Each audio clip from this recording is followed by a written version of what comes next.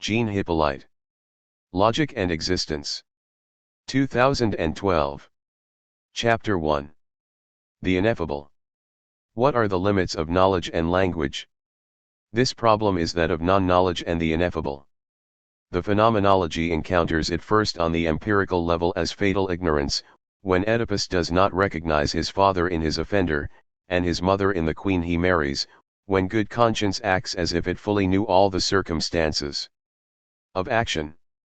But this non-knowledge is relative, it does not necessarily imply an absolute non-knowledge, essentially escaping the concept.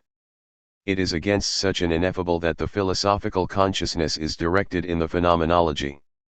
The tense effort of conception must make it possible to express conceptually this original truth of which Reinhold spoke and about which Hegel wrote in his work on Fichte and Schelling that, if such a truth were presupposed, philosophy would have to begin and end in forging inconceivable concepts rather than giving up thought.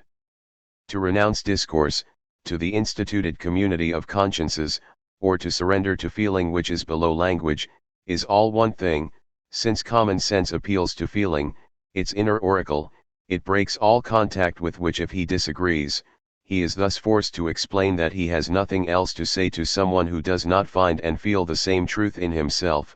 In other words, he tramples on the root of humanity, for the nature of humanity is to strive for mutual agreement.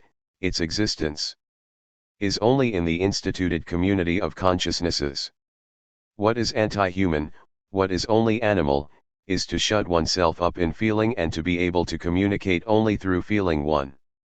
But, if it is true that thought is a dialogue, with another or with oneself, one can well ask oneself if being lends itself to this expression and if it does not escape radically from the logos which claims to mean it. In ancient philosophy the problem arises at the very level of the sensible world. What is only sensed is always fleeting, in fact inexpressible, and science cannot remain science if it is only sensation. The Platonist had to go beyond the delta xi alpha so that human language would not be without object. Sensible being, as pure singularity, or enjoyment, is ineffable. Suppose that there exist in themselves singular things or souls, we could neither conceive them nor name them, since conception and language move in the universal.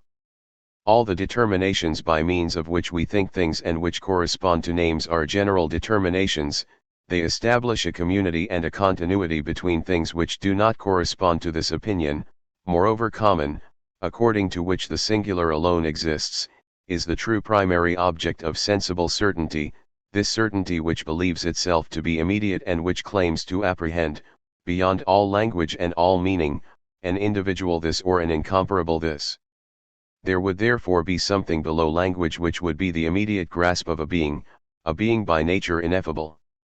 But there is also something beyond language and conception that appears as the object of faith. The philosophies that Hegel studies in his work of Jena on faith and knowledge are, according to him, philosophies of reflection which all deny more or less knowledge to make room for faith. It is here that the expression of not knowing is completely in its place. Knowledge cannot go beyond the sequence of experience such as the understanding envisages it and which is already implicit reflection, but, thanks to explicit reflection, it discovers its own end. It is therefore only capable of denying itself. Even and to allow faith to go beyond this knowledge. The absolute is then the object of a faith and not of a knowledge, it is beyond reflection and all knowledge. Hegel shows how these philosophies of reflection fall back on the final subjectivity of knowledge, and all lead to the mystery of a beyond of knowledge, of an ineffable absolute. Let us stop however at the analysis that Hegel gives in this regard of the philosophy of Jacobi, which he studies between the philosophies of Kant and Fichte. Jacobi's philosophy has often been considered a philosophy of feeling, but that only means that it claims to substitute for knowledge an immediate apprehension of being, to which Jacobi gives the general name of faith.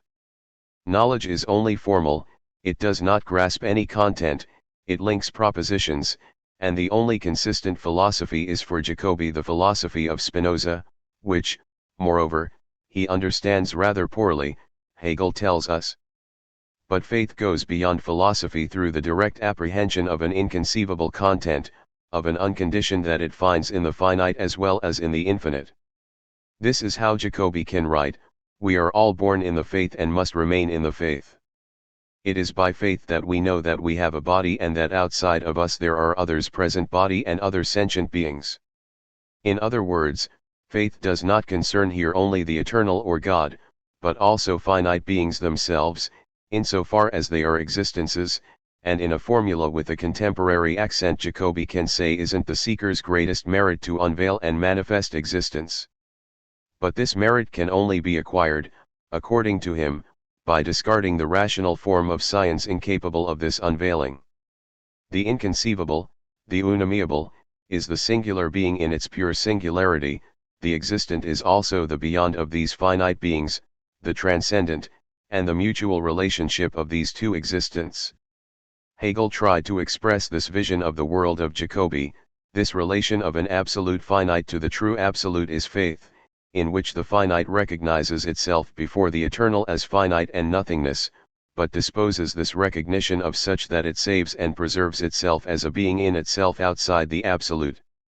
Of course, Hegel recognizes Jacobi's effort to maintain a singular vitality in moral life by affirming that the law is made for man and not man for the law, but this vitality sinks into the pure subjectivity, in the soul singular, unspeakable, and the heroes of Jacobi's novels, the Alweil and the Voldemar, are always tormented by themselves, they do not surrender to objectivity. They are beautiful souls, certainly capable of moral beauty, but incapable of forgetting themselves, of renouncing this consciousness of subjectivity, this perpetual return of reflection on the subject who acts. The fundamental character of these figures is that conscious lack of objectivity, that subjectivity which is always attached to itself, the unhealthy moral character. Nostalgic pain is the prerogative of beautiful souls. If, as noted by great poets, a Dante or a Goethe, hell is always being withdrawn into oneself, constantly reflecting on one's own stock. By developing Jacobi's theme a little, and this conception of faith opposed to knowledge, we would bring to light, beneath all language, a first silence, a first adherence to being which would be immediate and which would come to be disturbed by knowledge as reflection and concept, but this reflection being able to criticize itself, to reflect itself, it would discover its own nothingness and by faith would try to rejoin this first silence, this immediate contact with being. Philosophy, the expression of being in concepts and discourse, would destroy itself. Silence, the ineffable, would be higher than speech. Non-knowledge would be like faith, the only possibility for man to go beyond conditioned and finite knowledge, which is expressed in the mediation of discourse too. If non-knowledge, the inconceivable, the ineffable, is an absolute limit of knowledge, there is no absolute knowledge. Now the essential thesis of phenomenology is to establish this absolute knowledge from all human experience. But knowledge is not only knowledge of being, it is also what allows the instituted community of consciousnesses, it is, as the phenomenology says, the being there of the pure self as self. Language says things, but it also says the self that speaks, and it establishes communication between the various selves, it is the universal instrument of their mutual recognition. In language, the singularity being for itself of self-consciousness enters into existence as such, so that this singularity is for others. It is in language, Hegel concludes, that one can say, me is this me, but is also the universal me 3. If the task of the phenomenology, preparing absolute knowledge, is indeed twofold, if it proposes to show both that being, life, is knowledge, and that self-knowledge is universal knowledge, it is, that is to say, transcends and absorbs all singular self-consciousnesses. Self-consciousness must not be an ineffable singularity enclosed in its own intuition. Human discourse must be both the discourse of being and the discourse of a universal self-consciousness. This implies the possibility of a universal recognition, of an intelligible discourse which is both this me and all the me. Of course, the problem of recognition is not immediately resolved in Hegel's work. Violence is always possible, or disdain, the haughty refusal to communicate, or even the feeling of powerlessness in any communication. Men, barely emerging from the pure sense of self which is animal, confront each other in a struggle for life and death, from which arise masters and slaves, workers who transform the world, until thought manifests as universal thought, conceptual thought, but the discourse reproduces in its own living dialectic this confrontation of self-consciousnesses. It reproduces the movement of mutual recognition, which is the very element of absolute knowledge. What does the term dialectic originally mean, if not the art of discussion and dialogue? Socrates started from current opinions and endeavored to oblige his interlocutor to come out of himself, to confront his thought with that of another, from which were born oppositions and contradictions. Often the interlocutor was led to discover a contradiction in his own thought. He could then flee from Socratic irony, refuse to prolong the debate, or attempt to achieve agreement through the divergence of opinions. Thus the dialectic is the moment of the discourse which elaborates the development of a universal self-consciousness, in which the singularity is at the same time universal, and the singular universality, that is to say, the subject which expresses and constitutes of determinations in determinations. Any other singularity, that is to say any self that takes refuge in silence and refuses communication, thereby claiming to reach an absolute below or beyond this expression, is the dupe of an illusion. It is the expression of meaning that is the work of thought, and this work does not start from an ineffable which would be given first, or does not lead beyond towards an ineffable transcendence. Sensible singularity, as well as the mystery of faith, are for Hegel illusions, or rather, for there can be no unexplained illusion, are the presentation of the absolute as pure nothingness or dissolution.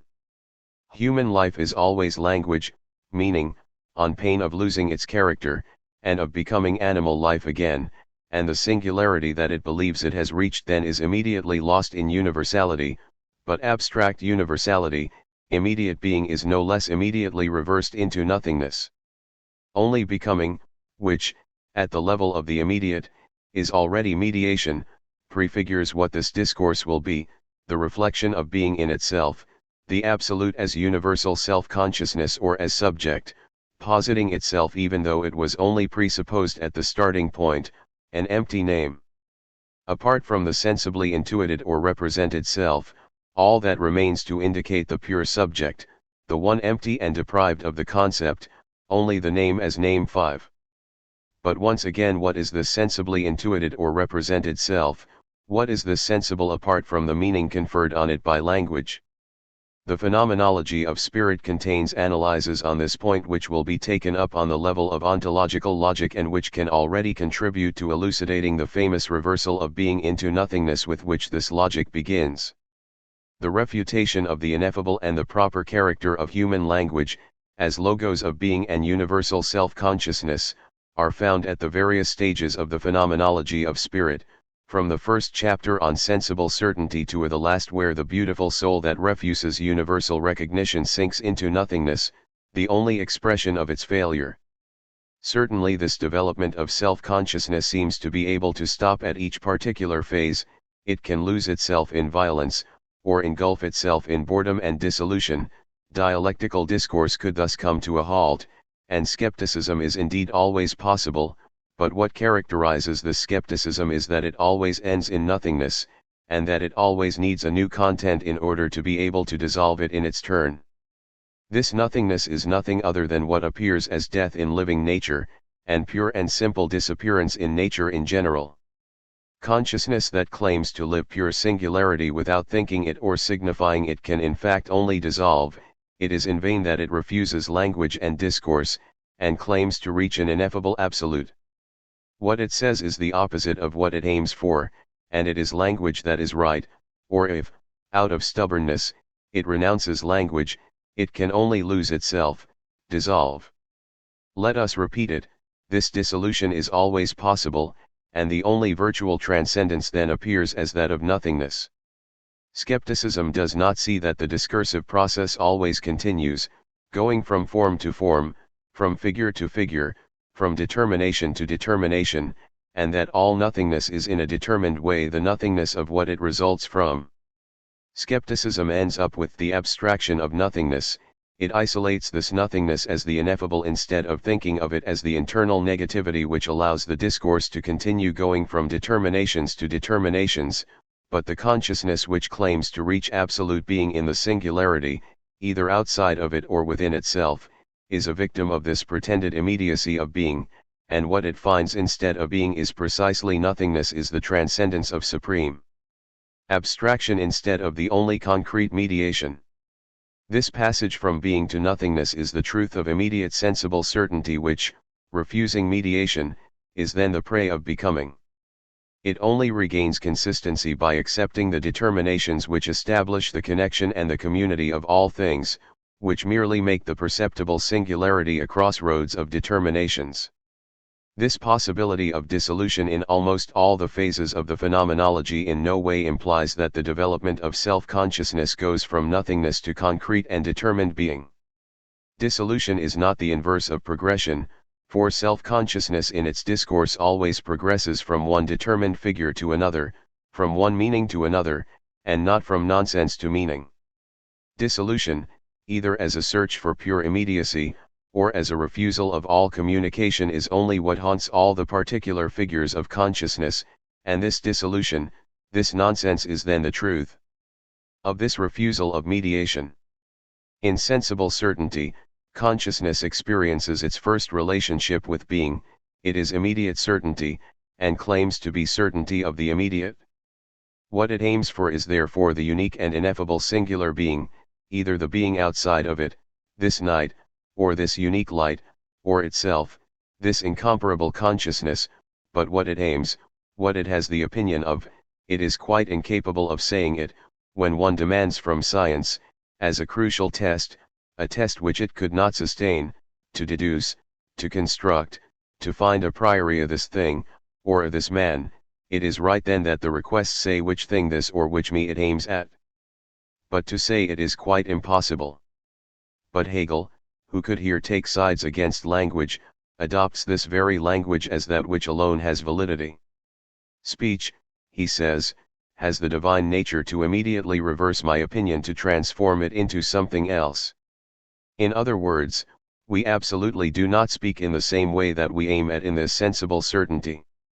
But, as we see, it is the language that is the truest. 6. We believe we grasp the immediate singular being as singular, but what we are saying is what is most universal, a this, but everything is a this, all me is a this. This. We believe we grasp wealth itself, all that remains of this experience is the consciousness of our poverty. We see the singular being transformed into the universal, and the unique being passing into nothingness as the nothingness of all determinations. Certainly we can take up these determinations in their connections and then rediscover being as determined, but we enter into the discourse which begins with the gesture by which we designate things, and if the universal is particularized, or is determined from step by step, however, we always remain in the universal without ever being able to say anything other than the universal. Thus the categories already support all that we call sensible perception. Insofar as this perception is experienced by a consciousness, these elements are the connection and the dominating power of the understanding itself. They alone are what constitutes for consciousness the sensible as essence, what determines the relations of consciousness with the sensible, and what the movement of perception and of its truth has its course. But the understanding which only perceives or the immediate sensible certainty are unaware of this character of perception or of certainty. They say of philosophy that it only has to do with things of thought. She also has to do with them indeed, and recognizes them for the pure essences, for the elements and the absolute powers, but she knows them at the same time in their determination, and therefore dominates them.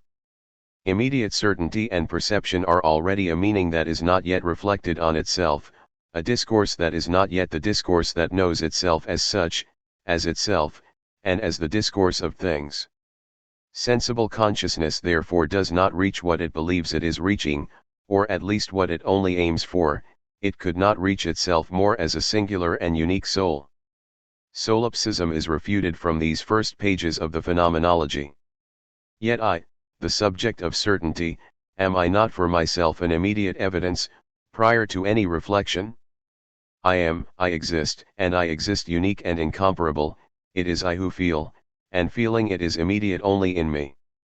But when I say me, one, I actually mean all me. When I say me, This singular self, I generally mean all the selves, each of them is just what I say, me, this singular self. The illusion is nevertheless tenacious. The subject of certainty seems to have for himself a privilege. He believes he holds below language an indivisible intuition of his being, but all the other selves claim the same intuition. Their confrontation causes the disappearance of the supposed immediacy of their point of view. Man, you are, said Socrates, and so am I. This ego, originary and original, is basically only a universal, as language states. He is not unique as he says me, he only thinks he is. This uniqueness is an opinion. The ego which aims at uniqueness is much closer to a one, which constitutes the abstract milieu of experience, just as the abstract being constituted the milieu of the felt. The lived here goes beyond language only in aim and not in fact. The self is only universal, like now, here or this in general. And this universal that language states is the poorest form of thought, it is the supreme abstraction, the implicit nothingness of determinations, the being which is as abstraction, but as self-abstraction, not as psychological abstraction. I am unique and incomparable, that also means that I am nothing, and then be anything. I am, like this singular, the abstract universal, that is to say, having already implicitly in it the moment of mediation as negation, such a simple moment which, through the mediation of negation, does not is neither this nor that, but only and not this, and whoever is equally indifferent to being this or that, we call it a universal. The universal is therefore in fact the truth of sensible certainty 8. Thus the sensible singularity truly expresses itself through its own annihilation. It passes, it becomes, it denies itself, and if we want to retain it, there remains only this abstract universal, being identical to nothingness, this milieu of all determinations. The singular me also passes away, what remains is this universal name, me, which language enunciates so exactly, by transforming this supposed uniqueness into banality. The Hegelian analysis in these first pages of the Phenomenology is decisive for the interpretation of his philosophy. This universal, including mediation in the form of universal negation, or nothingness, is being which is becoming, but which, taking itself outside of this movement of mediation, only retains its two identical poles. The being which, immediately posited in its fixed immediacy, negates itself, and the nothingness which immediately posited in this same immediacy also negates itself, that is to say is, for being is always there, even in becoming. The true ego, the authentic singularity, that is to say, self-consciousness, far from excluding mediation, rather merges with it, it is the true becoming, that is to say the becoming of oneself, the ego, says Hegel, or becoming in general. The act of carrying out the mediation is precisely, by virtue of its simplicity, the immediacy which becomes, as well as the immediate itself. What we will never see twice, is therefore the worst of banalities. If you put it down, you immediately see it dissolve, at bottom, it is dissolution.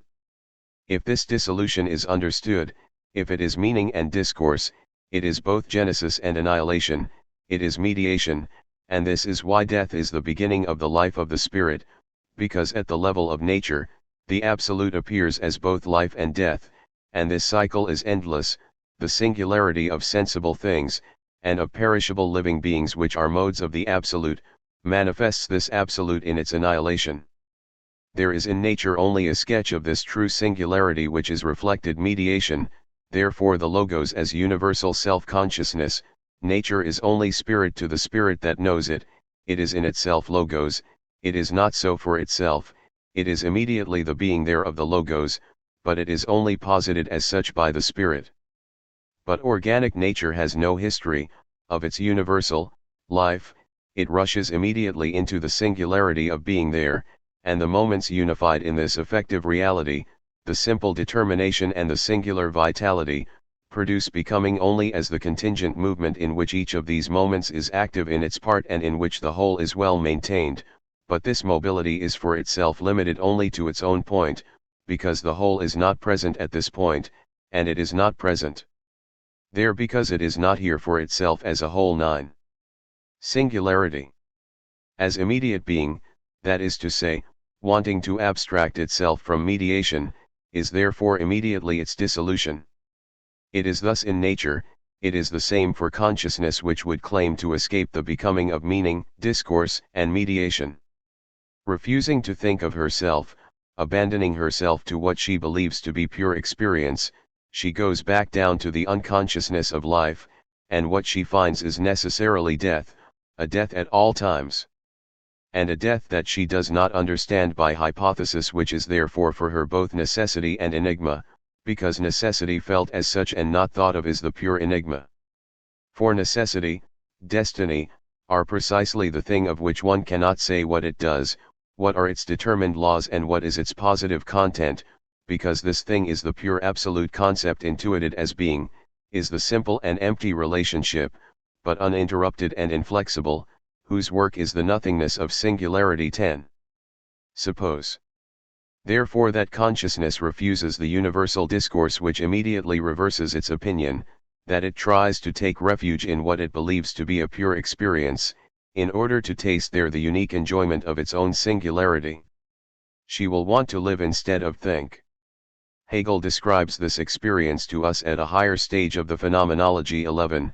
It is no longer a question of the test of immediate certainty, in its most naive form, but of a kind of conscious decision, and if one can say deliberate, of turning back. He takes as an example of such an experience the episode of Faust and Gretchen.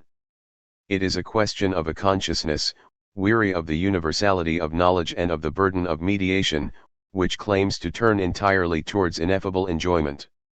She knows that gray is all theory and green the golden tree of life. She despises understanding and science, the supreme gifts of men, but then she is delivered to the devil and must return to the foundation. Zugrunde gehen.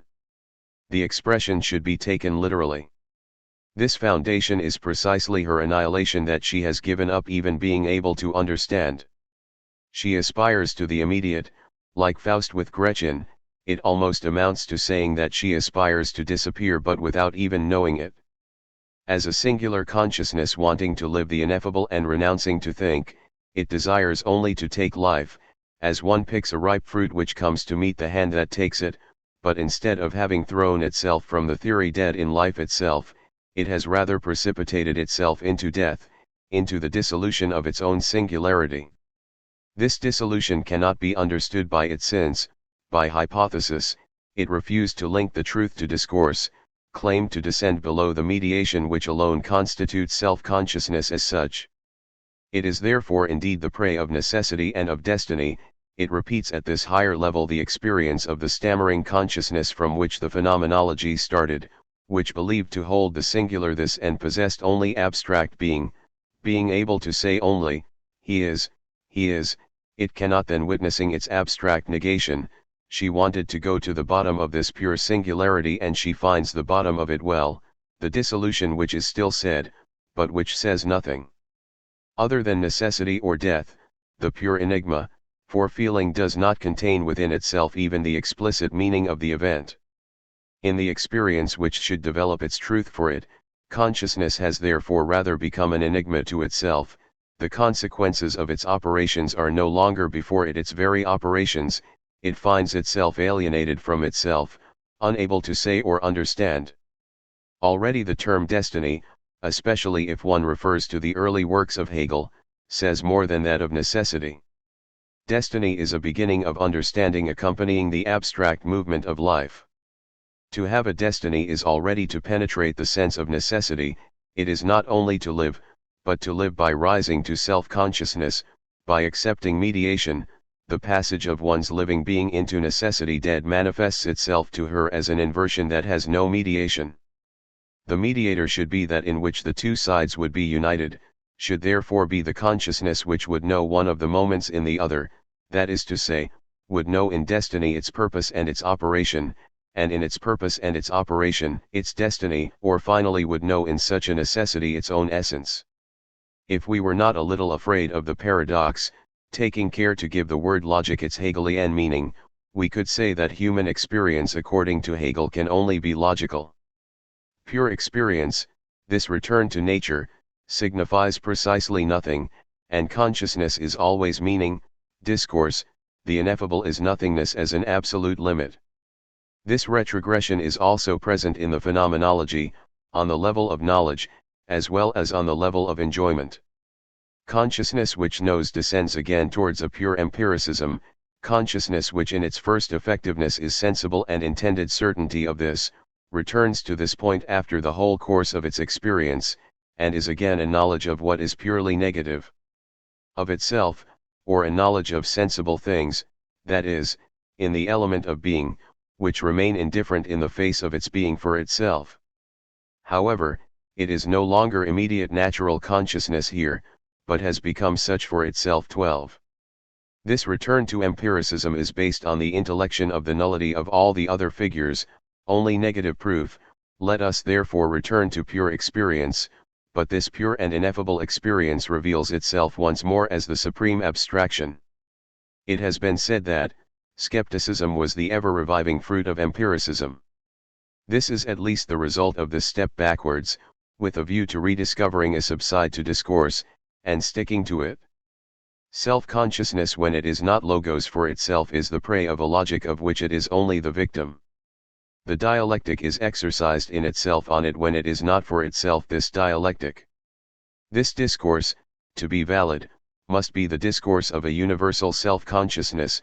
It is already such as language, insofar as it presupposes an established communication between the singular consciousnesses which, in language, recognize each other mutually and aspire to this recognition. This recognition is the fundamental element of absolute knowledge, but language is itself this recognition, and this link between the singular and the universal which is for Hegel the concept or the meaning. If for Descartes the mathematician cannot be an atheist under pain of losing the guarantee of his demonstrations, for Hegel truth finds its ground and its foundation in this communication of consciences, and the beautiful soul which shuts itself up in inner silence so as not defile the purity of his soul, which imagines to find deep within itself the divine absolute in its immediacy, can only dissolve into nothingness. In this transparent purity of her moments, she becomes an unhappy beautiful soul, as she is called. Her light is gradually extinguished within herself and she vanishes like a formless vapor that dissolves in the air. 13. It must agree to transform its thought into being, to give itself substantiality, and to entrust itself to absolute difference, but then it manifests itself in its particularity, in the tight knot of its determinations. However, her salvation cannot be found in this flight from determination, in this interior refuge where she believes she is establishing a silent contact with the divinity. This pure inner life is illusion. It can neither renounce universality nor refuse the determination which alone confers being there upon it. This refusal would lead it only to this dissolution of which we have seen that it always watched for abstract singularity, abstract precisely by this refusal of determinations, thus revealing itself to be identical to abstract universality. The beautiful soul accomplishes in itself, with less naivete, the movement accomplished by the immediate consciousness which believed itself unique on this side of discourse. It ends up breaking up into madness and sinking into the immediacy of pure being or nothingness. The only possibility of resolving opaque determination in the transparency of the universal, of undoing the knot, is to communicate through language, to accept dialogue. What the classical philosophy of a Descartes or a Malebranche expected from a silent relationship between human consciousness and God, Hegel expects from the expressed communication of consciousnesses which institutes universal self-consciousness, itself discovered by being as universal self. Hence the importance of this mutual recognition of self-consciousnesses throughout the phenomenology of spirit.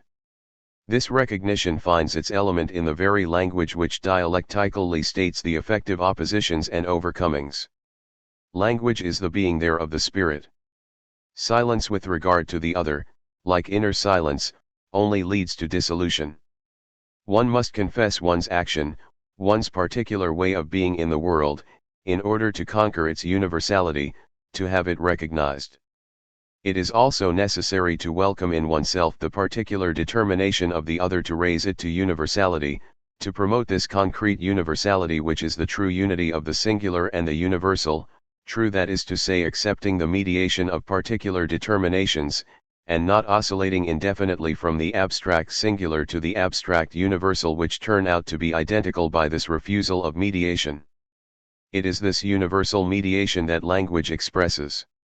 It is I who speak, and I say events and things, and what I say is already no longer me. Me is this me and universal me. But what I say insofar as I say it, insofar as it is an intelligible word, transposes the opacity of determinations into the element of universality. Thus the Absolute appears as meaning and as logos through man but not through him who refuses to bring out his interior life in the being there of discourse, who opposes the confession of the other to the stubborn attitude of a character always equal to itself and the silence of one who withdraws into himself and refuses to lower himself to another. 14. Perhaps we can see why Hegel, taking up Plato, called love in his early works what he now calls concept. Both are immediate mediation. This possibility of raising the determinations to universality, of making the self that was lost there emerge, but of making it emerge as a universal self, is the very possibility of absolute knowledge, the light of being as meaning. It is the self which in this respect remains equal to itself, and which in its complete alienation and in its complete opposite has the certainty of itself. He is the God manifesting himself in the midst of them who know themselves as pure knowledge. But this God, or this Absolute, is no longer a transcendence beyond this knowledge, the ineffable term of an aspiration never attained. This knowledge has become absolute when it knows itself as such, that is to say when it is no longer just a dialectical discourse of men on being or on their destiny, but when it is a discourse of being. An absolute certainty of self in what only revealed itself explicitly as the other of knowledge, a logic of philosophy and no longer just a phenomenology. This universal self-consciousness which finds itself as self-consciousness, as ultimate meaning of being, or rather as dialectical identity of being and meaning, the Christian religion had the presentiment of it when, according to a modality still, it announced that, the divine nature was the same as the human nature, and that it was this unity which, in revealed religion, was given to intuition. But this intuition is still an alienation, a being foreign to meaning, or a meaning that is not a sense of itself. This is why Hegel can say, God, or the Absolute, is only accessible in pure speculative knowledge, and is only in this knowledge and is this very knowledge. The Absolute is therefore this knowledge itself as absolute knowledge, in which substance presents itself as subject, being integrally as meaning and meaning as being. But that does not mean that the Absolute disappears and that only humanism remains, as they say.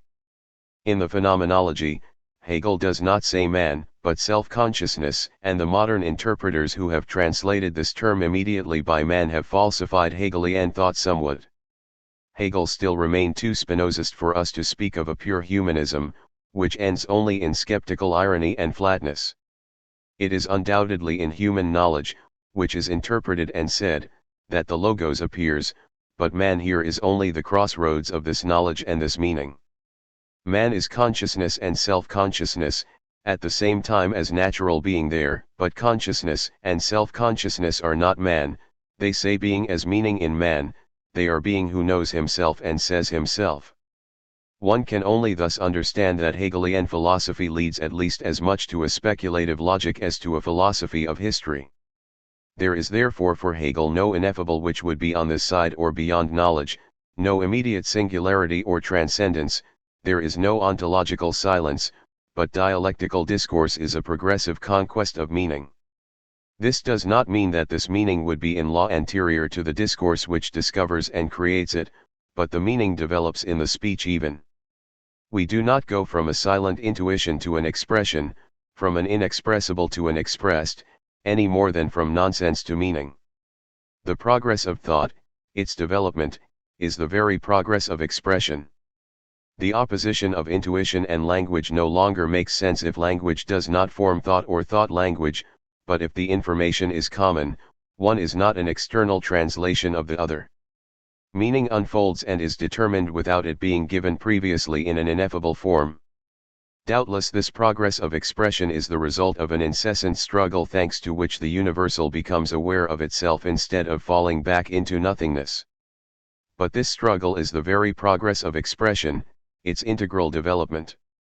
Then the universal content is said, and this speech is both the speech which says this universal and the expression of the self which emits it and which, lost in this universal, ends up returning to itself. The individual rises to universality, while universality presents itself as a self. Such is already the work of the poet and his creation. In this individual the spirit is like its universal and its power from which it suffers violence, like its pathos at the mercy of which self-consciousness loses its freedom. But this positive power of universality is tamed by the pure self of the individual as a negative power. This pure activity, conscious of its inalienable force, struggles with the figureless essence. Becoming its master, this negative activity has made pathos its own matter and given itself its content, and this unity emerges as a work, as the individualized and represented universal spirit. Now, adds Hegel, the perfect element within which interiority is just as exteriority is interior, is once again language. But how can language, human speech, be both what we speak about and who speaks? How can it realize in itself this unity of self and being? Chapter 2. Meaning and Sensitivity. Honor of man, holy language. In Kantian philosophy, understanding and sensitivity constitute two different sources of knowledge. Sensible diversity seems to come from beyond knowledge or from a thing in itself, while the understanding rises by its concepts above the sensible to determine it universally and make it thinkable. Hegel describes the passage from the sensible to the understanding, reveals the immanence of the universal in nature. In this dialectic the sensible becomes logos, signifying language, and the thought of the sensible does not remain interior and mute, it is there in language. Language is not only a system of signs foreign to the signified, it is the existing universe of meaning, and this universe is both the interiorization of the world and the exteriorization of the ego, a double movement that must be understood in his unit. Nature reveals itself as logos in the language of man, and the spirit which only appears contingently in the human face and form only finds its perfect expression in language.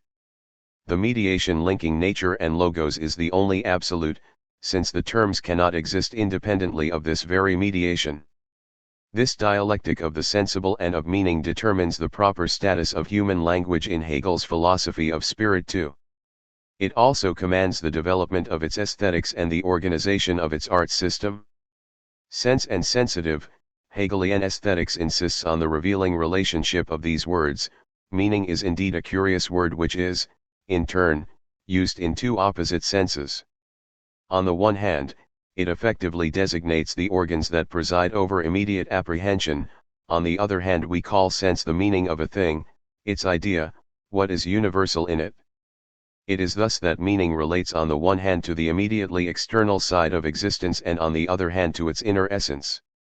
Thoughtful consideration, instead of separating the two parts, causes each of them to present itself at the same time as its opposite, that is to say that, while receiving a sensible intuition from a thing, it apprehends meaning and concept.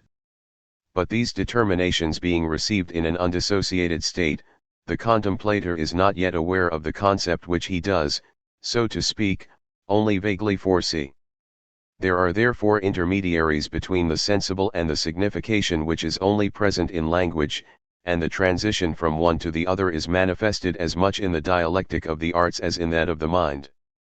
But we must not let ourselves be deceived by this expression of intermediary, since Hegel's philosophy is a philosophy of mediation.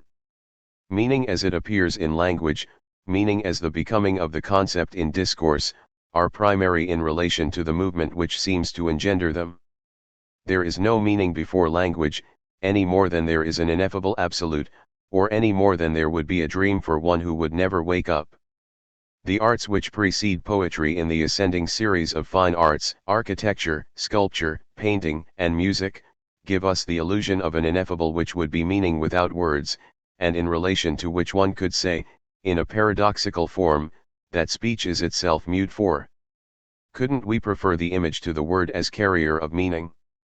Poetry, however, appears as the term of a movement which repeats the sensible in order to signify it. Poetry is the supreme art, retaining from the sensible only the sound which disappears as soon as it is emitted, going beyond the elaboration of the world of sounds in music. It is the original light of the world because it says it and recounts it. It also says the self which recounts and which, embedded first in its narrative with epic poetry, withdraws into itself in lyric poetry, is situated within the framework of its world with dramatic poetry. But if poetry is the pinnacle of art, it is also the sign of its decline. She completes it in the double sense of the term. The negation of the sensible is almost too complete for there to still be art, and already pure signification, meaning as meaning, that is to say philosophy, shows through. What is art if there is no ineffable meaning, meaning independent of language? We know well that a painting cannot be reduced to any degree to the discourse that can be made about it. But the difficulty is greater still, the discourse on the painting, or the chatter around the thing itself, being discarded, the fact remains that the work of art does not say itself, does not become a signifying word, it does not speak, at least as a work of art which does not coincide with its subject and resides rather in how to deal with it. If the whole movement of the arts rises towards poetry, so that expression as a whole is indeed signification, it still remains that the arts prior to poetry are not signification at their particular stage. Yet the painting offers itself as meaning before signification. It seems to us to evoke a signification that we cannot formulate. If he does not actually speak, he seems to want to speak. This is no doubt an appearance, but art is this appearance itself, and remains an appearance or disappears as art. It presupposes the absolute reference without which the very notion of meaning is inconceivable, the universe of the logos or meanings, but it does not enter this universe directly. It is meaning in itself like nature, but it differs from nature in what it looks like makes sense to itself. Art is both nature and suggestion of meaning, it mimics a meaning without ever delivering it. Endless finality, there is a nature that immediately evokes meaning, a meaning that falls back to nature, an indefinite oscillation from one to the other. It suggests essence in appearance, but reduces to this suggestion it is deception. Art, says Hegel, is an existence made up of appearances. Its truth is indeed the idea, as the dialectical genesis of poetry shows, but this truth is no longer appearance, no longer art. The work of art makes mediation appear, it simulates it, and gives to this pure appearance a character of completion and perfection. 5. Is it not the same with what Hegel calls the prophetic soul, with those gestures or expressions by means of which a way of being in the world seems to be revealed before speech and explicit meaning? Psychology has recourse to an unconscious, as if signification existed who knows where, before these very gestures, but it would be more exact to speak of a kind of nature, a nature which disappears as such as we signify it expressly, that we undo the knot of opaque determinations, by illuminating them in the light of meaning, a meaning that must be presupposed, which then explains retrospectively what was there as being, but would not all being be not a sense lost? The movement that delivers a nature is then in this reconquest of meaning and this displacement of the origin.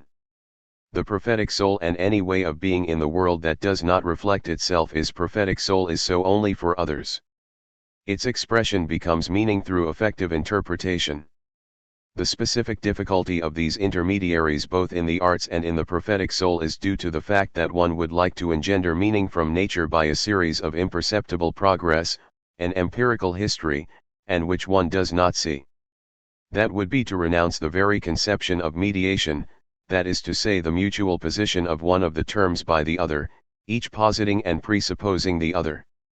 It is indeed this mediation which manifests itself in the passage from the sensible to meaning, from immediate intuition to thought signification, but also in the inverse passage from thought to its own alienation, its being there, language. These two movements merge. The sensible interiorizes itself, becomes essence, being becomes logos, and interiority which in itself is the nothingness of being, its disappearance, nevertheless exists immediately in the exteriority of language and living speech. What we talk about and the one who talks are inseparable. Finally, the object and the subject transcend themselves as such in the authentic language of being, in Hegelian ontology. This language appears as the existence of essence, and dialectical discourse as the becoming of meaning. But how in natural language, this language, which is no longer that of anyone, which is the universal self-consciousness of being, is it distinguished from human language, all too human? In other words, how does the passage from phenomenology to absolute knowledge take place? This question is the Hegelian question par excellence, and the very object of this book is to attempt to pose it by comparing Hegel's various attitudes towards it. The dialectical genesis of language, as we will examine it here from the philosophy of spirit, is already an indication of this problem. It is the sensible itself which is interiorized in thought, and thought which is exteriorized in language. The thought of being and the thought of thought must be unified. In the Phenomenology, Hegel defines true thought, the concept, as a thought which gives to the ego the consistency of being in itself, the objective value, and to the thought thing the subjective value of the for itself of consciousness. Thus thought, in thinking itself, always thinks being, and in thinking being, it is itself that it thinks, me who has at the same time the value of being in itself, or behaving with regard to the objective essence, in such a way that it has the value of the being for itself of consciousness for which it is, that is what it means to think. 6. Hegel adds that the object of thought is no longer a representation, but a concept, and that the concept by its determination is a being, but, by the movement of this determination in thought, remains a thought. This is dialectical discourse, the becoming of categories in which being and thought are identical. But these categories have language and speech as their milieu, they exist only in this language which both denies the sensible and preserves it, surpasses it.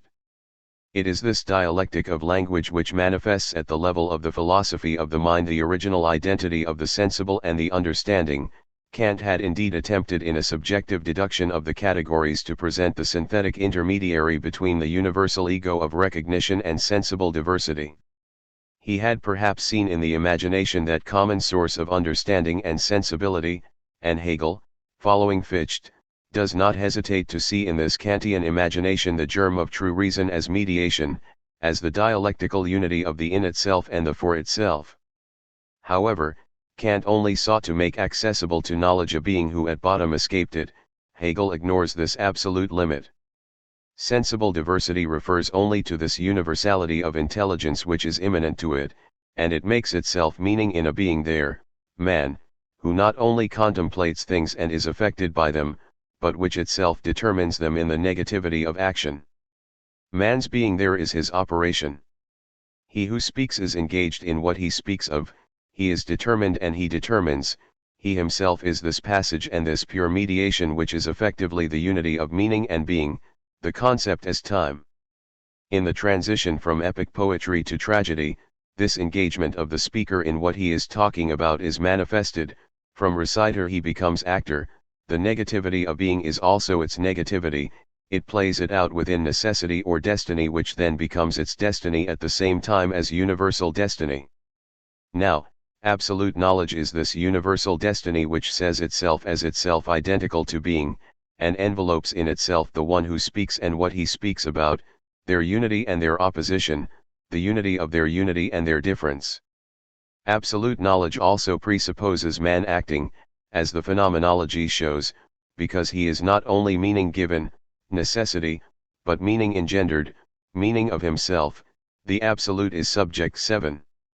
The sensible therefore makes sense by denying itself as sensible. This negation is its position as meaning stated in the universality of the ego.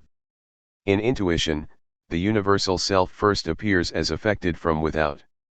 He finds a particular being and apprehends it, but already this affection in its concrete particularity is a discernment against the background of the here and the now which constitute the universal spatio-temporal horizon. The intuition of beings always surpasses itself, it fixes itself thematically through attention, but its marginal surpassing is the index of its still immediate universality. Space and time are the universal forms of intuition, are the me outside. Memory is the essentialization of this immediate intuition which only exists through recognition. The spatio-temporal given passes and becomes, it is no longer there as soon as it is there, like the night of which the phenomenology speaks. The ego remembers, the interior of things is this pure knowledge of the self which includes everything in its simple universality. This me is the universal intelligence, the night of conservation. Pure memory is the internalization of the world, it is not a divisible and localizable spatial image, and it is in vain to look for traces or fibers in the brain to house it. But this interiorization is the undivided germ, the free existence of being in itself, remembering in itself its own development. The immediate being there, the sensible found, is denied, and this first negation allows the imagination to dispose of the given in its absence, to evoke it as absence. It is no longer the thing itself which is there, but I who remember the thing, internalize it. I no longer see, I no longer hear the thing, but I saw it, I heard it. Memory is thus like the interior of being, its return to the germ, its recollection, it raises the concrete determinations of intuition to the universality of pure knowledge. The ego, by denying the sensible, still preserves it like an echo, it represents absence to itself, it refers to what is not there in what is there, to what is there in what is not there. Imagination is symbolic and announces meaning. This is why this memory which interiorizes the world only exists through the other memory which exteriorizes the me. The Erinnerung is only through the Gedächtnis, the interiorization of what one speaks about, only through the complete exteriority of the speaker. This exteriority, the open system of language and speech, is thought in itself, thought which has made itself a thing, a sensible being, a sound, while the thing itself even denied itself, interiorized in thought. This memory of language with all its complex articulation is the identity of being and thought. To understand the intimate connection of these two memories and their inseparability, it is thereby to understand the concrete identity of the immediate and the universal, to already glimpse why logic will be able to treat of immediate being, of structure of the sensible, remaining in the universe of meanings. Hegel therefore rightly insists on the speculative importance of this exteriority of thought in language, and not only on its practical and pedagogical importance. Language is learned and lived, it is the being of thought. By this objective memory the existing, the sound language, and the meaning are one. Memory is thus the passage to the activity of thought which no longer has meaning, that is to say from the objectivity from which the subjective is no longer different, just as this interiority is in existing self. This is indeed one of the most neglected and difficult points of the theory of the mind, to grasp, in the systematization of intelligence, the place and the importance of objective memory and the organic link that connects it to thought. Memory as such is only the external mode of the existence of thought, for us, or in itself. Passage is the identity of reason and mode of existence. This identity means that reason now exists in the subject, that it is its activity, thus it is thought. 9. The interior memory of things is only in and through this exteriority of the narrative, where the speaker says the very things, and without knowing it still says himself, since he says things like thoughts. He transposed into the element of his universality all the sensible diversity. He knows without knowing yet explicitly that he recognizes himself in this knowledge. Intelligence is recognition. 10. Although he is understood and he understands himself. The epic poet, a universal consciousness that has become, recounts his world which is the world. His pathos is not the dormant power of nature, but mnemosyne, the awakening of consciousness and the interiority that has become, the recollection through memory of the previously immediate being. 11. It is this recollection which is the primary universality, the primordial language, the epos. The imagination has therefore risen from intuition to effective representation by the symbol and the sign in which the sensible transcends itself. Objective memory posits at the same time the identity of the sign and the signification. In the symbol, the present intuition and the absent symbolized content still have something in common, they resemble each other, as the onomatopoeias suggest what they designate, as the symbolic writing or by hieroglyphics preserves fixed representative elements, abstracted by an arbitrary division of the sensible. Intelligence is still a prisoner of the external given, and of an analysis in invariant notions which is contrary to the mutual relation of determinations, to the immanence of the totality in particular determinations.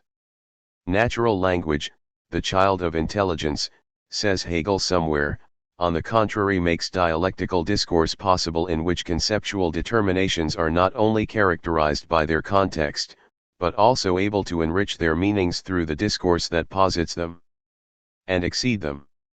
The passage from the symbol to the sign, the history of which could be followed in an anthropology, manifests the dialectical negation of the sensible, of the pure given affecting the ego in intuition. Already the enigma is more than the symbol.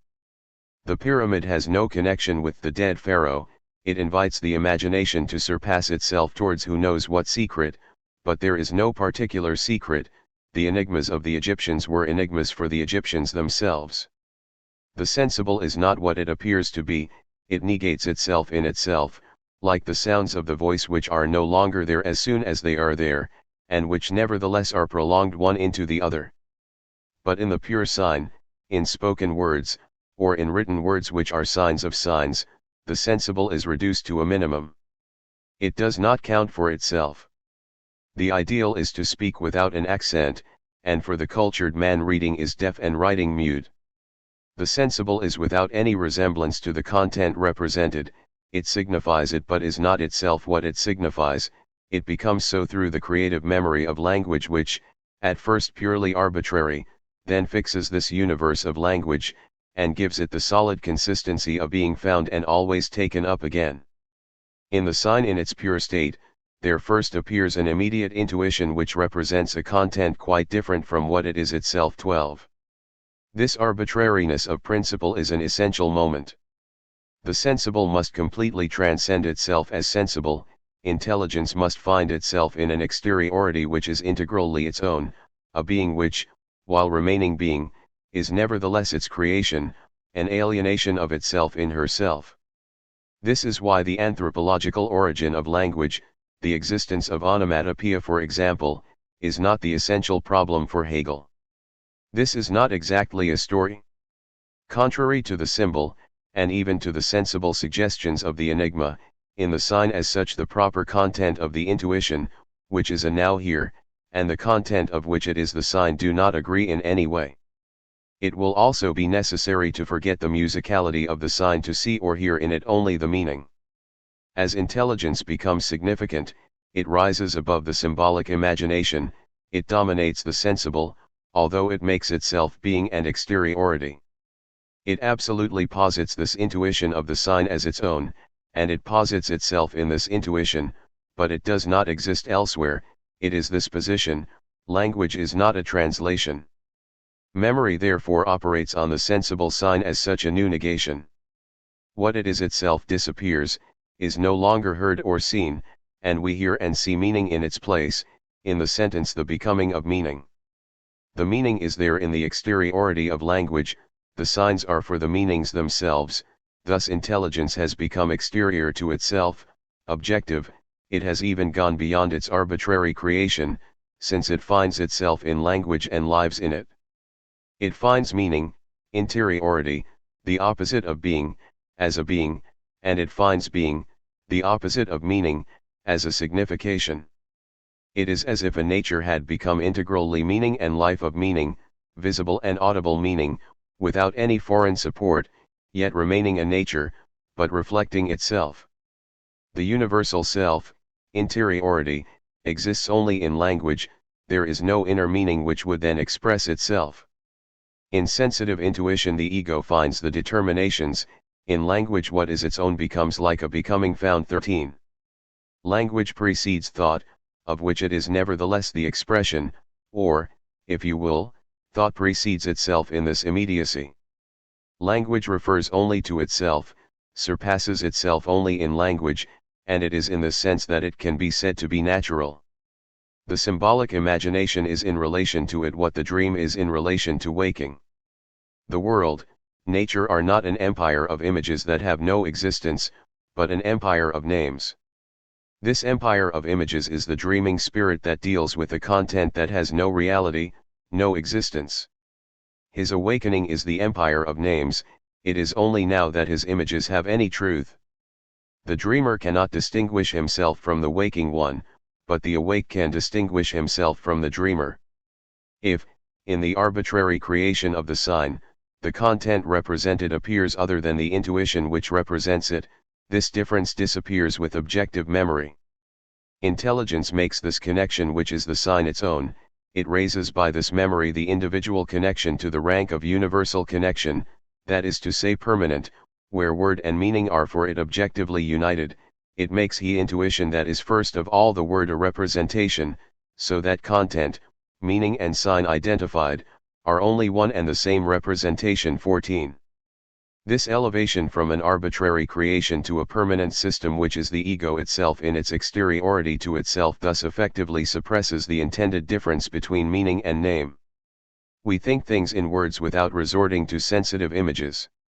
The name is the thing, as it is in the empire of the understanding. Memory has and knows in the name the thing and with the thing the name without intuition and without image. Before the name lion we no longer need either the intuition of such an animal, nor even the image, but the name, when we understand it, is the simple representation without image, it is in the name that we think. 15. Even more, the name does not refer to the sensible, but the sensible to the name, to the universe of expressed and expressible significations. By language we say the true being of the thing. What's this? We answer, it is a lion, something quite other than what is in intuition, and that is its true being, its essence. By the name, the object, as being, is therefore born a second time. Such is the creative power that the mind wields.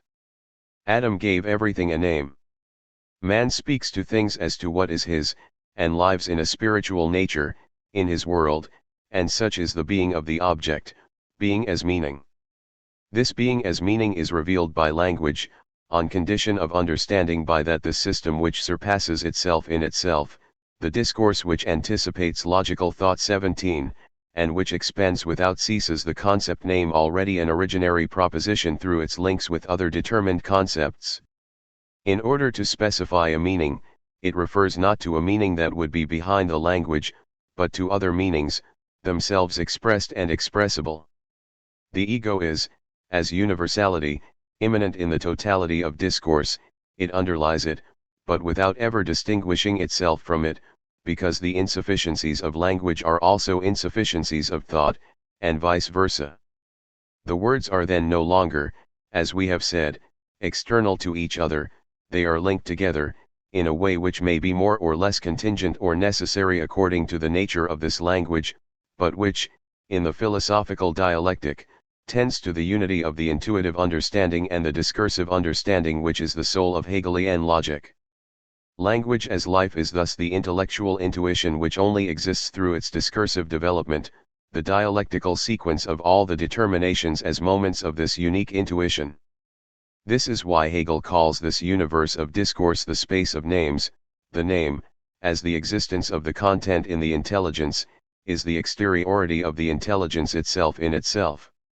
The memory of the name is at the same time the alienation in which the theoretical spirit arises outside of itself. It is thus being a space of names. There is a multiplicity of names, multiple links between them. The self is their universal being, their power, their bond. 18. But this I, the one who speaks, only finds himself in and through this language. It does not exist elsewhere as a true or universal singularity. To understand the name is to go from meaning to meaning, it is to transcend language with language. All intelligence is in the system which it gave birth to, but outside of which it cannot find itself. We have seen that this language was the supreme moment of representation, the passage to thought. The texts of the encyclopedia then show us how this language which is thought in itself, becomes thought for itself, how the thought of being which constitutes language becomes thought of thought, without this reflection on language itself sort of language. The movement by which the sensible through the symbol and the sign rises to thought is the same as that by which the universal ego is exteriorized. It is there, in the language, which is why the foreign content, what is spoken of, has become a thought, that of the speaker. In thinking being, thought therefore thinks itself, its discourse of being becomes discourse of itself, discourse on its discourse. Intelligence knows the thing in the name, but for it its universal element has the double meaning of the universal as such and the universal as immediate or which is, consequently it is the true universal which is the unity of itself, enveloping its other, the being. Thus in itself intelligence knows for itself, in itself the universal, its production, thought is the thing, simple identity of subjective and objective. It knows that what is thought is, and that what is thought only as thought. For itself the thinking of intelligence is to have thoughts, they are its content and its object. 19. However, this identity of thought and reflection is still only a formal identity at this level. Thought, as a reflection of its identity, is opposed to its thoughts as determined, and attributes to them a foreign source for their content. It is to go beyond such a distinction that the Hegelian logic as ontology will focus. But it is very remarkable to see reflection, the thought of thought, appear in this dialectic of the encyclopedia in a different form from that in which it appeared in the phenomenology of spirit. Reflection, in fact, this passage from thought in itself to thought for itself, is envisaged in the encyclopedia as a necessary passage. It will lead, after an opposition of reflection to the thought of the content, to the dialectical identity which is the terrain of logic, and which this philosophy of language prepares, an identity which will show that reflection is the very reflection of the to be in thought, and just as thought is thought of being. The phenomenology, on the contrary, studies the anthropological conditions of this reflection. It starts from human reflection, properly subjective, to go beyond it, to show that this phenomenology, this human itinerary, leads to absolute knowledge, to an ontological reflection that they presuppose. If we stuck to the phenomenology, cutting it off from its conclusion as well as from its preface, we would be left with a humanism, a philosophical anthropology, and logic. The logos of being, to which Hegel attaches so much of importance, would be incomprehensible. In the encyclopedia where, moreover, the phenomenology is replaced as an introduction to absolute knowledge by a study on the various positions of thought with regard to objectivity, this absolute knowledge is introduced directly. But Hegel does not deny the phenomenology, which he mentions in this study 20. The two works correspond. 1. The Phenomenology of Mind, is a theory of experience which presents the content of experience as if its source were foreign to knowledge, but which shows that this experience presupposes absolute knowledge. The phenomenology establishes the ground of this absolute knowledge, the universal consciousness of being starting from the human experience and the end of this experience. The other part of the universal self-consciousness which is at the same time as it thinks, whose language is the identity of this being and this reflection. It no longer makes the characteristic distinction between experience, a truth, and a certainty. The concept, as it appears in this dialectical discourse, is both truth and certainty, being and meaning.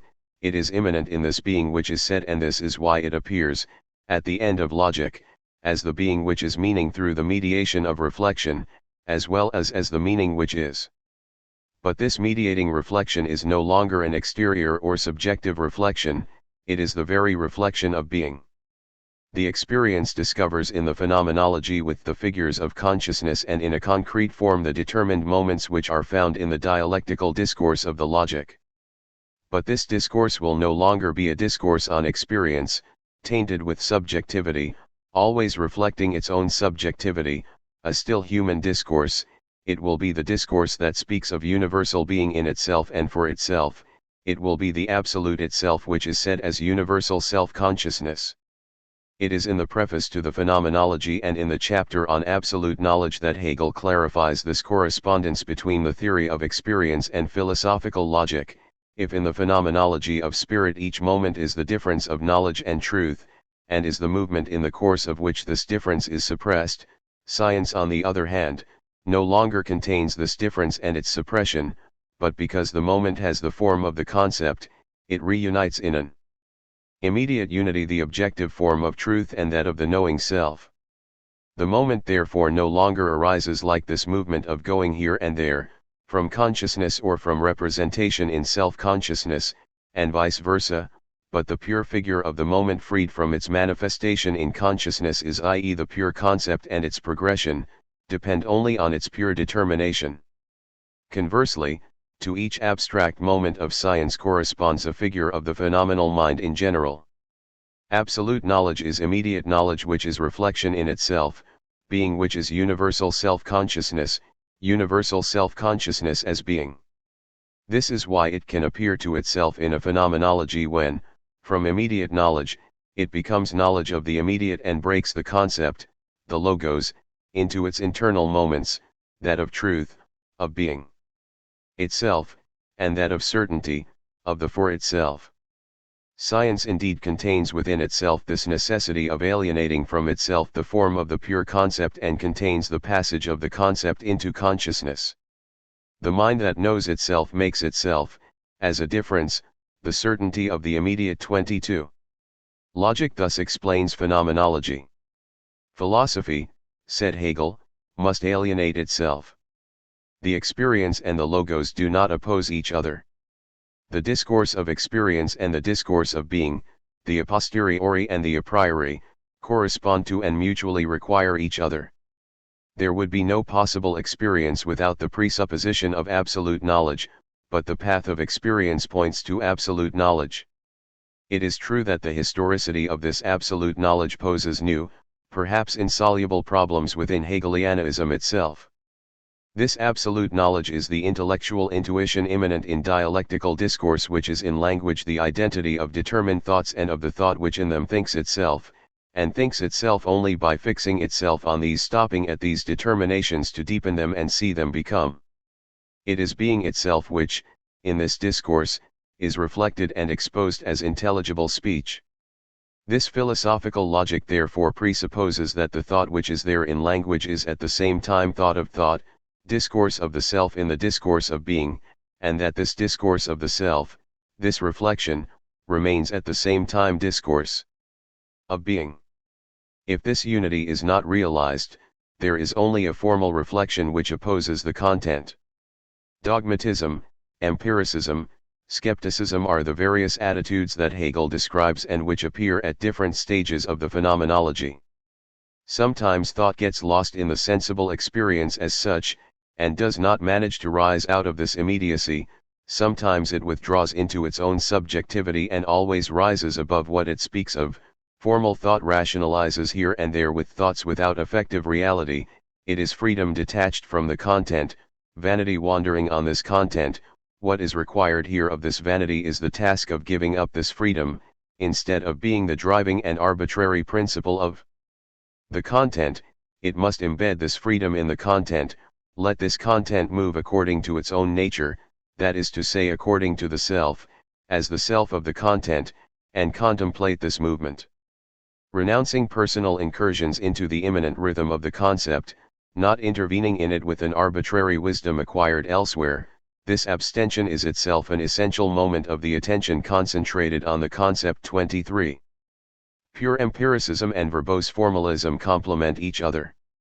The dialectical discourse of logic is neither the discourse of experience, nor the formal discourse on discourse, which is empty, or which is the chatter of the conversation. It is the authentic unity of what one speaks and of the one who speaks, of being and of the self, the meaning that only appears in the medium of intelligible language. We have tried to show with Hegel the close solidarity of what one speaks about and he who speaks, the dialectical transposition of the sensible into the ego, and the exteriorization of the ego. However, this solidarity is expressed differently in the phenomenology and in the logic.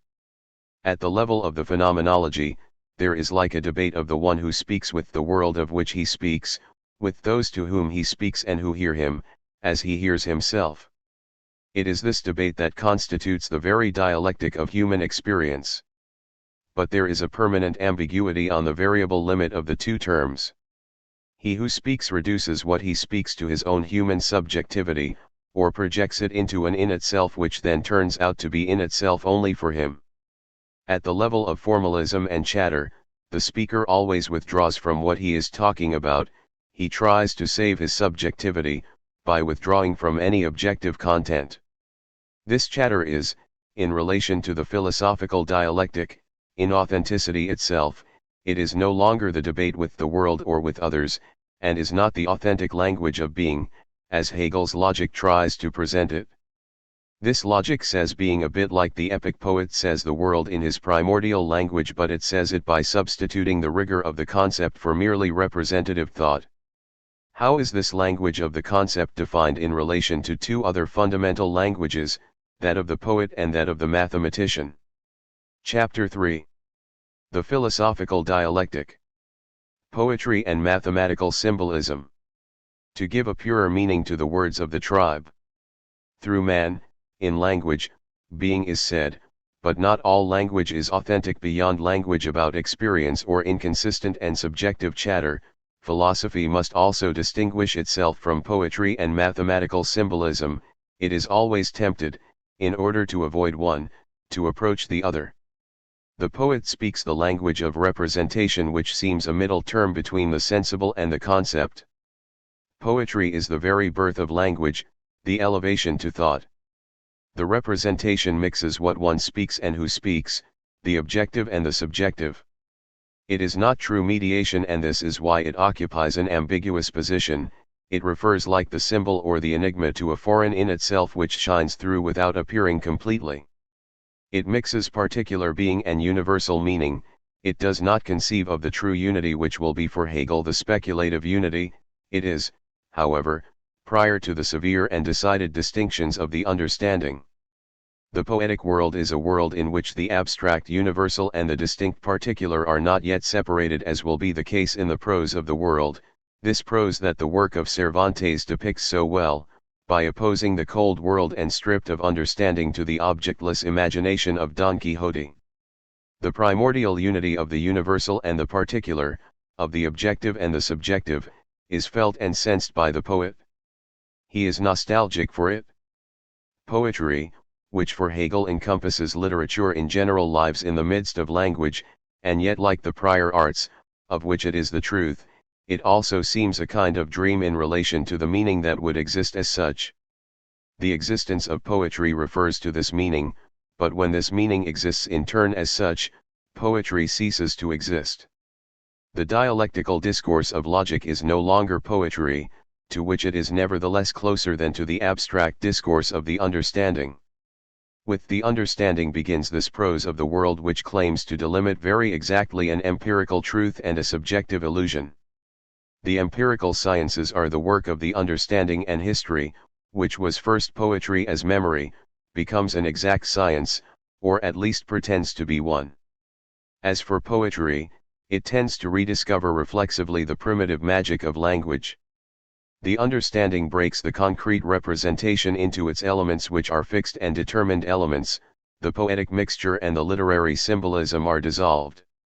Language then wants to be the expression of a thought which has as its guarantee the fixed fixity of the ego in each determination considered. He who speaks guarantees the permanence of these determinations. He himself is this formal permanence, this abstract tautology of a content which is valid in the particularity of its distinct determination. Empiricism and formalism are here, as always, complementary. The understanding subs determinations under determinations, or coordinates them. It is the formal ego which links all these determinations together, the external order, but thereby remains foreign to them, as abstract unity remains foreign to diversity. The understanding thus characterized always distinguishes what it speaks from that which speaks.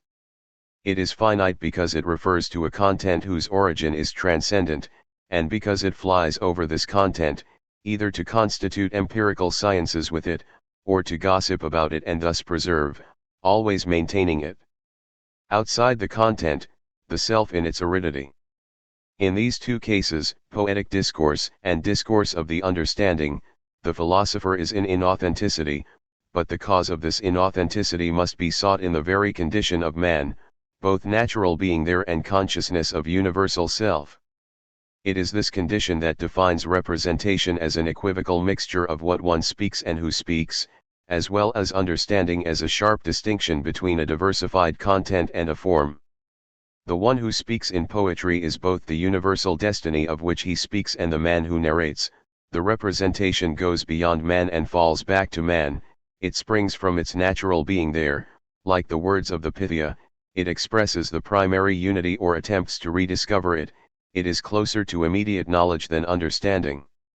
Hegel therefore follows in the phenomenology, before taking it up again in his aesthetic lessons, the development of poetry from epos to comedy, passing through tragedy too.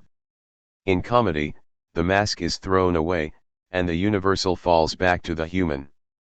But this disappearance of all transcendence ends only in the platitude of the prose of the world, in which man who had made himself center, but center as a natural being, sees himself the prey of a new dialectic, a dialectic which makes laugh not the one who is the victim, but this other who is for a moment the spectator. Certainly the ancient comedy was a happy conscience, since it represented the return of all that is universal in the certainty of oneself. 3. But this certainty, linking itself to natural being there and wanting to confer an arbitrary fixity on it, is comic in its turn for the spectator. Modern comedy is this very dialectic, that of the man who gives the stamp of the absolute to the finite as such, to the beloved woman, to property, to particular contracts, to health, and powerlessly assists at the dissolution of everything he took for granted, a tragic dissolution for him, comical for others. Speculative philosophy too, as it appears in absolute knowledge, will indeed be the disappearance of all transcendence, the return in the certainty of itself, but of itself as universal self, self of content and not merely human self. It will not, however, be an anthropomorphism or a humanism. It will be a philosophy of the absolute which only exists as logos in language. It will think and say the true unity of the being spoken of and of the one who speaks, of truth and certainty, but after going beyond the human, similar to that of the sensible sign which expires in signification. It will be a reduction of the human condition. The dialectical discourse of logic will be the very discourse of being, phenomenology having shown the possibility of bracketing man as natural being there. The discourse of the understanding is for its part a human discourse on being, since it grasps the content as foreign to the ego, and this formal ego in fact merges with the particular determinations of an empirical ego. Abstract person and contingent individual are opposed in appearance only because they merge at the base and one is the only formal covering of the other. The understanding is however an essential moment, as Hegel clearly shows in the preface to the Phenomenology. Philosophy cannot stop at the primitive vaticinations of poetry, at this primordial unity which refuses to be dissociated, it must pass through the analysis of the understanding. The preface to the Phenomenology, after showing the defects of this understanding, exalts its power, which is the very power to divide and to distinguish. But this understanding which triumphs in mathematics is a reflection external to the very thing of which it speaks. This is why its language becomes mathematical symbolism. Meaning, which is the concept itself, is erased in favor of a calculation. The philosophical demonstration, the dialectical discourse, is of an entirely different order. It is the movement of the thing demonstrated, and does not take place by virtue of rules applied to the content from without. It is then that the I, the one who speaks, does not fix itself in each determination, or beyond all determinations as a formal I, but abandons itself to the life of the content of which it becomes the self. The determinations cease to be foreign to him since he is immanent in them, and he himself ceases to be apart from these determinations.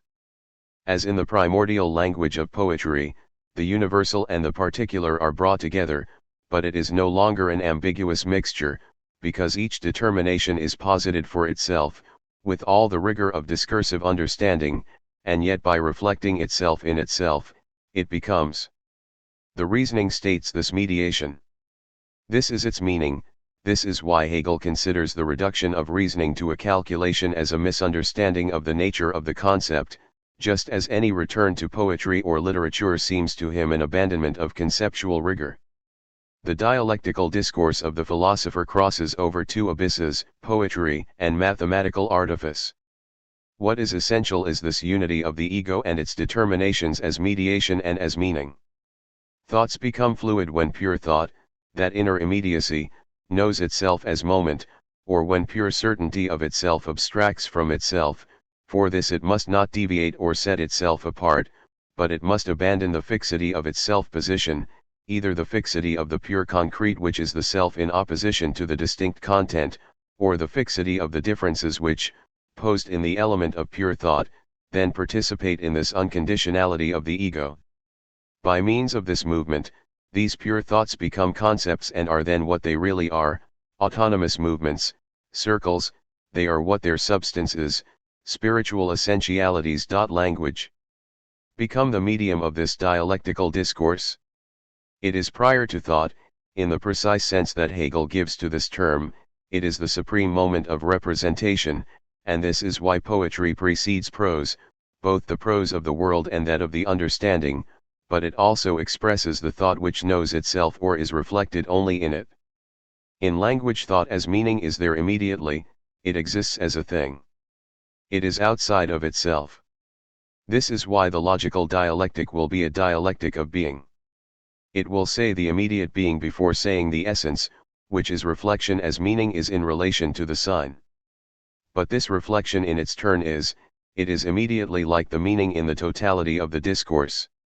Language, as we have described it, manifests the passage from the sensible to the meaning which makes being say itself, that it is self-awareness. However, this passage as much as this reflection of thought in language makes it possible to understand both poetic discourse and the illusion of the understanding which believes it can create an adequate system of signs to solve or dissolve problems. Language precedes and expresses thought. It is this contradiction which is the source of poetry, and of the exaggerations of symbolic calculation. To say that language is prior to thought means that thought is not a pure sense that could exist who knows where, outside of its expression as essence beyond appearance. It is only by being already there, by preceding itself, in this speech which refers to nature and anthropology by its sound material, which anticipates understanding by its grammatical structure, sketching in a way, prolific at times, insufficient at other times, the forms of this understanding. This speech, in which the sensible sign disappears so that we can hear the signification, is still in its form immersed in the sensible, while in its depths it gathers together, without clearly distinguishing them, what is spoken of and the one who speaks. A disciple of Hegel, B. Croce, said that the first word was a poetic word and made language the expression intuition, the first aesthetic moment of theoretical activity. He thus developed certain aspects of this dialectical genesis of language that we have described. Poetry precedes philosophy, as music precedes poetry in law in the Hegelian system of the fine arts. But music, like all the arts, is pure appearance of meaning. It is poetry that reveals it by saying something. In the miracles of Orpheus the sounds and their movements were quite sufficient to tame wild animals which came to lie down around him, but not men who demanded the content of a higher doctrine. Poetry still preserves as a reminiscence this musicality in meaning. In its content, this poetry, a primordial language, epos, which must be distinguished from a reflexive poetry opposed to prose, does not claim the truth accuracy of the understanding, naively confuses what we are talking about and what we are talking about. Who speaks, it does not distinguish between the real and the imaginary, the poetic narrative and the understanding. This distinction begins with the fable or the simile which takes great care to place on one side the signification, the spiritual sense, on the other the particular content which serves as an example. The prose of the world was born, and with it that separation instituted by the understanding between an essential interior and an inessential exterior. It is again the understanding that claims to delimit the fictitious narrative and the true narrative. Poetry then exists for the philosopher as a nostalgia, an immediate language that evokes an authentic language of being, but a lost language. Moreover, it was not immediate in the meaning of natural, because it already presupposed the artisanal concern for expression as such, the elaboration of a discourse molded on human memory. 5. Hegel does not consider language as exclusively poetic. In representation it already announces the understanding. Being existing signification, it appears as the negation of the sensible in the sign itself. it is indeed the signification itself that I hear in speech, and that I see in writing. The progress of language within representation is this disappearance of the sensible that manifests it. The onomatopoeia disappear, the grammar becomes simpler and more general, a mass of trivial distinctions which were born from direct symbolism become blurred when the symbol becomes only a sign. It is the same in the written language, the hieroglyphs are only primitive. The return to a symbolic writing, like the dream of a universal characteristic in Leibniz, is not only utopian, but absurd according to Hegel, because the progress of thought continually changes the nature and the relation of the objects of thought. New symbols would therefore be needed constantly, corresponding to new discoveries and new relations of thought. This universal characteristic, which would suppose an empirical analysis of things, would always lag behind this progress. The illusion of understanding is nevertheless tenacious. He pushes the negation of the sensible to the limit, and takes into consideration only the expression of thought in language, as if signification could be an interiority without exteriority. He then imagines the pure creation of a system of signs, or rather of symbols, better adapted to meanings than verbal language. It remakes a language starting from a thought which can be isolated by law, and thereby claims to eliminate all the equivocations and all the ambiguities of language and speech, as if thought did not precede or presuppose itself in being. This presupposition seems contradictory to him. It indeed is in certain respects, and that is why language is speculative, but the understanding fails to recognize the speculative. His critique of language can only be valid up to a certain point, beyond which, the exterior and the interior being separated, thought, under the pretext of expressing itself adequately, ends up losing all meaning and being reduced to a calculation which is an external manipulation of symbols, which may well designate or signify something, but are only treated as external sensible elements and indifferent to each other. Thus, according to Hegel, this demand for purity leads to an external manipulation, to blind thought, which could be replaced by a machine.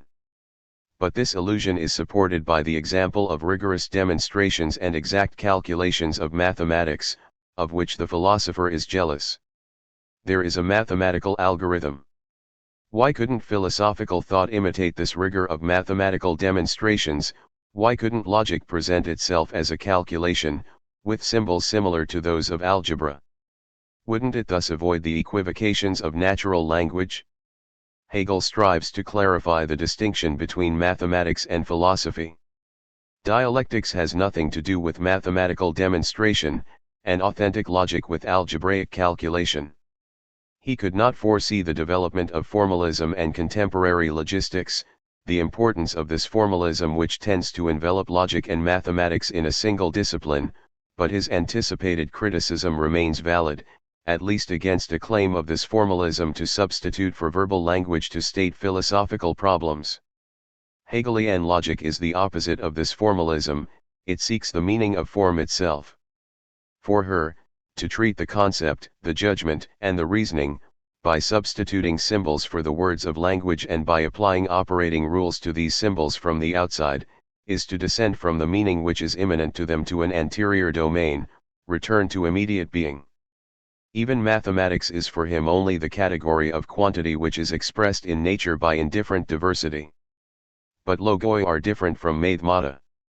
The philosophical dialectic is logos, it is the discourse in which meaning is always immanent, a meaning which is there, externally in the being of speech, and which is expressed by the development of words into a discourse. Being, reflection, meaning are three moments of language. To stick to immediate being is not to go beyond the sensible in language itself and to return to poetry which is a presentiment of meaning in the immediate, but to stick to reflection is to deny the substantial element. Language that will allow it to be, through reflection, a language of meaning. The reflective understanding therefore prolongs the negation of the sensible already effected in the verbal sign. Suppose indeed that signification can be isolated from its sensible sign, that it ceases to be exterior. Language will then appear as a garment that covers a body. But just as clothing can conceal the body, so the outward form of language can disguise thought. Language takes on a thought that could receive another more appropriate garment. We could therefore separate a problem from the language in which it is stated, seek to formulate it more adequate signs, avoid in particular these variations of meanings with the context, this perpetual equivocation and ambiguity of the meaning of words. The understanding would like a fixity and an exactness which it does not find in existing language, hence the idea of creating a pure language, a system of symbols which remain absolutely invariant during the various combinations to which they are subjected. Perhaps the philosophical problems would then be posed differently, or would dissolve as if they were born of certain verbal confusions, of shifts in meaning that are so frequent in a discourse. A symbolic language would avoid these transformations of the meaning of a word. By making itself the pure creator of its system of signs, the ego of the understanding would not find the meanings already there, he would not be engaged in them, as one is already drawn into life when one lives. He could take things back to basics and substitute an explicit convention for what appears to him as already agreed, as an alienation from his own interiority. But the words of language are the ego outside of itself, finding itself there before actually being there. The self continues to be in their mutual relationship, in their past arrangement as well as in their present transformation. He embraces the language that seemed to him an alienation from oneself and makes him say now what he had never said with words that nevertheless existed in the past. Self-expression progresses because through the content expressed, that which was there before, it is the meaning which announces itself and which is stated in a universal way.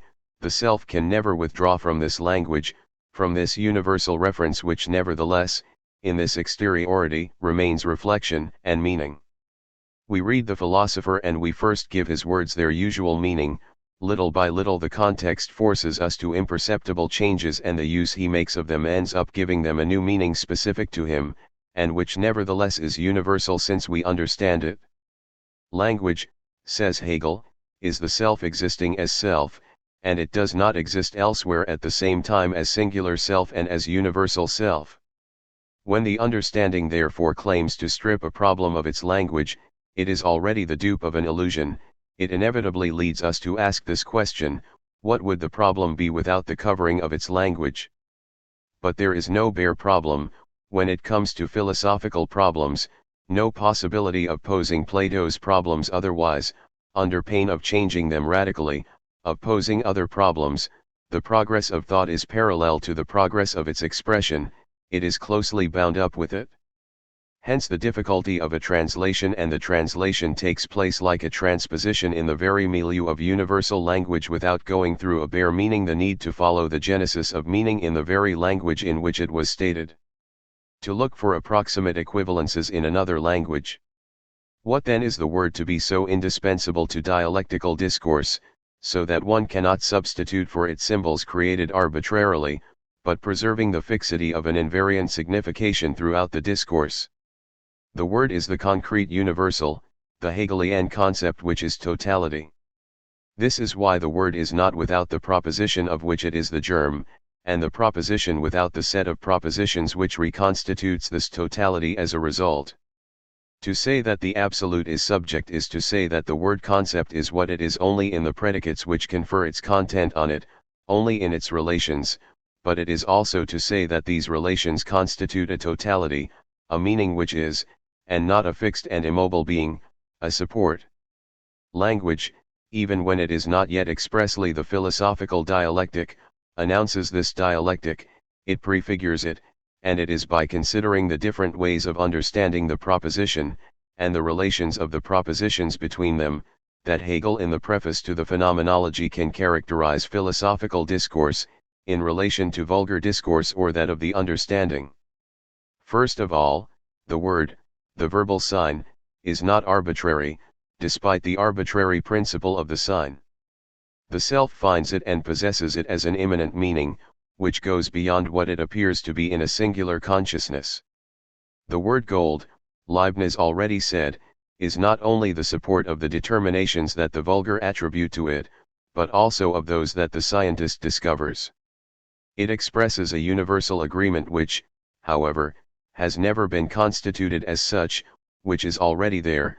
The word as a sign remains invariant, but its determinations are specified by the various relations which are established within language itself.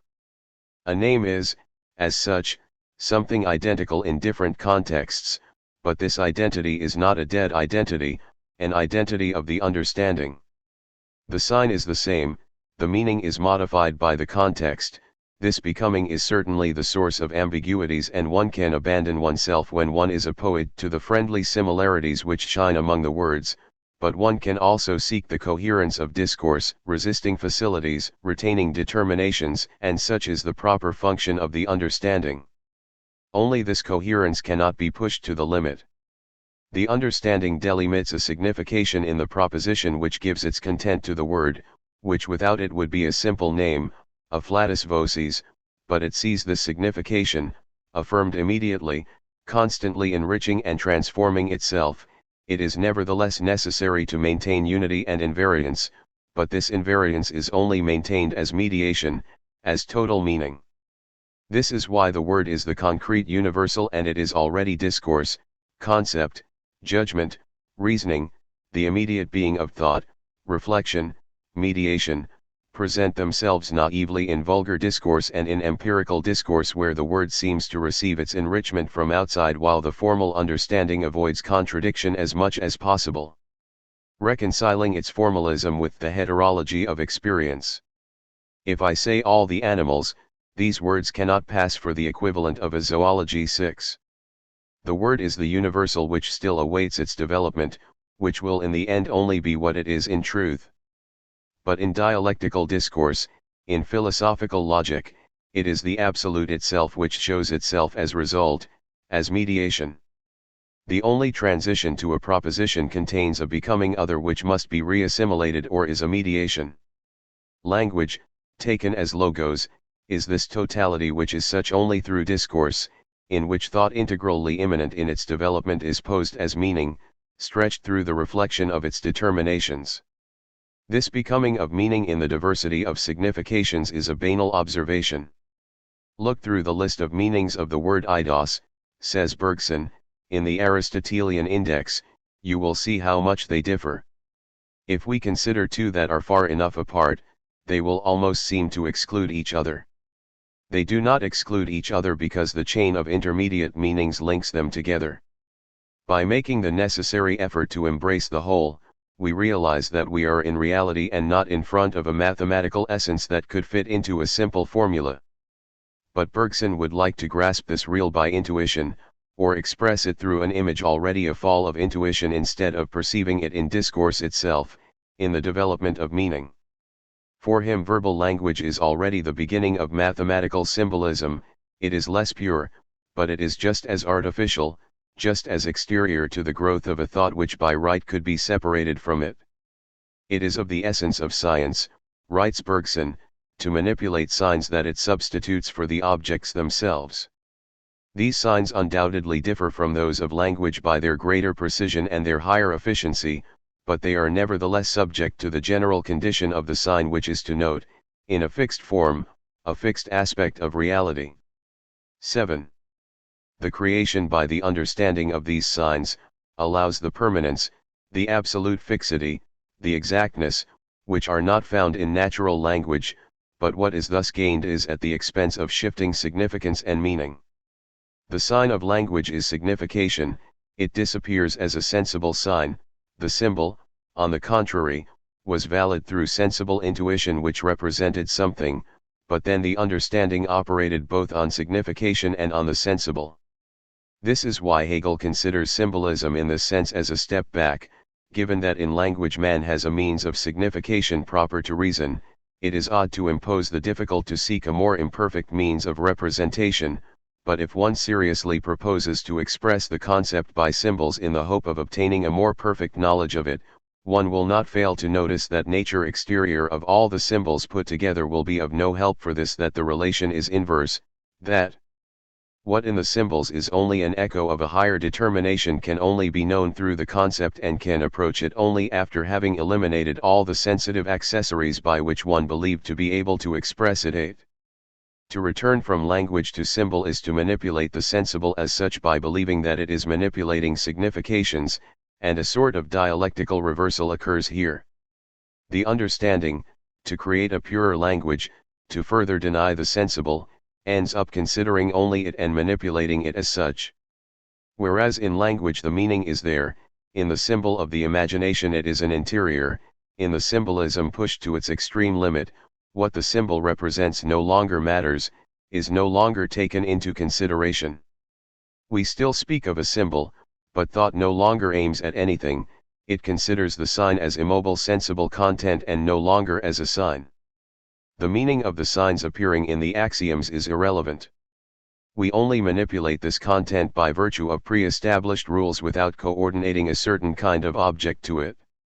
It is a manipulation which manifests itself as a tautology, the understanding always preserving the fixity and the invariance of its content, but the combinations carried out add nothing by hypothesis to those from which one started.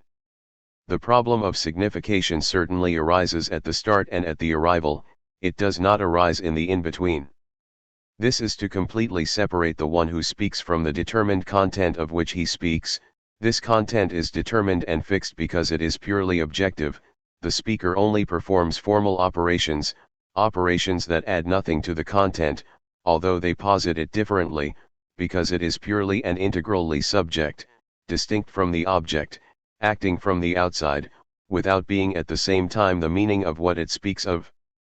But the self of which Hegel speaks in the philosophical dialectic is the very meaning of the content, it inhabits the determinations, it is these determinations in their becoming. It cannot be a question of denying the importance of this symbolism, of this algebra of logic, of the services which it can render to the empirical sciences, perhaps even, by the difficulties encountered, the obstacles never completely overcome in the formalization, of the meaning that philosophy can discover in this very formalization. It is only a matter, by discovering its principle, of contesting its possible application to philosophical discourse, which is mediation, and which, at the language, is always concept and meaning. It is the critique of calculation that claims to replace Hegel's search for meaning. Any arithmetic operation is a mechanical process, and calculating machines have even been invented which perform these operations, but the most shocking thing is when these determinations of the form of the syllogism which are concepts are treated as matter empty of concepts. 9. For Hegel, the operation of calculation is reduced to a purely external reunion or separation. Leibniz, he says, insists a lot on the usefulness of combinatorial analysis, to find not only the forms of the syllogism, but also the combinations of other concepts. The operation by which they are found is the same as that which makes it possible to calculate the number of combinations in the game of dice. The rational is considered as something dead and empty of concept, and what constitutes the proper of the concept and of its determinations, that is to say the spiritual character of their relations, the possibility that the concept possesses thanks to these relations of suppress their immediate determination, all that is left aside. The criticism that he then addresses to Leibniz's project of universal characteristic clearly shows that for him determinations are a becoming, that they cannot remain unchanged like an objective content devoid of meaning. This universal characteristic of concepts would be a written language in which each concept would be represented in its relations with others and in the relations of others with it, as if in the rational link which is essentially dialectical a content still possessed the same determinations as it has when it is fixed for itself. 10. The philosophical dialectic is therefore not, for Hegel, reducible to a panlogism in the Leibnizian sense, it is a life already immanent in language as such where meaning appears in mediation. Ontological logic is the antithesis of a formalism, it discovers in immediate being the thought of being which is immanent to it, and also sees in reflection a moment which suppresses itself and is there immediately as meaning. It is being itself that is posed and said through discourse, and the forms of this discourse are to be considered in their meaning and not to be isolated as formal rules external to their content. Thought of thought is speculatively thought of being as much as thought of being is thought of thought. Hegel opposes this dialectical discourse to mathematics, the logoi to mathemata. For him, as for Kant, mathematics concerns only the sensible world, insofar as this world is space in itself, whether it increases or negates itself, and the category of quantity, synthesis of indifferent differences. This conception of mathematics makes him see in mathematical demonstration an operation external to the thing itself, a foreign reflection. It is not the thing itself which demonstrates itself, which becomes what is affirmed of it. It is the reflection which makes its properties visible through constructions which are added to it, and which are not found in the bare result.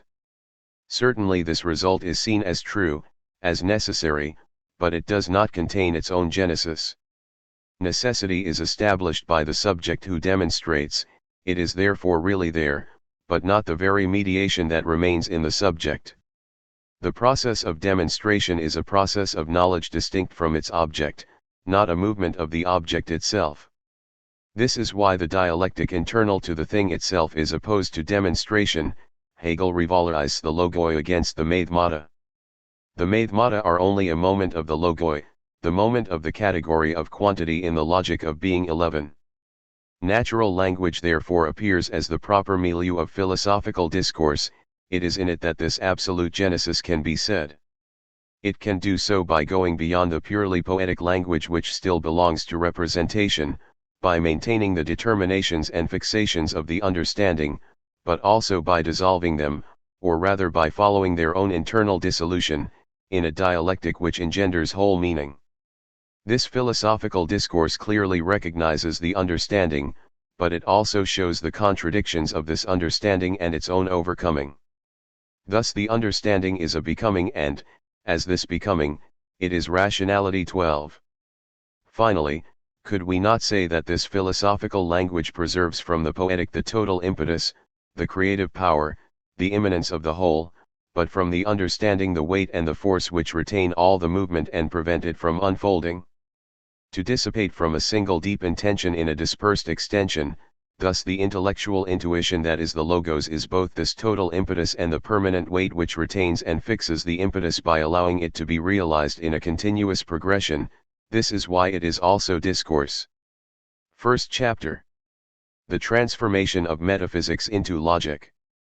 Zarathustra coming down from the mountain meets a solitary man who had broken with the world of men and murmurs as he leaves it, "This old man does not yet know that God is dead."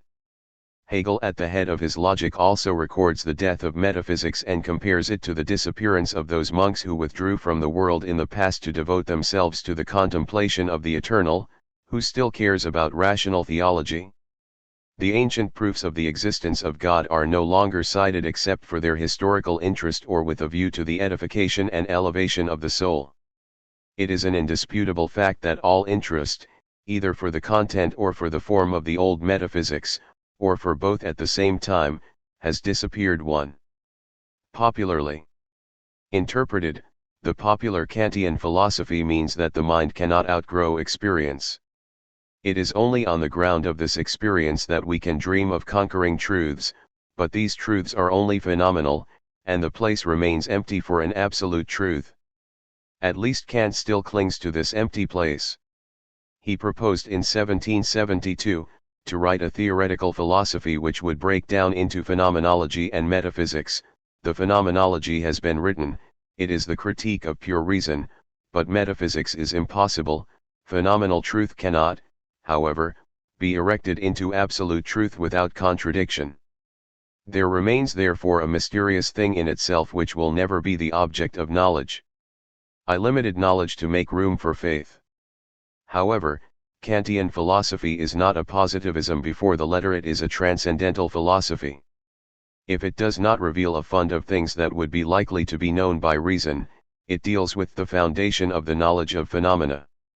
The search for this foundation, the highlighting of categories, are the discovery of a logic of being, replacing the being of logic. The question of the second world, of the intelligible world, remains reserved, but the world of phenomena is constituted like our understanding, and the conditions of experience are the very conditions of the objects of experience. These categories apply only to experience, they are not the categories of the absolute, but transcendental logic is already the germ of Hegel's speculative logic, which no longer knows the limit of the thing in itself. This logic of being replaces the old metaphysics which opened onto a transcendent world. Hegel does not return to earlier dogmatism, he extends transcendental logic into speculative logic. The categories become the very categories of the absolute. Being experienced as meaning in this logic is not beyond knowledge, it is knowledge itself. The logos, as speculative life, replaces dogmatic metaphysics. This life was as if alienated from the object of the old theology. Hegel finds it in the immanence of this dialectical discourse of being. The transformation of ancient metaphysics into logic signifies the negation of a transcendent being which reason could know, but which would be an intelligible world in the face of this reason. The absolute is subject, and not substance. The absolute is the speculative knowledge of logic. God is accessible only in pure speculative knowledge, and is only in this knowledge, and is only this knowledge itself too. Theology realized the intelligible beyond intelligence. Hegelian logic knows neither a thing in itself nor an intelligible world. The absolute is not thought of elsewhere than in this phenomenal world. It is in our thought that absolute thought is thought, that being manifests itself as thought and as meaning, and the dialectical logic of Hegel, as the logic of philosophy, is the expression of this doctrine of integral immanence which Spinoza was unable to realize. The two propositions which condense this reduction of metaphysics to logic and whose reconciliation is difficult, are the following: there is no second world, there is nevertheless a logos and an absolute speculative life. The phenomenology presents in all its aspects the critique of the second world which would be behind the first. Aufklärung is right against faith when it shows that the believing conscience has two weights and two measures, it has two eyes and two ears, two languages. All representation is double to it without possible confrontation. Faith lives in the perception of two species, one the perception of the sleeping consciousness, the other the perception of the awakened consciousness. 3. Religion itself, although a moment of the absolute spirit, is not yet in the spiritual day of the presence. It oscillates between the colored appearance of the sensible underside and the empty night of the supersensible beyond. 4. The in itself of the unity proclaimed by revealed religion is not realized or has not yet become absolute being for itself. This critique of the second world is already reminiscent of Nietzsche's critique of the afterworld, but Nietzsche is thus the adversary of a philosophy of essence. Hegel, on the contrary, speaks of the logos, and this logos, this speculative life, is distinct from nature or finite spirit, as much as from empirical knowledge. How can this critique of the second world be reconciled with the distinction between logos and nature, or with that of ontology and phenomenology? Doesn't the logos appear as the essence of this existence realized in nature and in history, speculative logic, that is to say absolute knowledge, as the essence of phenomenal or empirical knowledge? The phenomenology criticizes the second world as a world of essence, at the level of the understanding. The understanding goes beyond the sensible phenomenon, it understands it, it apprehends it according to its truth, but it makes this truth a being beyond the phenomenon, at the same time as it distinguishes this truth from its search for truth, from his subjective certainty. Where there is a single reflection, which is the reflection in the phenomenon, which is then integrally a phenomenon without residue, the supersensible is the sensible and the perceived posited as they are in truth, but the truth of the sensible and the perceived is to be phenomenon. The supersensible is therefore the phenomenon as phenomenon. 6. The understanding distinguishes its subjective reflection from the truth itself. The understanding does not see itself in the phenomenon which is still objective for it, it does not see the phenomenon expressing itself for itself in the understanding itself. This is why he projects truth into an essence distinct from appearance and understanding itself. It's like a mirage effect.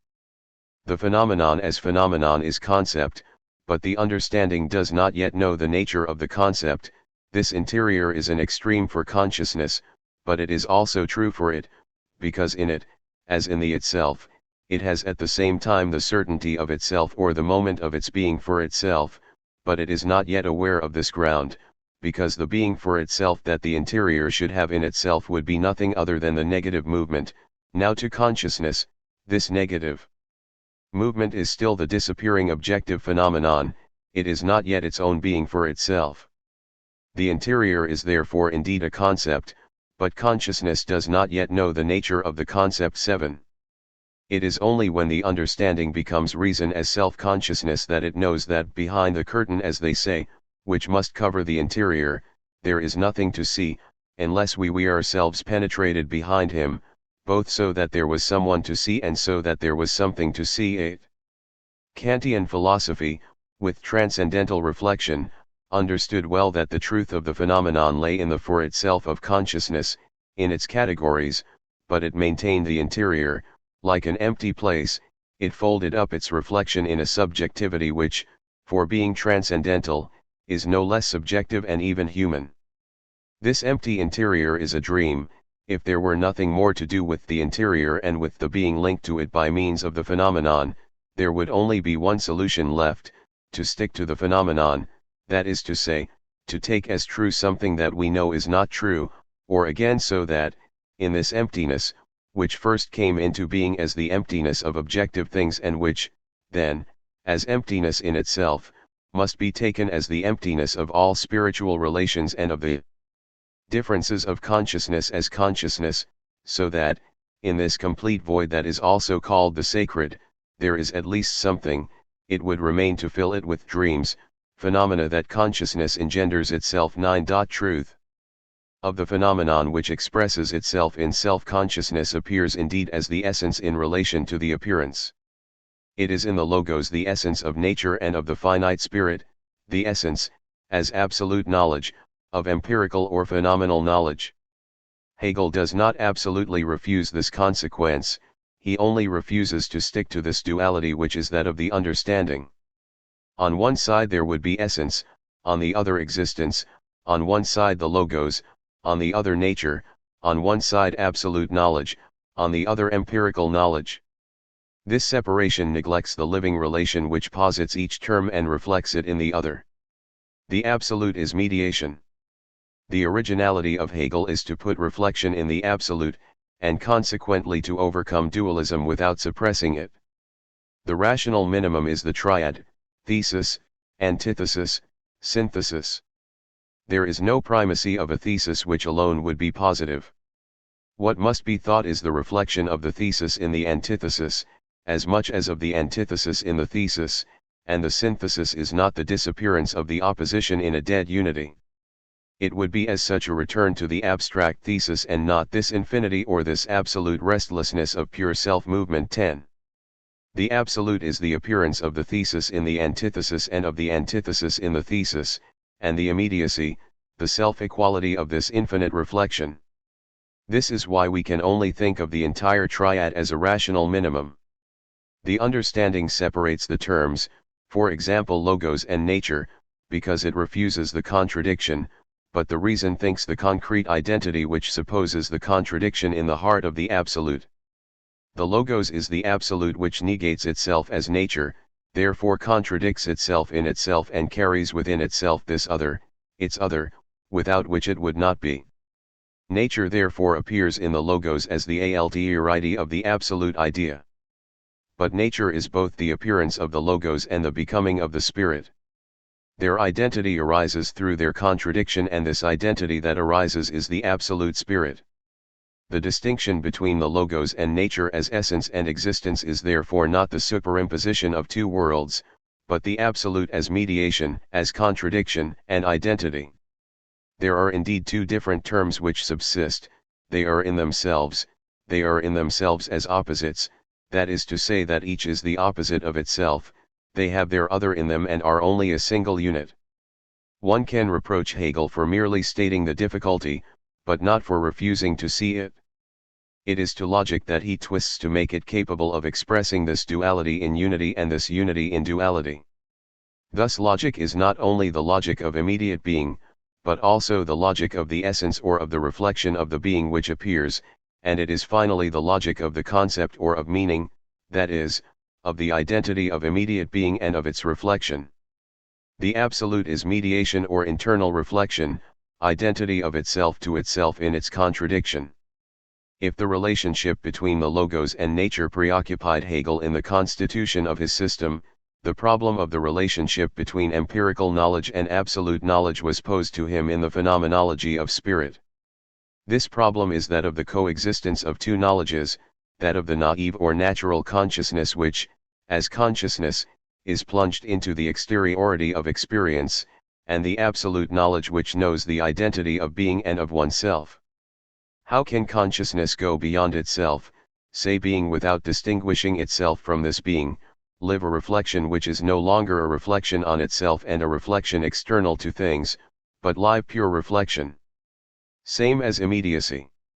Absolute knowledge is indeed immediate knowledge as universal self-consciousness, but it is not the knowledge of the immediate, which is natural or sensible consciousness.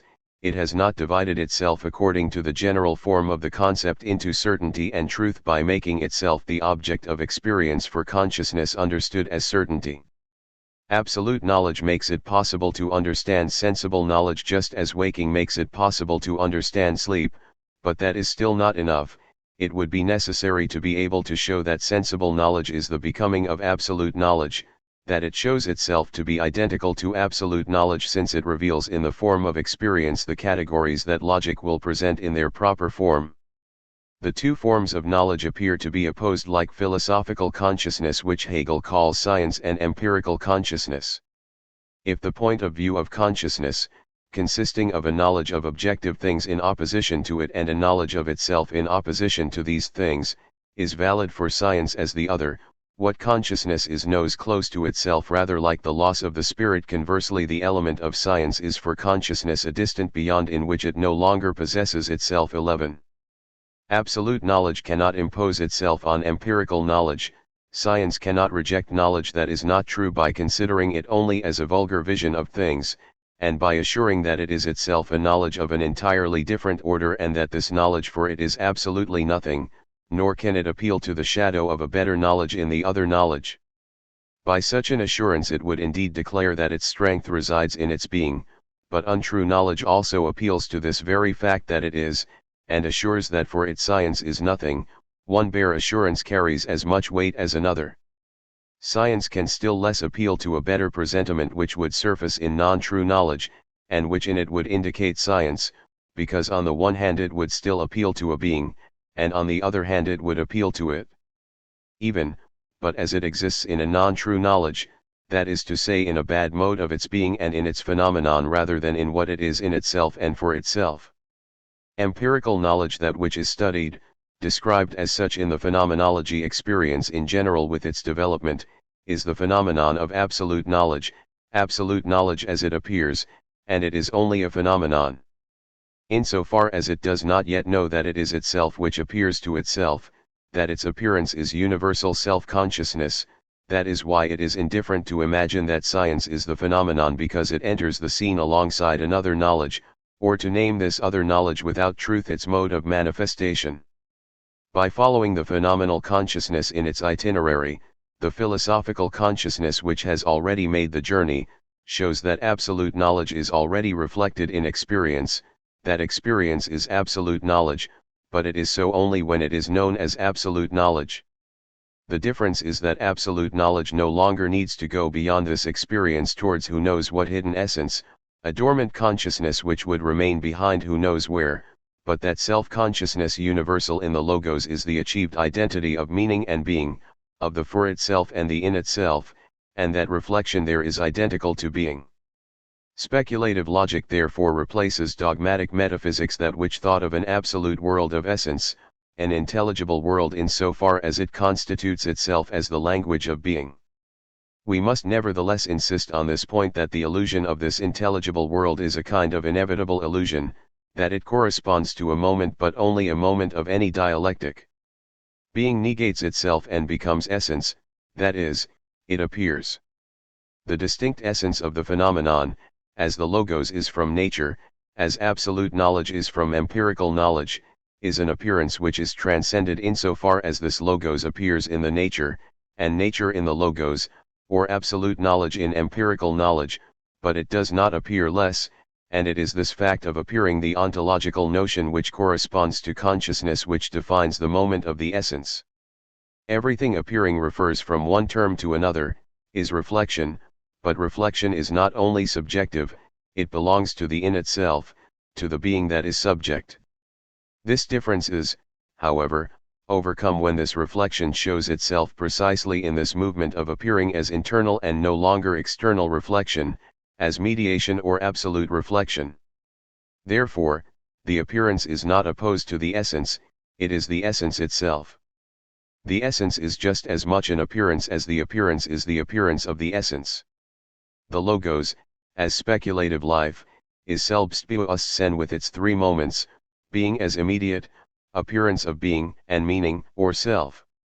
It is an exoteric language that Hegel uses when he says of the logos, logic must be conceived as the system of pure reason, as the kingdom of pure thought. This kingdom is that of truth as it exists in itself and for itself, without mask or envelope. Thus the content can be said to be the presentation of God as he is in his eternal essence before the creation of nature, and of a finite spirit. The exoteric character of this language is already manifested in the can we say as well as in the equivocation of this anteriority of the logos over nature and the finite spirit. In fact, for Hegel there is not a divine thought, then a nature and a finite created spirit. The word of creation is a word of representation. It simply states that nature and finite mind are always posited in the element of otherness. Nature is indeed in itself divine like the logos, is in its totality the absolute, but this totality exists only for the spirit which identifies nature and logos, which seizes their concrete identity. To substitute logic for the old metaphysics is also to go beyond the point of view of a substrate prior to its predicates, such as, for example, the transcendent God. It is for this reason that it can be useful to avoid, for example, the name of God, since this name is not immediately a concept, but is the name properly speaking. The fixed point of rest of the subject is holding to the foundation, on the contrary being for example, or the one, the singularity, the subject themselves immediately constitute a designation of concepts. The dialectical discourse of logic is not a discourse on a thing, on an absolute which would pre-exist, it is the absolute itself insofar as it exists as concrete universal, insofar as it presents itself disengaged from this exteriority to itself that is nature or empirical knowledge, but contains within itself the conception of this very exteriority, the foundation of appearing. Since this appearing is, this moment could not be effaced any more than the sensible sign could disappear completely in signification, it disappears as a sign, but the signification then appears, is there in a perceptible way and itself includes its own appearance, this movement of mediation which makes it exist without it having existed prior to its own appearance in the form of an essence that would be behind the appearance, fully constituted. This is a sort of necessary illusion, of unhappy ontological consciousness. Religion, for example, is the mind which thinks, but which does not think itself, not itself, therefore this mind is not equality with itself, is not immediacy. 14. Philosophy, on the contrary, is re-established immediacy. It understands itself and its alienation in nature and the finite spirit, but this understanding does not refer to a transcendent beyond, it does not exist elsewhere than in this absolute knowledge which is for itself the certainty that nature and spirit are in themselves one being, but they are so only in themselves. The spirit becomes the knowledge for itself of this in itself. This in itself appears, it is posed, and this position of reflection in immediacy is equivalent to a presupposition of oneself. The logos posits itself as presupposing itself in order to posit itself. The absolute presupposes itself but is only there as if posing. It must be said of the absolute that it is only a result, that is to say that it is in the end only what it is in truth. The appearance refers to this in itself which appears, hence the inevitable mirage that the understanding freezes into an irreducible duality, but logic, by understanding this mirage, understands that the absolute is this very appearing of one of the terms in the other, and understands just as well that this appearing, this absolute reflection, is the rediscovered immediacy of meaning in the movement of reflection. The fixed duality is then overcome. Absolute knowledge is therefore a result which presupposes itself in nature and in the finite mind. Likewise the logos first appears to healthy human understanding as the empire of shadows. The sciences of reality seem to add their concrete richness to it. However, In returning from these sciences of the real to the logos, the understanding discovers that this logos is the light which illuminates all particular truth and makes it exist as truth. Philosophy is often considered to be formal knowledge empty of content. However, it is not sufficiently realized that what is truth according to content can only deserve the name of truth if philosophy has engendered it, that the other sciences seek as much as they want by ratiocination to make progress without philosophy. There can be in them without this philosophy neither life, nor spirit, nor truth. 15. We live in the cave, without taking into consideration these determined categories which underlie all our actions and all our knowledge. We do not make it the subject of our reflections. What is well known is badly known, but the supreme interest of thought is to go beyond this sensible immediacy, to rise to the determinations of the understanding and to grasp these particular determinations, as moments of the absolute form of thought, or of the universal. These categories which act like impulses and instincts and which, subject to variations, first enter the mind in isolation and end up intermingling there and giving it a dispersed and uncertain reality, it is a matter of ridding them of their impure mixtures, the only means of raising the mind to freedom and truth. This is what the supreme task of logic consists in. 16. But the truth and freedom in question no longer have anything to do with empirical truth or freedom, those we think of in everyday life as well as in the particular sciences. They are the absolute form, the universal in itself which immediately has being in it and all reality in being. 17, so that the determinations of this universal are no longer sensible determinations, but moments of this unique form, and that they resolve themselves in it, as it makes itself explicit in them. Since the universality moving in itself is the simple concept which is split, in this mode this concept has in itself a content and precisely a content as it is entirely contained without however being a sentient being. There is a content which is not in contradiction with the form and is in no way separated from it. This content is rather essentially the form itself, for the latter is nothing other than the universal separating into its pure moments. 18. These moments are usually apprehended as logical laws, as formal laws, which would therefore relate to a foreign reality. In fact they have a determined content, they are observed in their isolation, but the observation which fixes and isolates them does not know them as moments of the total form, it does not perceive their dialectical character, which places them in a total genesis of thought thinking being by thinking itself and thinking itself by thinking being. Observation is not knowledge itself and does not know it, on the contrary it inverts the nature of knowledge by giving it the figure of being. Speculative. Logic therefore takes up all the knots of experienced determinations in their isolation, but it does not make them rules or instruments, it seizes them in itself and for itself, as moments of the universal, which is the basis and the terrain of their development. These determinations are no longer an object, as in the sensible world, the a posteriori of experience, they are phases of an absolute genesis. In this consists their necessary and a priori character. But this a priori is identical to the a posteriori, it contains within itself a ulteriority and determination, without being perceptible, it contains in its universality the intellectual structure which sustains all the sensible of which it is the truth for itself. Hegel opposes this philosophical logic to mathematics which dwells in an external calculation, but he cannot prevent himself from comparing the sequence of these categories to the development of mathematics themselves. There is no object that can be presented in such a rigorous way and with such imminent plasticity as the development of thought in what is necessary, there is no object which so imperiously demands such a description, so this science should in this respect even go beyond mathematics, for there is no object which is to the same degree free and independent.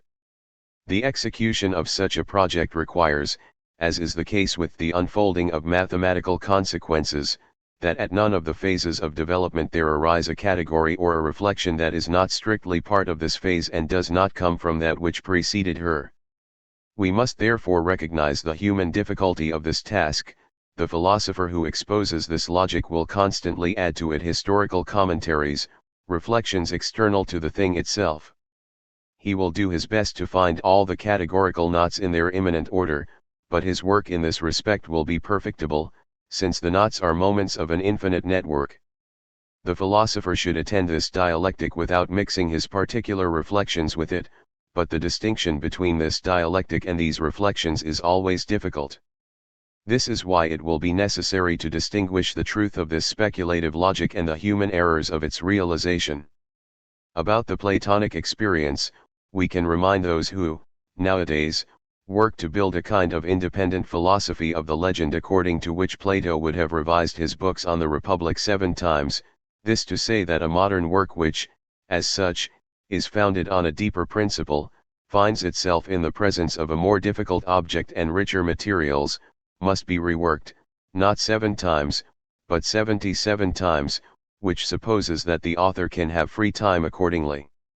So the author must, in the face of the greatness of the task, be content with what he has succeeded in doing under the pressure of external necessities, despite the dispersion, the greatness, and the multiplicity of the interests of his time, wondering even if the noises and the deafening chatter of those who imagine themselves doing or saying something useful while letting themselves be carried away by them, still leave a little room for the calm work of thought which only seeks knowledge. 19. However, Hegel does not doubt that this logic is the absolute truth. The imperfection of its realization can be due either to the insufficient plasticity of the dialectical presentation, or to the particular knots that constitute the determined categories, but not to the very character this logic. The logos is in fact the thinking apprehension of all determinations insofar as they are moments of a single and unique concept. What makes these determinations moments is the internal reflection of the universal, its exposure as mediation and not as substrate. Thus this universal is a life, and a reflective life, but where reflection engenders moments instead of opposing them. It is this immanent reflection which identifies the content of each determination and the form which absorbs it into itself. It is this which prevents distinguishing the method of this logic from its very development. This makes it possible to distinguish absolute knowledge from all other knowledge. Method and content are inseparable and shows in what sense, despite the possible imperfection of such and such an exposition, it is absolute knowledge. On the one hand, absolute knowledge has no pre-existing basis, on the other hand it is necessarily circular, and these two characteristics are closely linked. Any empirical science first supposes a content, it receives it from outside, and then processes it according to a particular method. Mathematics does not escape this requirement of a special origin. It starts from definitions and axioms, it starts from a certain matter posed by these axioms which are not at the same time a product of its reflection. But it cannot be the same for logic or speculative philosophy. The latter no longer has a fixed and special base, it cannot have any, for such a basis would be foreign to its reflection. The beginning of logic is therefore not a beginning like any other, it is itself pure reflection which, moreover, is being. The mediation is already there in the immediate of its origin. We will only say that there is nothing in heaven, or in nature, or in the mind, or elsewhere, that does not imply immediacy as well as mediation, so that they are inseparable from one another. On the other and that their opposition corresponds to nothing. 20. This overcome opposition is the result of the finite knowledge of consciousness of the phenomenology which leads to absolute knowledge, which has no other basis than itself, which refers to nothing other than it should be. Yet to justify but which, in itself, is split or reflection as much as immediacy. The demand for a beginning is an illusory demand when it claims to reach an absolute beginning, a first immediate which would not itself be mediation. Yet absolute knowledge starts from being, but this being is at the same time implicitly the knowledge of being. It is the mediation that presents itself as the passage from being to nothingness and from nothingness to being, the determination of one by the other. It therefore does not start from an origin but from the very movement of starting, from the rationale minimum which is the triad being nothingness becoming, that is to say that it starts from the absolute as mediation, in its form still immediate, that of becoming. However, this origin which is reflection justifies itself in its own development. What matters to science is not so much that the beginning is pure immediacy, but the fact that its whole represents a closed circuit where this who is first becomes last and vice versa. 21. That being is at the same time its own meaning, knowledge of being, is what is presupposed, but not posited at the start. Being is in itself the knowledge of being. Its intelligibility is first of all its nothingness, its pure and simple disappearance as a being without foundation, as a substrate that would be there without being posed. It is the very negation of this fixed base which is the element of absolute knowledge, thus this knowledge has no basis, it nevertheless is, and it is this internal contradiction which moves it, but its being is only a presupposition of itself, its being will only be in the end what it is. In truth, it is only this absolute genesis, this speculative life that Parmenides had begun to describe, which posits the totality of the determinations of the universal in the element of meaning, of the a priori, thus he does not know nothing other than itself, and in itself every being, it is a descente and infinite reflection, it is there before being there, and it is its contradiction, that of its being and its reflection, which moves it without to bring out of oneself. It reflects itself, that is to say that it posits itself, but its being is only this internal reflection, that is to say that it posits itself as presupposing itself, and by reflective turns back on itself.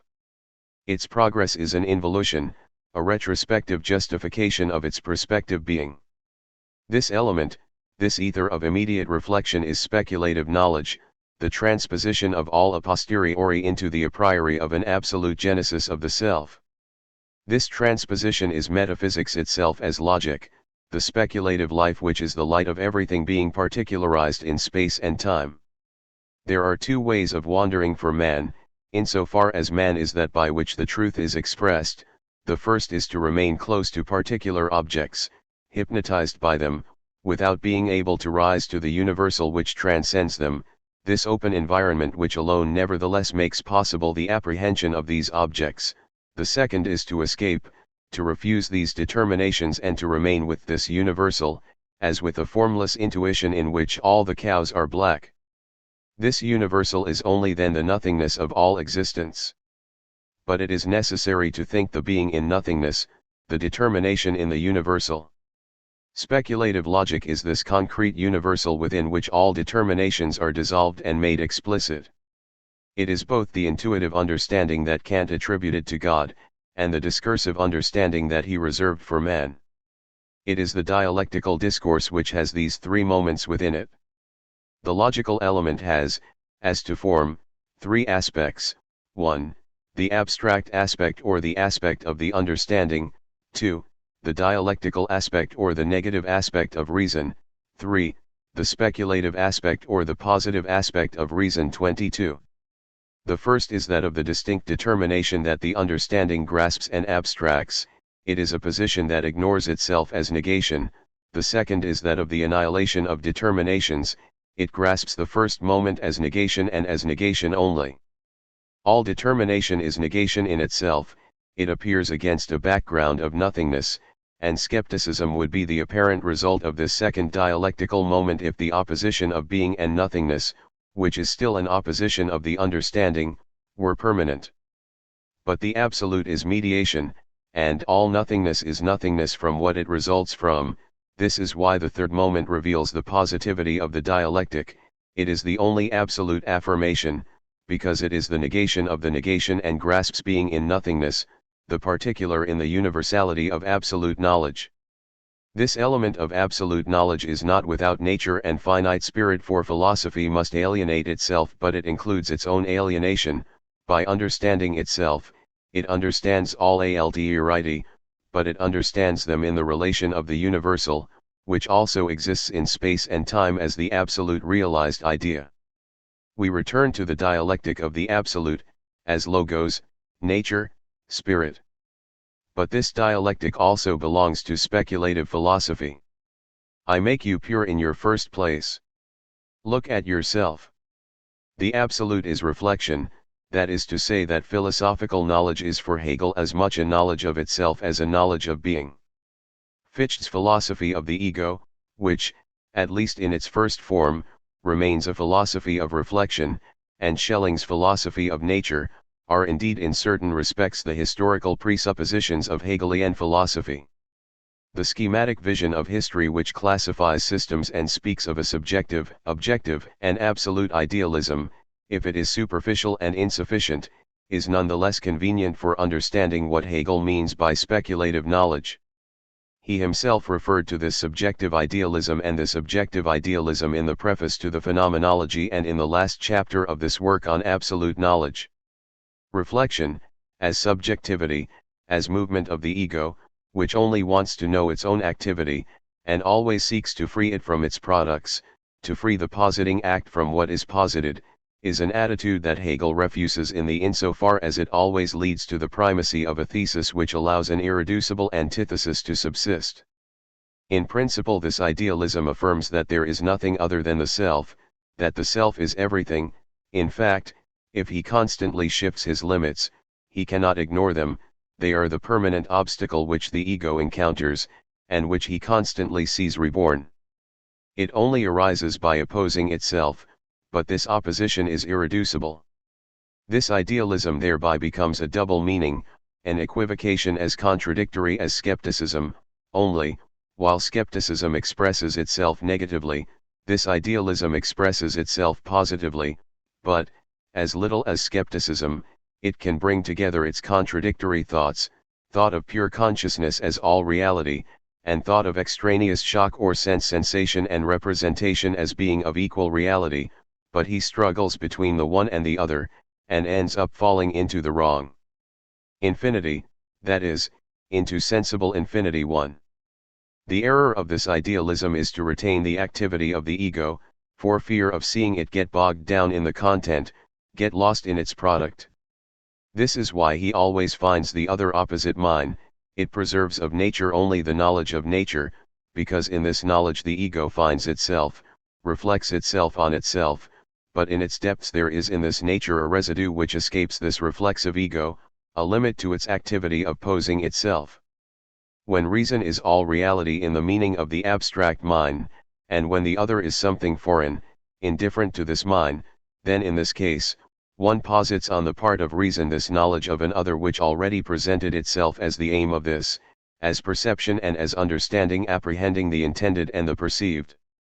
This idealism, Hegel tells us, falls into this contradiction because it affirms as true the abstract concept of reason, which is why reality takes birth for it immediately as a thing such that it is not the reality of reason, whereas reason should at the same time be all reality too.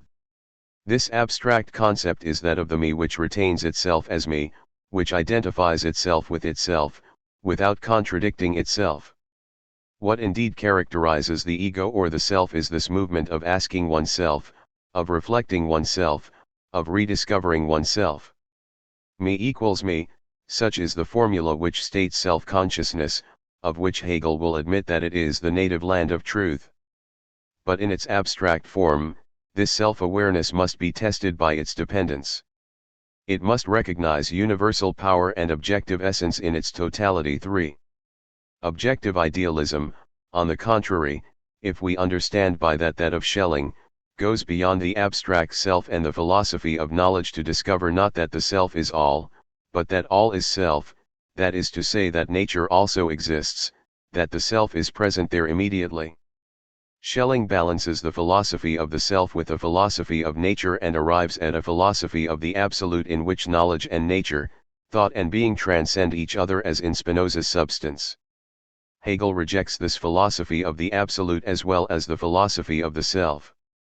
The ego does not have to hold itself fixedly in the form of self-consciousness vis-a-vis the form of substantiality and objectivity, as if experiencing anguish in the face of its alienation. The strength of the spirit consists rather in preserving its equality with itself in its alienation and, as what is in itself and for itself, in positing being for itself as a moment as well as being in itself. Self. Neither is the ia tertium quid which casts differences into the abyss of the absolute and in that abyss states their equality, but knowledge consists rather in that apparent inactivity which considers only how that which is different moves into itself and returns to its unity. 4. Speculative knowledge is indeed self-consciousness, but it is universal self-consciousness of being, and being is not an absolute which is beyond all reflection, it is itself what is reflected, what is thought. Being and self are identical, and their identity is dialectical, which excludes the primacy of a thesis, the subordination of an antithesis, and which would make synthesis an indefinite effort to rejoin the thesis. The absolute is subject, its identity to itself, its reflection, is at the same time its contradiction. The self finds itself in all reality, everything is me, but it finds itself there as in a foreign content, an alienation from itself, and conversely this content is illuminated, reflected as a self. It is this universe illuminating itself as speculative knowledge, reflecting itself which is the supreme interest of philosophy, but this reflection is not exterior, it does not reflect an absolute which would pre-exist its reflection, it is not the operation of an ego which would distinguish itself from what it reflects. If the absolute is reflection, reflection is itself absolute, it is not a subjective operation which would be juxtaposed to being, and the self of reflection is no longer the human self which is taken into consideration in an anthropology or in a phenomenology. The reflection of self-consciousness in the phenomenology of spirit is still a human reflection, it allows the ego to see itself in another ego, to discover itself as much in life, which is its very being and which nevertheless does not depend on it, as in social power realized as power or as wealth. But this reflection is not the reflection of the absolute, speculative knowledge as such. The self must disenter itself from the purely and only human to become the self of being. In the formula that posits being is already included that being is the self, since it posits itself, since it unfolds and relates to itself.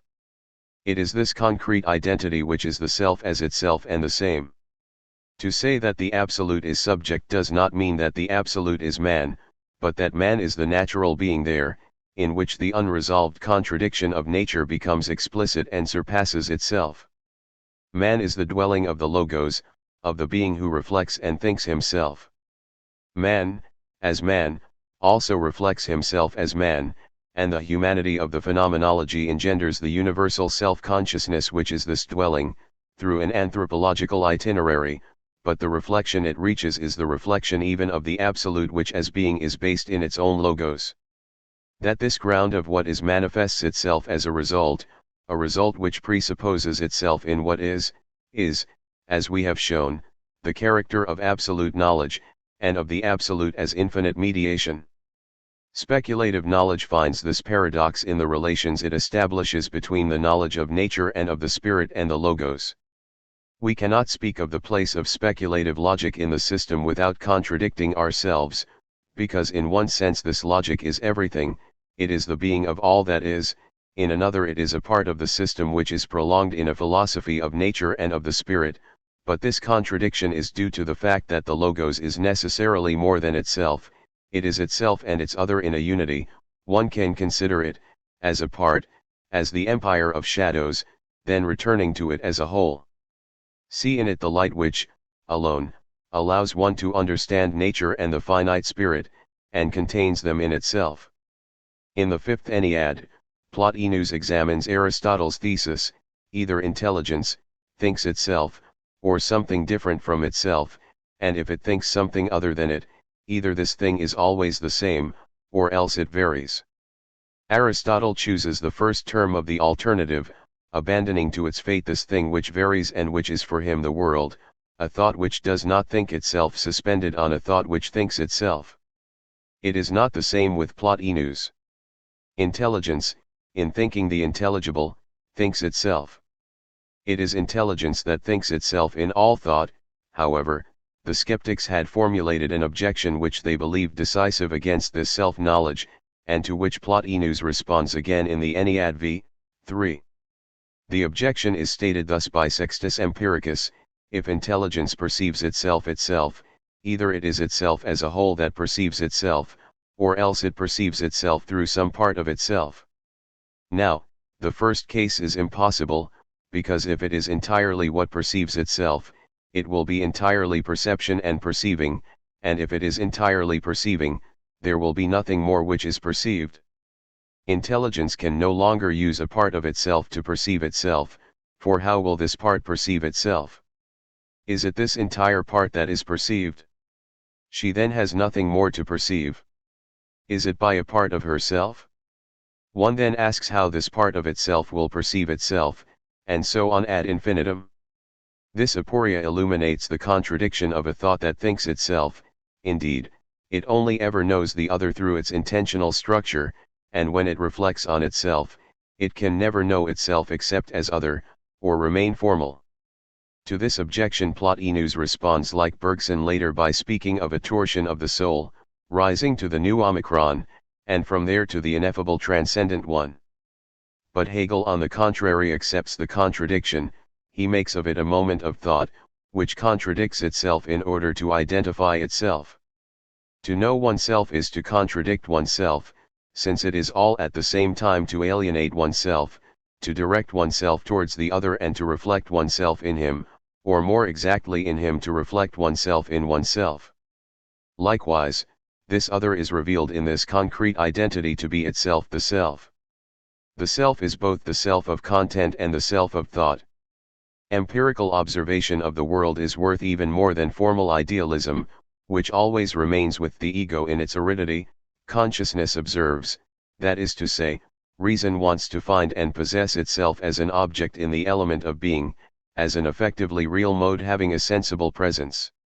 The consciousness of this observation is of the opinion and says that it does not want to experience itself, but on the contrary, to experience the essence of things, as things 5. This empirical attitude ignores the identity of the reflective self and being. It is only guided by what Hegel calls the instinct of reason. But the reason which knows itself is not the pure abstract me, it is the thought of being which contradicts itself in order to think itself, and in thinking itself, thinks all the determinations in its universality. This reason which thinks itself and contradicts itself is the Logos. If this consciousness has this opinion and says it, it is because, being very reason, it has not yet reason as such as its object. If this consciousness had the knowledge of reason, as constituting also the essence of things and of itself, and if it knew that reason in its authentic figure can only have a presence in consciousness, then it would descend into the depths of her being, and would seek reason in her rather than in things. But this universal knowledge the Logos alone could shed light in its turn on a philosophy of nature and of the spirit. If it had found reason there, this reason would to intuit its own sensible expression there, but would immediately take this sensible expression essentially as a concept. 6. Knowledge can only be knowledge of being and self-knowledge at the same time, because to know oneself is to contradict the other about the subject. Truth and reflection, being and self, are identical. It is their identity in their contradiction which is the very dialectic of the absolute. It implies the synthesis of the dogmatic or naively empirical attitude and the critical attitude, such as Kant presents it in his transcendental philosophy. The intentionality of consciousness which directs itself towards the pre-existing being, and relegates reflection to its subjectivity, and the transcendental reflection which reflects the self of knowledge, by relegating being to the thing in itself, must be confused in speculative knowledge, which is knowledge of itself in the content, of the content as itself, for which the torsion of the soul which, by looking at being, looks at itself and vice versa, is expressed by a new logical torsion, that which admits an identity which is contradiction, a contradiction which is identity. This speculative knowledge does not result mechanically from a synthesis of the two previous ones, it is the a priori spontaneity, which they presuppose, which one discovers in them on this foundation. This a priori spontaneity is that of the absolute which posits itself, and lights up with its own light. Universal self-consciousness is thus the native land of truth. 1. Empirical reflection and the dogmatism of being. Natural knowledge perceives or observes what is. Observation goes beyond perception in that it collects the sensible and seeks its permanent determinations, but it would never reflect on itself if it did not encounter the scandal of illusion and error. It apprehends the objects of the world, disregarding the position as such in its apprehension of being. This position is, however, the form of the truth which will be distinguished from the content posed. Because this content is the multiform being, it is determined and varied, while the position or the affirmation is universal, natural or empirical knowledge. By describing things, by analyzing them, by stating their various relations, must always preserve the equality of its object with itself. But this diversity, which requires comparison to establish relationships, is a source of illusion and error. It in fact includes, as diversity, the being other or negation in it. But empirical knowledge wants to know only the positivity of its object. It will therefore attribute illusion and error to itself, to an empirical subjectivity to which it will not know what place to give in the economy of its world. The being of the world is already there before I posit it, and this being already there is its immediacy. I just have to take the object and behave like pure apprehension. If the error appears, that is to say if an inequality, a contradiction arises in the relations established between the various elements of experience, this contradiction can only be my doing, and I must reject it in an inessential subjectivity, a story that does not concern the object itself. Thus this empirical knowledge is led to reflect itself and to discover that it was already reflecting itself without knowing it in its apprehension of objects. She was already thinking about herself since she was mistaken, that is to say, she was mixing her thinking with her apprehension of being. The staff cannot be both broken and straight, it is broken for me, and straight in itself. The error comes from my point of view, from my particular situation, which is due to my particular engagement in the world. This is an empirical subjectivity that we must be able to subtract and explain in turn objectively.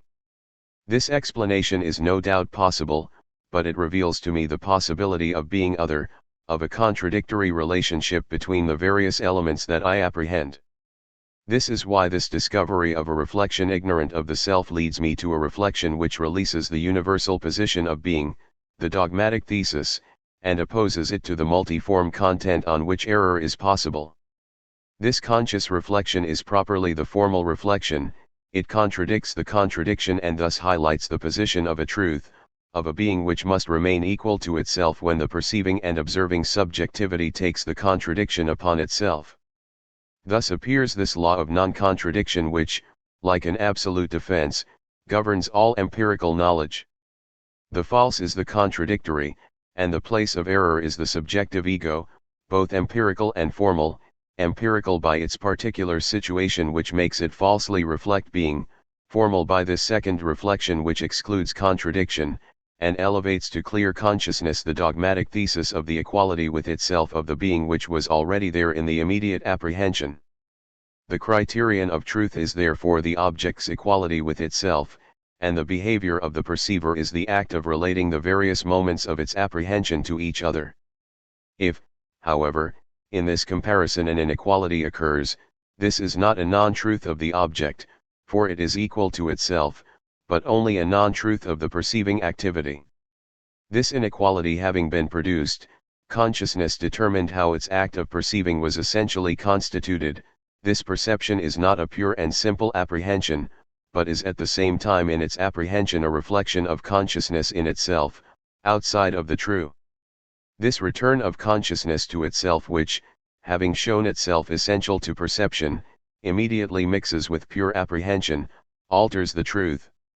At the same time, consciousness knows the side as its own and, taking it upon itself, it will purely maintain the object in its truth. However, the discovery of the error, of the illusion, the disappointments of empiricism which relies on the content offered immediately, does indeed lead the conscience to a kind of criticism, but a formal criticism, on the margins of its apprehension of reality. She is the judge of what is, she is measure, but does not perceive herself as such, she rather sees herself as non-truth, rather she already knows that the non-truth which presents itself in her perception, falls into it.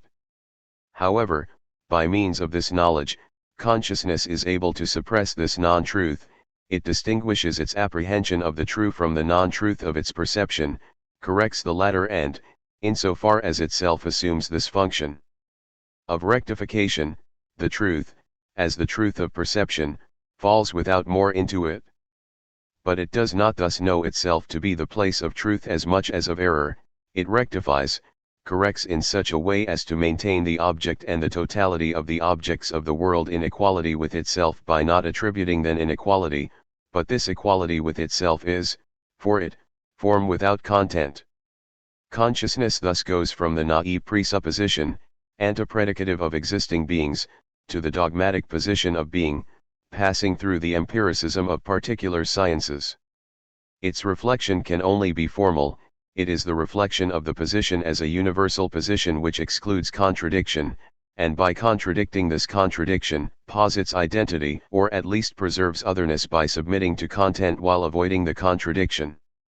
In empiricism, as in the dogmatism of being, the content or the being are essentially positive. The negative judgment is a subjective judgment which dismisses an error. He doesn't say what the thing itself is, he only warns what one could say about it. Water doesn't boil at 50 degrees under the pressure of 76. I don't learn anything that way. Only the affirmative judgment is the form of truth, it tells the thing what it is. Contradiction and negation belong to a subjectivity which is nothingness, which is on the margins of being. The contradiction attributed to the object would be an inequality, a negation in itself.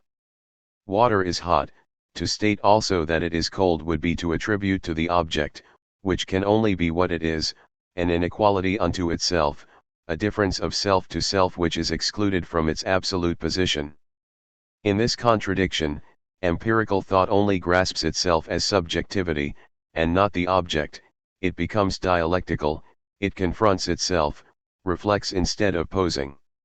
When it contradicts itself, it ceases to be knowledge of the content, and it becomes only formal, it refutes itself, it is without content, nothingness from the empirical point of view and therefore without truth.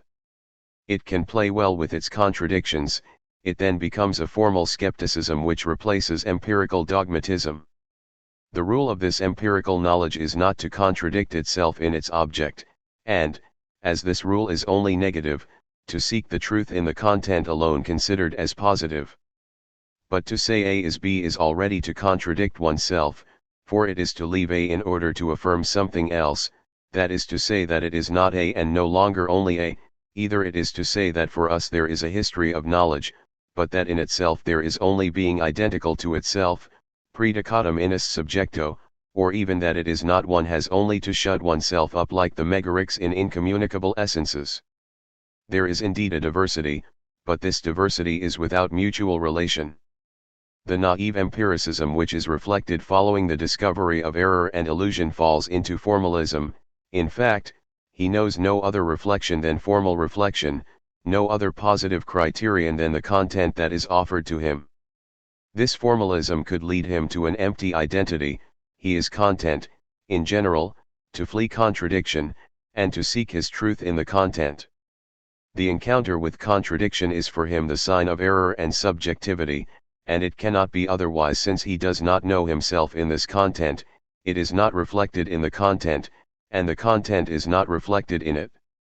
Empirical knowledge, like the dogmatism of being, or of incommunicable beings, opposes the position of the content to the subjectivity of the ego. This is why it always oscillates between a formless content and a formal reflection. However, the empirical sciences which state synthetic judgments, which rise to an understanding of nature, require the bringing to light of a reflection which manifests the immanence of the form of the understanding in the content, and thereby reveals the transcendental and no longer merely formal character of this form. Empirical thought must become authentically critical thought, formal reflection become transcendental reflection. 2. Transcendental reflection and empirical thought. Empirical thought is naively dogmatic. The content is always for it a content foreign to the thought which apprehends it. It is only positive. When this thought reflects on itself, criticizes itself under the shock of error, it is only a formal thought which can only remove the contradiction from its object. The contradiction belongs only to the subject, to its illusory dialectic, foreign to any content. The opposition of the formal, as only formal, to the content, as only content, is characteristic of this thought. But Kantian criticism, transcendental philosophy, goes beyond this purely formal reflection. Transcendental reflection is a reflection in the content, it is opposed to the formal reflection which disregards any content of knowledge, it determines this content according to the categories of the understanding. In experience, it grasps the relative identity of form and content, of the a priori and the a posteriori. The triplicity of categories must, according to Kant, have a transcendental significance, when formal thought knows only the yes and the no. The determinable immediacy of sensibility appears determined by the pure concepts of the understanding. The object seems to us already constituted, empirical knowledge believes it has been found, but transcendental reflection goes back to the source of this constitution. Reflection on the content of experience therefore presupposes itself in what Kant calls the phenomenon. This phenomenon is not the appearance, but it fits right into a coherent totality, thereby it obtains an objective value. The experience, which goes beyond singular perceptions and places them in a unique context, has its foundation in this transcendental reflection. This context is nature, which, at the end of the analytic of principles, is defined as the sequence of phenomena linked, as to their existence, by necessary rules, that is to say by laws. It is therefore certain laws, and a priori laws, which first make a nature possible. Empirical laws can take place and be found only by means of experience, but in conformity with those original laws, without which experience itself would be impossible. The principle of all synthetic a priori judgments identifies the conditions of the possibility of the objects of experience with the conditions of the possibility of experience. It is therefore the understanding itself which recognizes itself in nature. This nature both realizes and restricts the transcendental understanding. The transcendental is not an empirical, uniquely human subjectivity, any more than it is an objective essence. It expresses, as possibility or ground of experience, the logic of being. It is beyond the notions of subject and object. It states their originary identity which appears in the judgment of experience. How are a priori synthetic judgments possible? This problem expresses nothing other than the idea that in the synthetic judgment subject and predicate, this the particular, this the universal, this one in the form of being, this one in the form of thought, these heterogeneous terms are at the same time a priori, absolutely identical. This identity, which only the transcendental imagination really develops, is for Hegel, interpreting Kant, the originally synthetic unity, very different from the abstract ego. Kant distinguishes the abstraction of the self or identity from the understanding of the true self as absolute identity.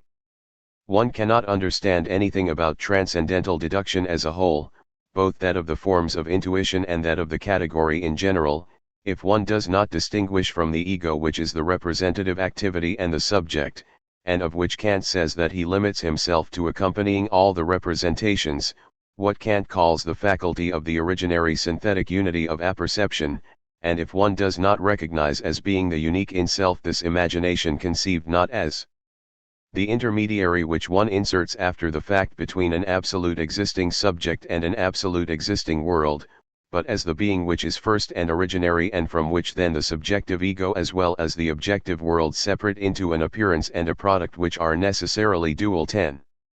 Hegel reconsiders Kant in his own way. He suspects that reason is deeper than the abstract self, but he extends critical thought in a direction which is indicated by Kant himself. Nevertheless, Kantian philosophy remains a purely critical philosophy, a philosophy of external reflection, less external than empirical reflection, which finds only the abstract ego and its empty identity. It ends up lowering the transcendental to the anthropological for not having dared to elevate it to the speculative.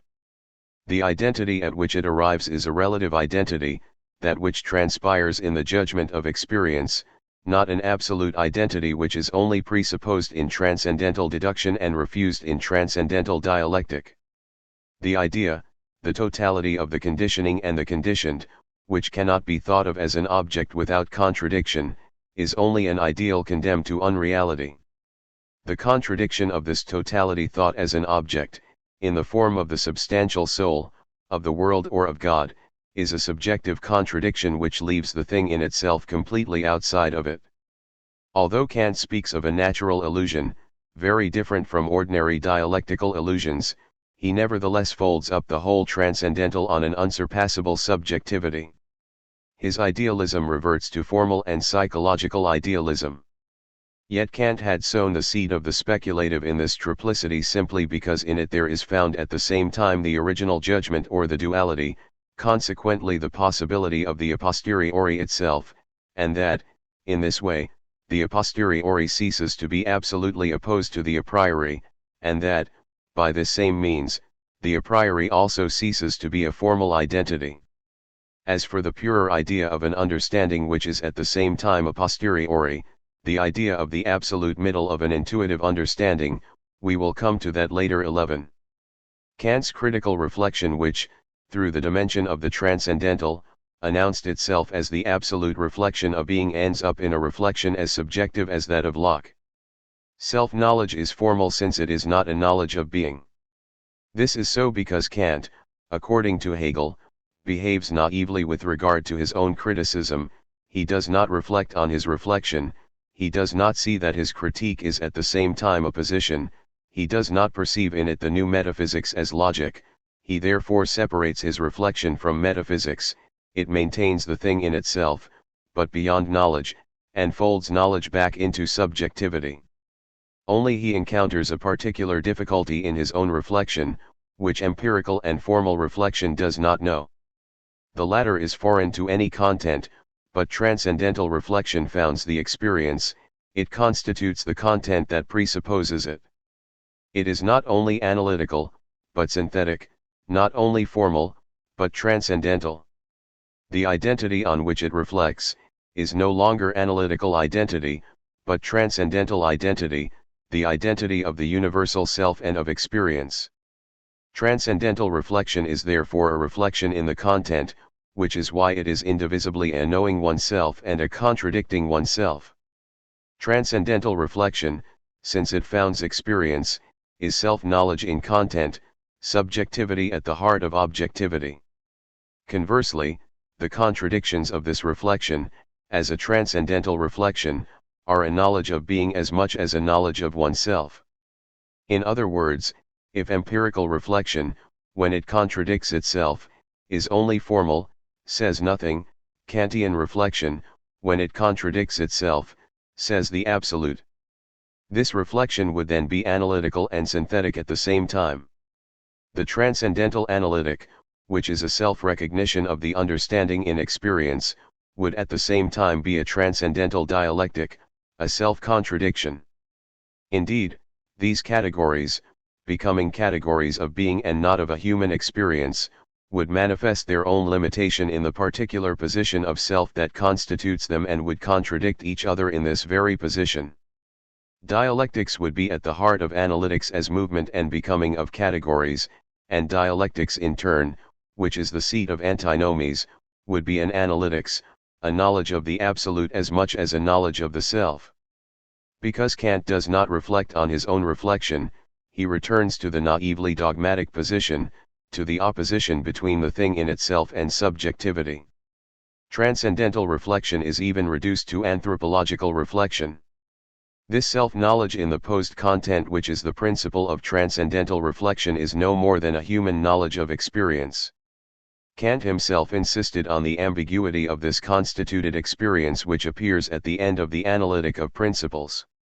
This experience is indeed our experience, since the forms of sensibility are human forms which could have been other and the empirical content is felt hic et nunc.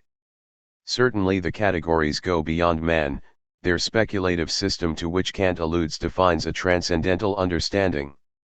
They claim a transcendental use which concerns an object, as the unity of a diversity, but they find, in fact, a legitimate use only within the framework and the matter of sensibility.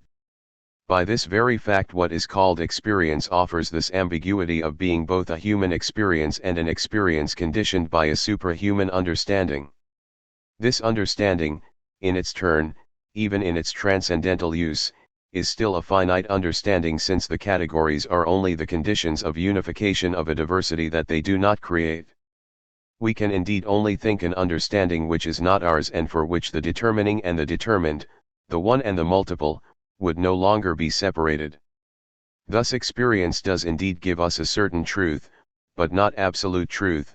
Our discursive understanding is well known in the nature of which it is the foundation, but this nature also presents an immediate character which is not fully determined by thought.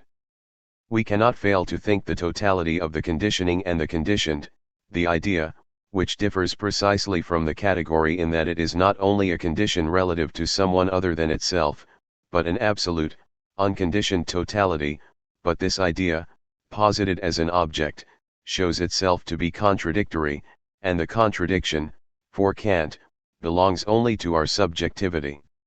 Speculative reflection will, on the contrary, see in this contradiction a contradiction which belongs as much to the object as to the subject, a dialectic which is the very dialectic of being. Hegel insists on the difficulties proper to this transcendental critique. Kant, according to him, baptized understanding with reason in the transcendental deduction of categories which expresses the original unity, the in itself of the two terms, sensibility and understanding, but he treated reason with understanding in the transcendental dialectic. There is therefore an interpretation of Kantianism to which Kant lends his flank which entirely lowers the transcendental to the anthropological. Here is how Hegel sums it up: the diversity of sensibility, empirical consciousness as intuition and sensation, are in themselves something unrelated. The world is a reality that is falling apart, which owes to the sole benefit of consciousness of themselves men endowed with understanding, an objective sequence and a stability, substantiality, plurality, and even reality and possibility, that is to say, an objective determination that man perceives and projects onto things. The essential point to note is this reduction of the transcendental to the human, but how else to understand if it is not being that is reflected?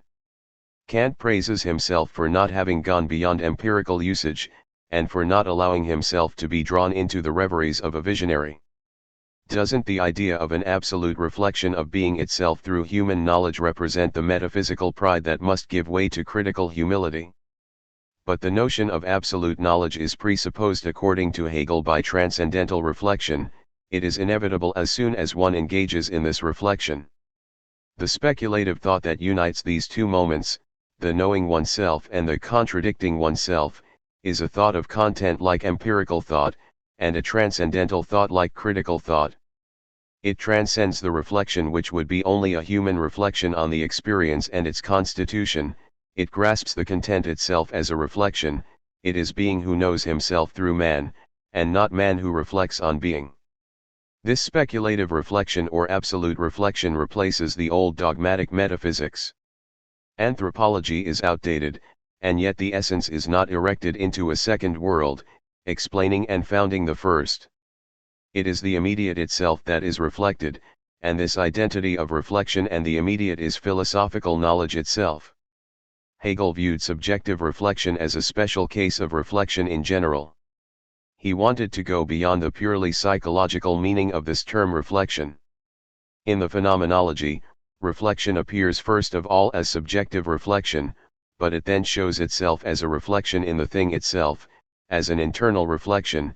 What is now present is the experience according to which the thing presents itself in a determined mode to the consciousness which apprehends it, but at the same time is outside this determinate mode of presentation and is reflected in itself. One can also say that there are in itself two opposite truths. However, these two reflections, subjective and objective, are for Hegel a single reflection. For us the becoming of this object by means of the movement of consciousness is of such a nature that consciousness is itself involved in this becoming, and that the reflection is the same on both sides, or is a single reflection. 13. Finally, in Logique, Hegel considers reflection as the proper reflection of being. Being appears because it negates itself as immediate. The appearance is the negated being, the essence. This reflection of being in essence corresponds to reflection, in the psychological sense of the term, and we find in this logical reflection the various meanings that Hegel gives to the reflection of consciousness, as external or internal reflection. Perhaps the distinction that Hegel makes in the phenomenology between self-consciousness and life can shed further light on this meaning of reflection. Life is the same as self-awareness, but it is in itself what self-awareness is to itself.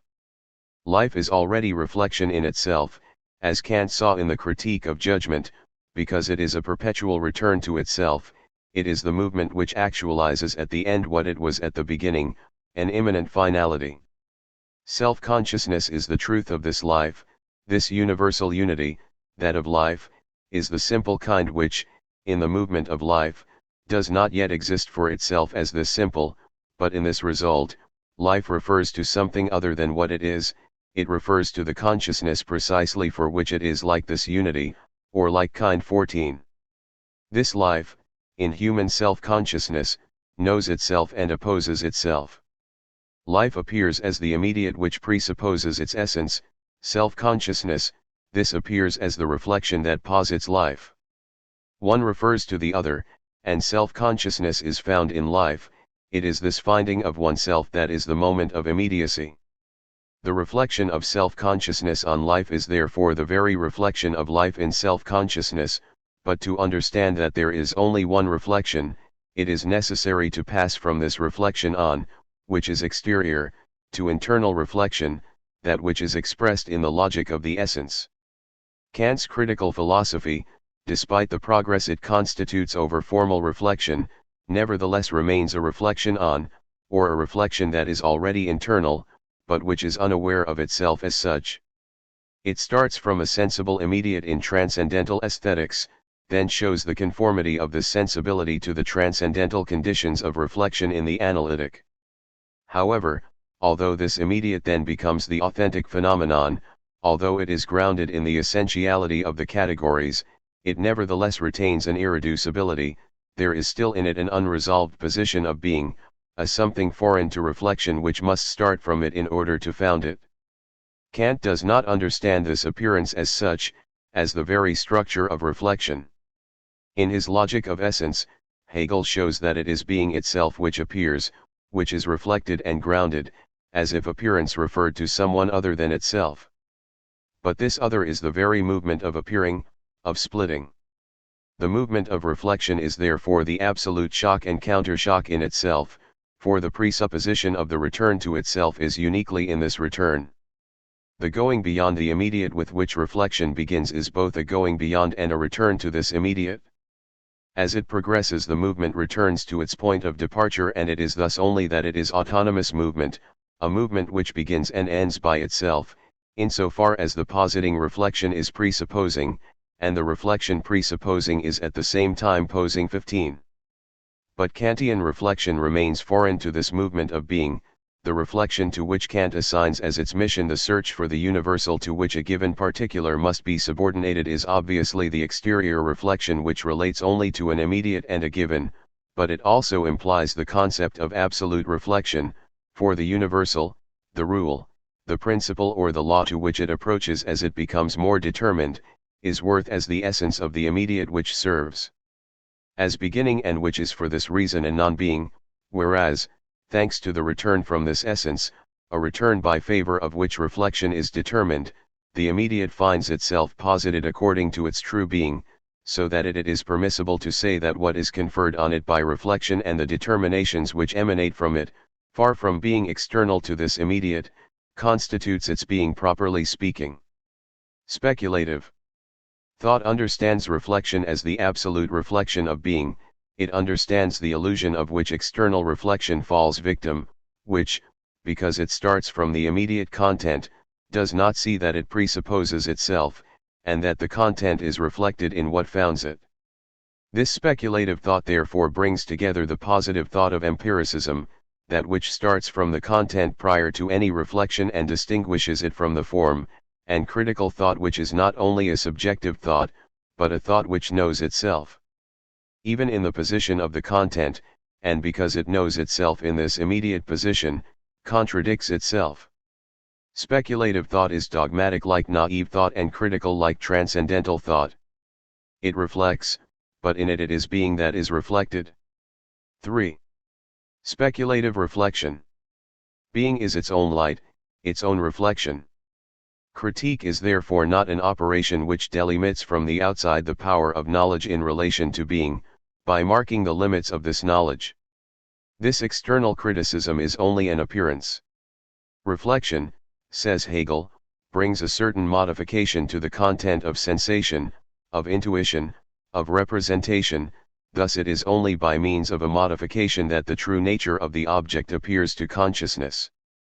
Thus reflection brings out the true nature, and this thought is my activity, therefore this nature is both the product of my mind, as a thinking subject, of myself according to my simple universality, as me remaining in itself, or the product of my freedom. 17. But this thought which reflects true nature is not subjective thought in the ordinary sense of the term, just as this freedom is not individual fantasy. In thought we immediately find freedom, because this is the activity of the universal, an abstract relation to itself, a being close to itself indeterminate according to subjectivity, and which, according to the content, does not is thus found only in the thing itself and its determinations. When, therefore, it is a question of humility, or modesty, or pride, as far as philosophy is concerned, and if humility or modesty consist in not attributing to one's subjectivity anything particular as to the quality and action, it will be necessary at the very least not to accuse philosophy of pride, because the thought according to the content is true only if it deepens the thing, and is not in the form of being or a particular action of the subject, but it consists precisely in the fact that consciousness behaves like an abstract self, freed from all the particularity of qualities, of ordinary conditions, realizing only the universal by which it is identical with all individuals. This freedom is that of the universal which allows thought to reflect in itself and for itself all the determinations of the content.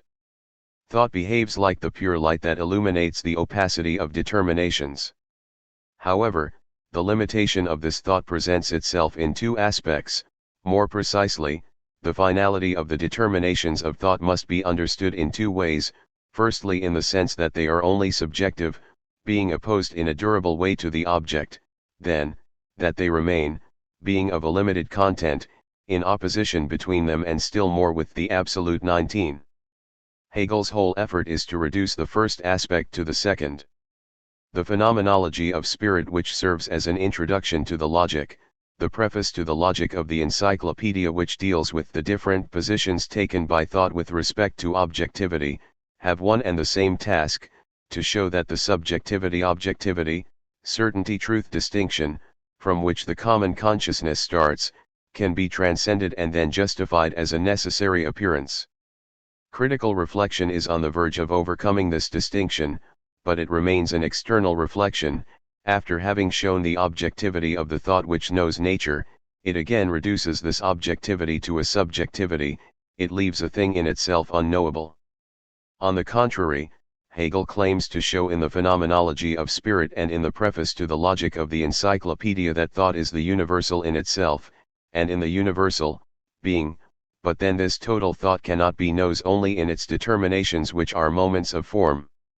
Each of these determinations is finite, not because it is subjective, but because it has a limited content which opposes it to other determinations as well as to the absolute identity of the form. Speculative logic, absolute knowledge, is the reflection of determinations in the midst of the universal, and no longer the subjective reflection of consciousness as such.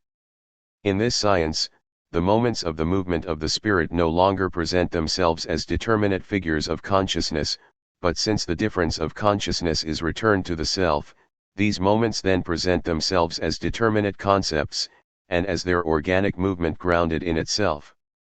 The moment therefore no longer arises as the movement of going here and there, from consciousness or representation in self-consciousness, and vice versa, but the pure figure of the moment, freed from its manifestation in consciousness, that is to say the pure concept and its progression, depend only on its pure determination. 20. Passage. From this subjective reflection to objective reflection, as from external reflection to internal reflection, is the discovery of Hegelianism. It is being itself that criticizes itself in its own determinations, in its own positions of itself. Speculative reflection is therefore also a critical reflection, but it is an immanent criticism, an internal criticism. The speculative logic is only the exposition of this criticism, of this dialectic immanent in the content. It differs from naive empiricism as much as from metaphysical dogmatism, in that it does not realize the determinations of the understanding, does not oppose the specified content to the abstract form, but is the very life of truth in itself and for itself, the being which reflects itself and in reflecting itself posits itself, shows itself as the self. Internal reflection therefore explains external reflection, subjective reflection, but not the reverse. Starting from external reflection which compares, abstracts, subsumes, we cannot really reach the reflection of being, as absolute reflection. Thought which maintains itself in external reflection and which knows no other thought than external reflection, does not manage to conceive identity such as we have just defined it, or what comes to the same thing, the essence. Such thought works only on abstract identity, outside and beside it on difference. She believes that reason is nothing more than a craft on which she outwardly combines and interweaves the warp and the weft. For Hegel, identity is the being that posits itself, reflects itself in itself, therefore contradicts itself, alienates itself, in order to posit itself in its alienation from itself. Such is absolute reflection, which relates to itself as to another and to this other as to itself. We then understand subjective reflection, because it results from this very reflection of being and must join it in order to understand itself in itself. Being appears to itself and this appearing is itself, its identity and its difference from itself to itself, its contradiction which is resolved in its foundation, but a foundation which does not pre-exist this very appearing. This is why reflection and appearance are identified, if we stop apprehending appearance as an immediate being. Appearance is the same thing as reflection, but it is reflection as immediate, for the appearance that has gone into itself, for the appearance alienated from its immediacy, we use this word from a foreign language, reflection. We must therefore take the appearance in itself, and not as the appearance of a hidden being. What Hegel calls the logic of essence is this apprehension of reflection, as a movement of appearing, in which there is indeed a duality, a doubling, that of the being itself which is reflected, but this duality is entirely in appearing, it is not beyond. Thus is re-established immediacy in reflection, reality as self or concept, the concrete unity of mediation. The essence would be like the secret of appearance, but this secret is itself only an appearance. Absolute knowledge means the disappearance of ontological secrecy. For consciousness, there is something secret, in its object, if this object is another or a foreign entity for it, and if it does not know it as itself same. But the only secret is that there is no secret. The immediate reflects and reveals itself as the self. The self is nothing foreign, it is the indivisible unity with itself, the immediately universal. Being reflects itself as itself, and the self is there immediately. Speculative life is therefore the self-understanding of being which is indeed a life, but the very life of the Absolute, not the contemplation of the Absolute, but the Absolute itself in its self-understanding, not only the intuition of the divine, but the self-intuition of the divine. 22. Substance is not that absolute unity for which all content should fall outside of it in reflection, a process that does not belong to substance because substance would not be a subject, an element reflecting on itself even in itself, or would not be conceived as spirit. The absolute reality at which logic arrives, and which is already the concept in itself, meaning, is the unity of essence and existence, of interior and exterior. The possible founds the real as much as the real founds the possible. Being is its own position of itself, reflection in another which would be exteriority, and reflection in itself which would be interiority, merge in this reality which is its own self-understanding. This comprehension of itself in itself, this light of being which is being, in the universality of the absolute form, is logic or speculative philosophy. In it the form and the content are identified. In empirical reflection, the form was the abstract identity which left outside of it all determined content. In the transcendental reflection, this form was already more than the abstract identity, it was determination of the content according to the categories, and the sensible matter showed itself only as the determinable. But the opposition of form and content disappears. The form is first opposed to the essence as the determination to its indeterminate foundation, to its substance. but the essence is not conceivable or expressible only as essence, but also as form and in all the richness of the developed form 24. The form on its side is not only the particular determination, but the complete determination, the negativity. It is the movement which goes beyond the abstraction of its determinations in order to complete itself, to identify itself completely with itself. Thus it is as much the essence as the essence is form. The absolute form is the universal as identity, no longer abstract, but concrete, overcoming the very contradiction of its split.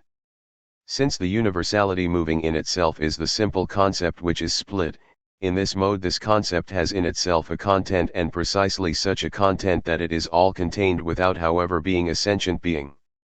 The content, which is the already informed substance, contradicts the form because it is only a moment of it.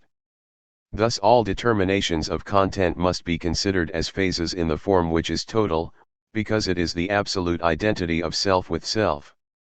This form is the essence, the universal, which is actualized in all its determinations which arise in it, and reduces them to itself, but this essence is form because it is itself only in this movement, in this absolute genesis of itself. The absolute is not a form or a content. This maintained distinction has value only for the empirical consciousness which does not grasp each content of thought as the differential of its integral. It is the inadequacy of the determined content that makes it a moment. It is because he contradicts himself in himself that he becomes. The form is indeed the identity of being or of the self, this identity that the classical rationalists placed at the height of ontology, but this identity is also a contradiction, a split. It is synthetic and not merely analytical. The classical rationalists, such as Spinoza or Leibniz, stuck to the inherence of the predicate in the subject, and this is why being, identical, was not the self. It did not contradict itself, therefore did not posit itself as a determination which, being negation, but negation of the self, negated itself in its turn, or negated its own negation, the infinite negativity which defines the absolute as subject, truth as a life which reflects itself within itself in order to posit itself. The logos, dialectical identity of form and content, becomes the element of philosophy. It is in this element in fact that all the determinations of thought must find their place.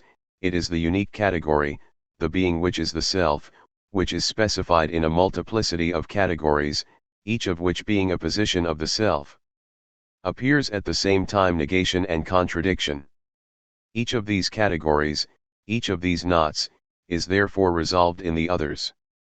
Dialectical discourse, the true in itself and for itself, is thus the bacchanalian delirium of which there is no member that is not drunk, and since this delirium immediately resolves in itself each moment which tends to separate itself from the whole, this delirium is both translucent and simple rest.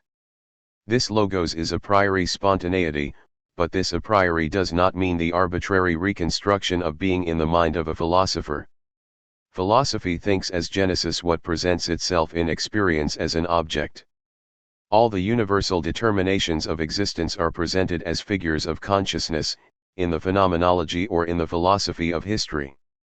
The logos conceives them as the being who thinks himself in his universality, and in thinking himself, also thinks his own alienation in nature and finite spirit. In empirical thought contradiction and negation showed themselves as purely subjective. Contradiction was to be absolutely avoided, but the same is no longer true of speculative contradiction. It is inevitable if the knowledge of being is at the same time knowledge of oneself. This contradiction then no longer arises from a gap in positive knowledge. It is not an illusion, but a necessary moment. Indeed, speculative knowledge is not only directed towards the content posed, but in the content it is still directed towards itself. It is self-knowledge in the content, knowledge of the content as of the self. It is being and meaning. At the same time, intentional and reflexive. The contradiction does not suppress the position of the content to save the abstract identity, rather it suppresses the abstract identity of the content, the only position, by making it an opposition. This posited content opposes itself to itself. In this opposition speculative thought rediscovers the identity, but the concrete identity of the self. The speculative contradiction is the means of transforming the empirical criterion of truth into a criterion that is at the same time formal, logical, speculative. It is alone which conceives and justifies what the critique of pure reason failed to conceive and justify, the synthetic character of analytical thought, the analytical character of synthetic thought. Speculative knowledge is both tautological, like formal thought, and heterological, like empirical thought. Empirical thought is heterological, synthetic, it connects various elements, but speculative thought is reflective heterological, therefore THIRD presents itself for it as the reflection of the same, the opposition, it thinks difference as reflected difference, as essential difference, from self to self.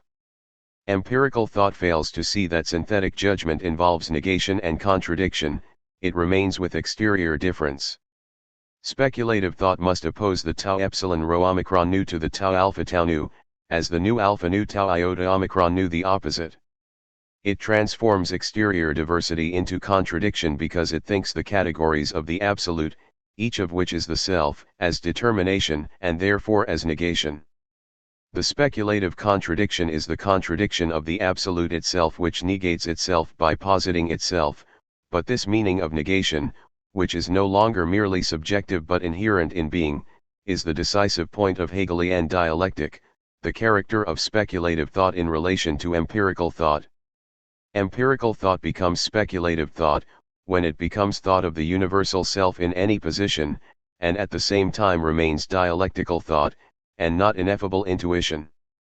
It is this ontological meaning of negation and contradiction that we are going to try to bring to light in the relation of the three moments of the system, logos, nature, spirit. Chapter 3. Absolute knowledge as identity and contradiction. Logos, nature, spirit. Absolute knowledge is not a knowledge like the others, one does not pass in a continuous way from the external reflection to the internal reflection to the being. It is a new dimension that is discovered, the very dimension of being. No doubt Hegel wrote the Phenomenology to introduce self-consciousness into this ether and allow it to live there. He attempted in his Logique to present this absolute knowledge as the discourse of being, his logos. Philosophy must avoid two pitfalls: it must go beyond empirical or even transcendental reflection which remains a reflection external to its object, but it must also avoid getting lost in this immediate intuition of the absolute which is only night. To reconcile reflection and absolute intuition in this way, to show how being merges with its own reflection, this is what Hegel set out to do by writing a speculative logic in which the dialectic is the very dialectic of the being, its reflection in itself. Therefore, reason is misunderstood when reflection, excluded from truth, is not conceived as a positive moment of the absolute one. Kant used dialectics to dismiss a pure appearance. The dialectic was opposed for him as an allusion to the analytical, to the truth of experience. Fichte made dialectics the method for knowing the true insofar as this true was knowable. With Schelling, on the contrary, the dialectic once again becomes appearance, it makes it possible to overcome empirical knowledge and reflection, it constitutes its critique. It is the vestibule of an absolute knowledge which merges with an intuition closer to an aesthetic intuition than to an authentic intellectual intuition. In this, Schelling has the merit of insisting on the incommensurability of empirical or reflexive knowledge, and of absolute knowledge.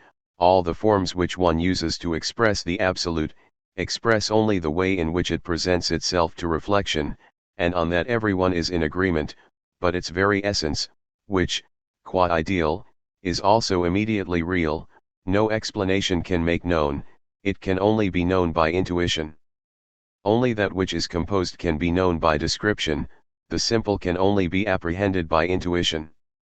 No matter how well we describe light, in its relationship with nature, as an ideal element, which, as such, is at the same time real, we will never make this description known to a born blind.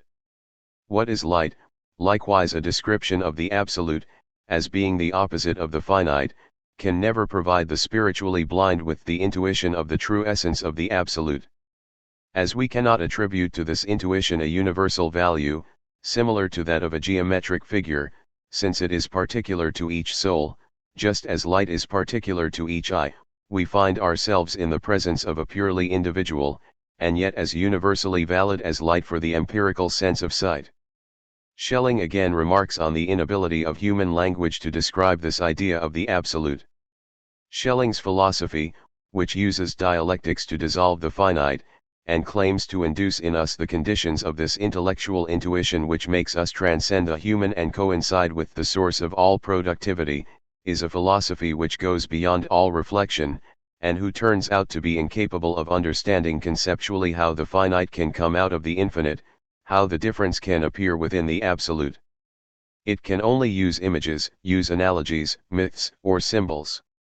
It is the character of this type of philosophy which refers to intuition, to be communicated only by breaking the conceptual language and by substituting the image for it. The latter by its symbolic character refers us both to the sensible and to what goes beyond the sensible, it suggests rather than says.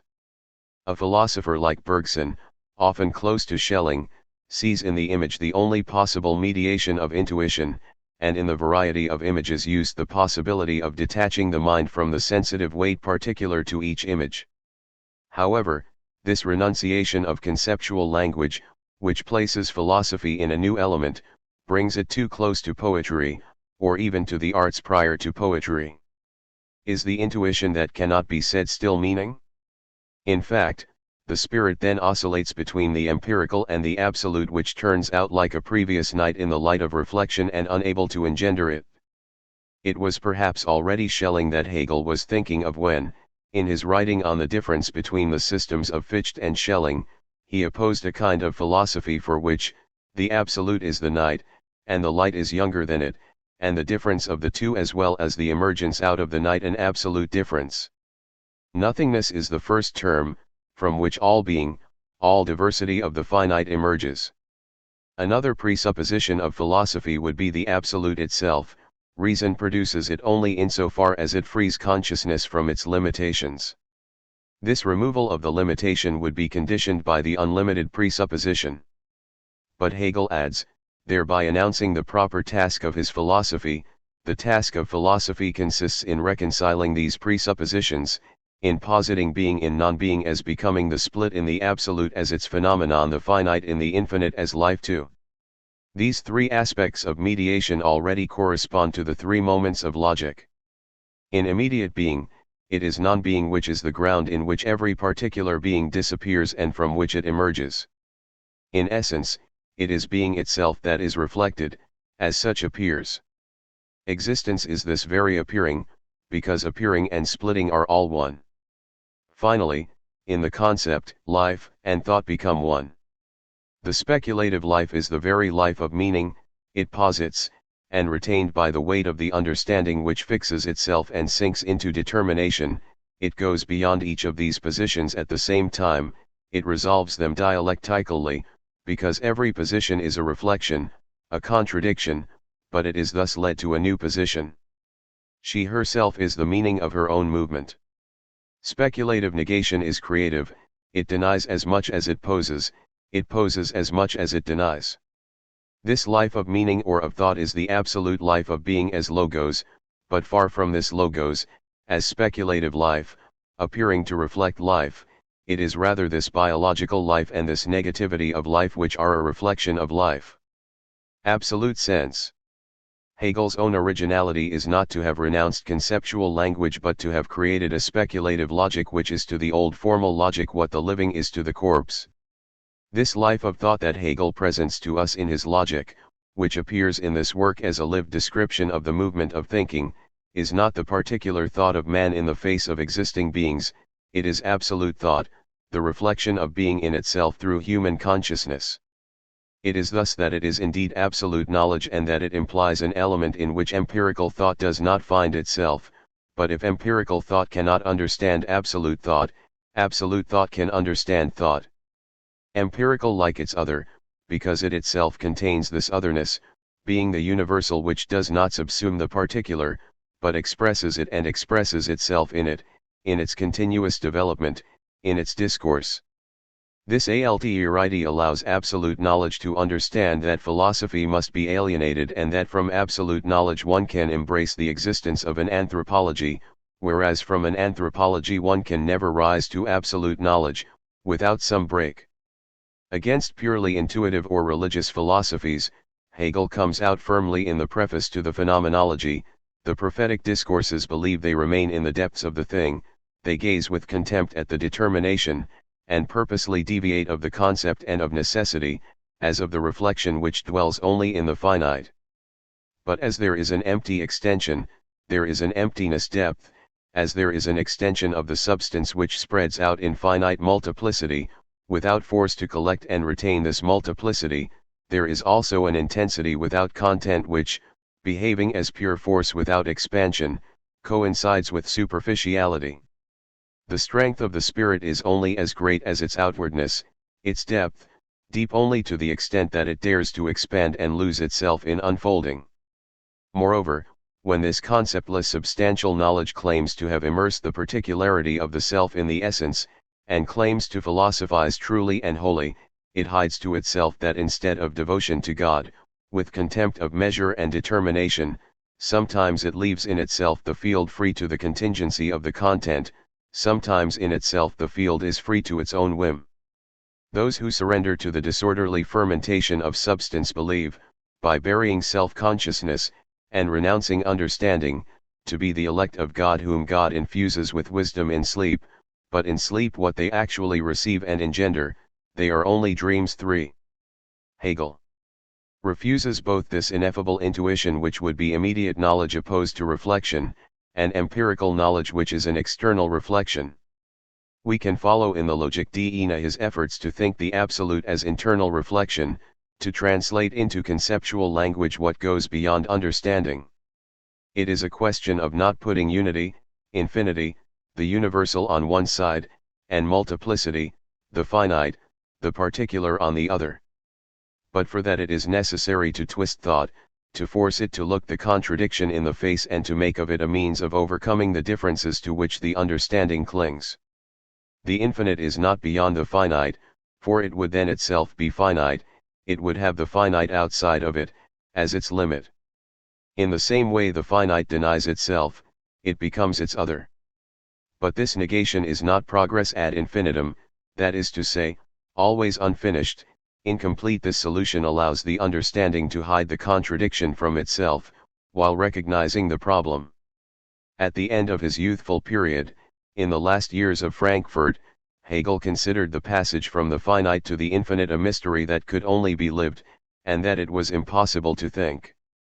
Now, on the contrary, he strives to create a new logic, which states this very passage.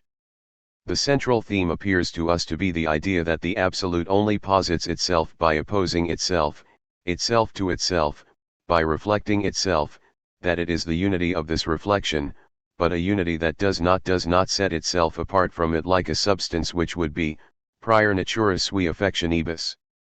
This unity results from the very reflection of which it is the movement, the mediation, it is both the becoming equal of the unequal, and the becoming unequal of the equal.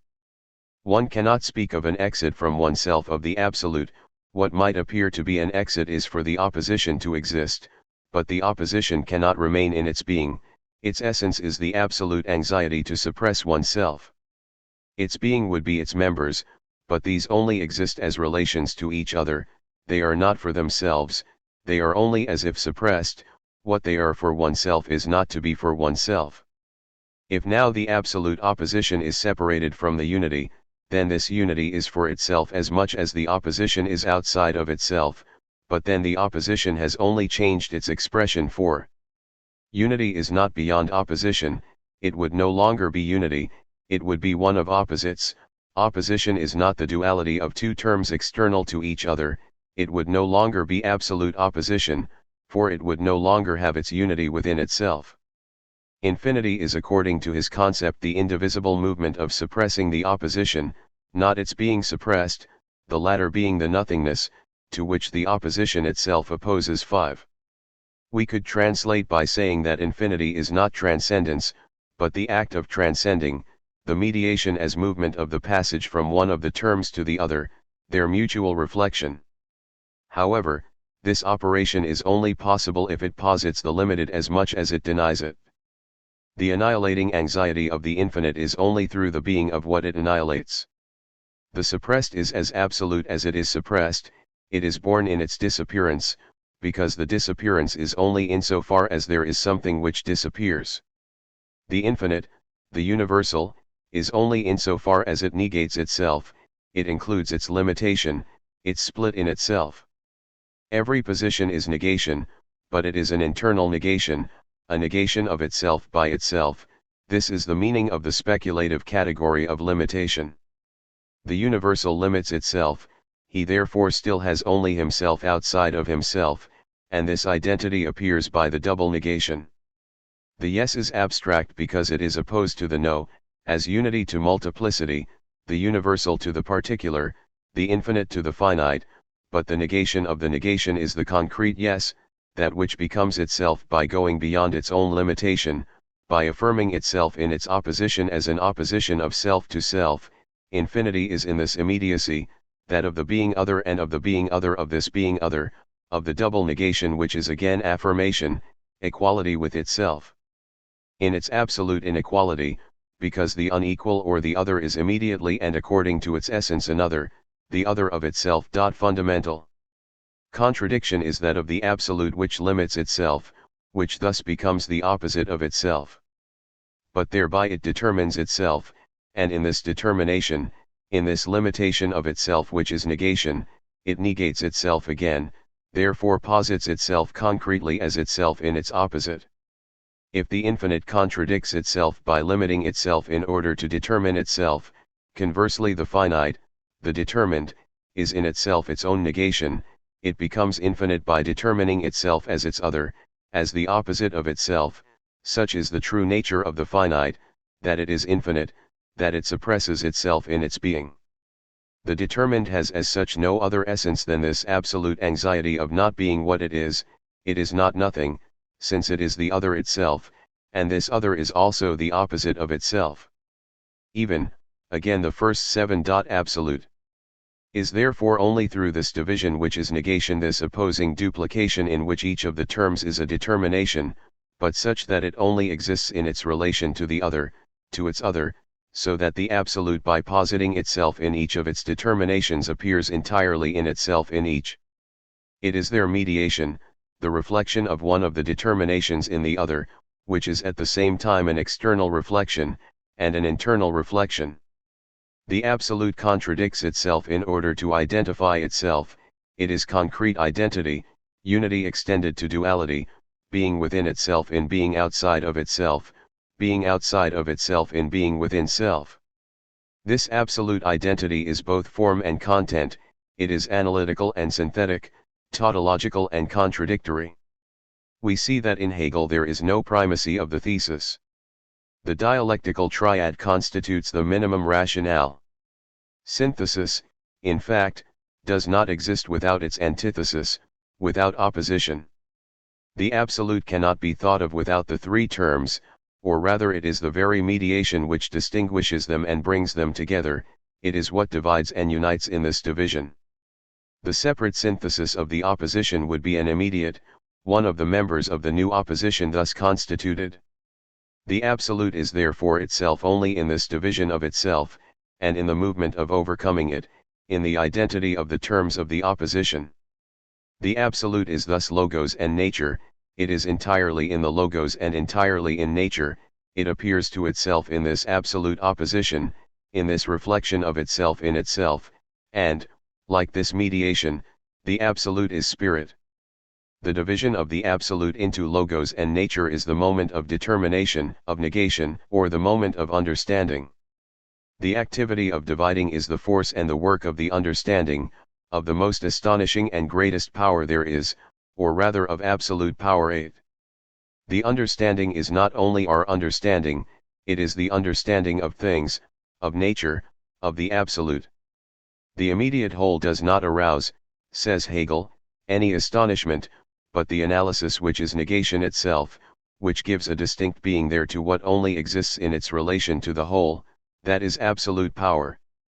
This division is indeed a negation, it is not in fact the separation of the parts exterior to each other, because if they are exterior there is no whole, the division is already made. It is therefore the whole which negates itself as whole, which posits itself in a negation of itself. This negation is what is called determination. In nature and in experience, determinations appear in the dispersion of space and time, they seem external to each other, their relations seem to bind them from the outside. It is through the external reflection of the knowing self that these determinations are identified, distinguished, or opposed. But it is not so in thought. Determination appears at first to be such only because it relates to something else, and its movement seems to be imprinted on it by some foreign power, but precisely in the simplicity of thought itself is implied that determination has its being other in itself and that it is self-movement. Indeed, the simplicity of thought is thought moving and differentiating itself, it is its own interiority, the pure concept.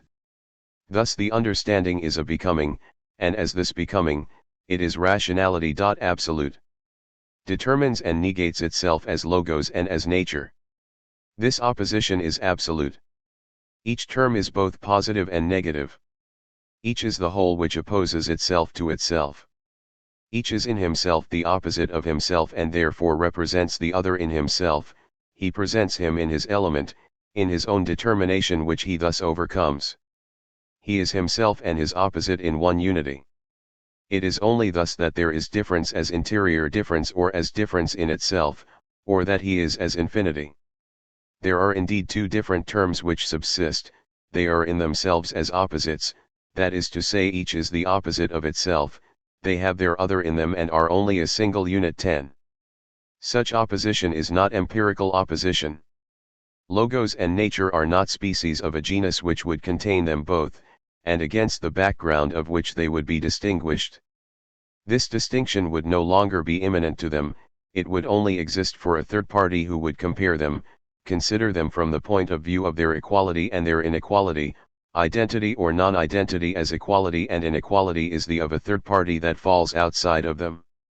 If I distinguish, for example, the ellipse and the parabola, it is for me that they are equal as curves of the second degree, or sections of a cone, it is also for me that they are unequal insofar as one is a closed curve, the other open, etc. It is I who compare them, and it is in me that both their equality and their inequality fall. If I want to grasp this inequality and this equality together, it is then on myself that I reflect, it is I who carry both one and the other at the same time, and it is therefore myself that I am comparing to myself even, it is I who oppose myself and distinguish myself from myself. The self is thus the true concrete identity which identifies itself in its difference, and distinguishes itself in its identity. It is he who thinks about himself. But with respect to the curves considered, this reflection is external, as it is for the empirical differences. The formula of identity A equals A, is not the true identity, because it supposes the difference of the form and the content.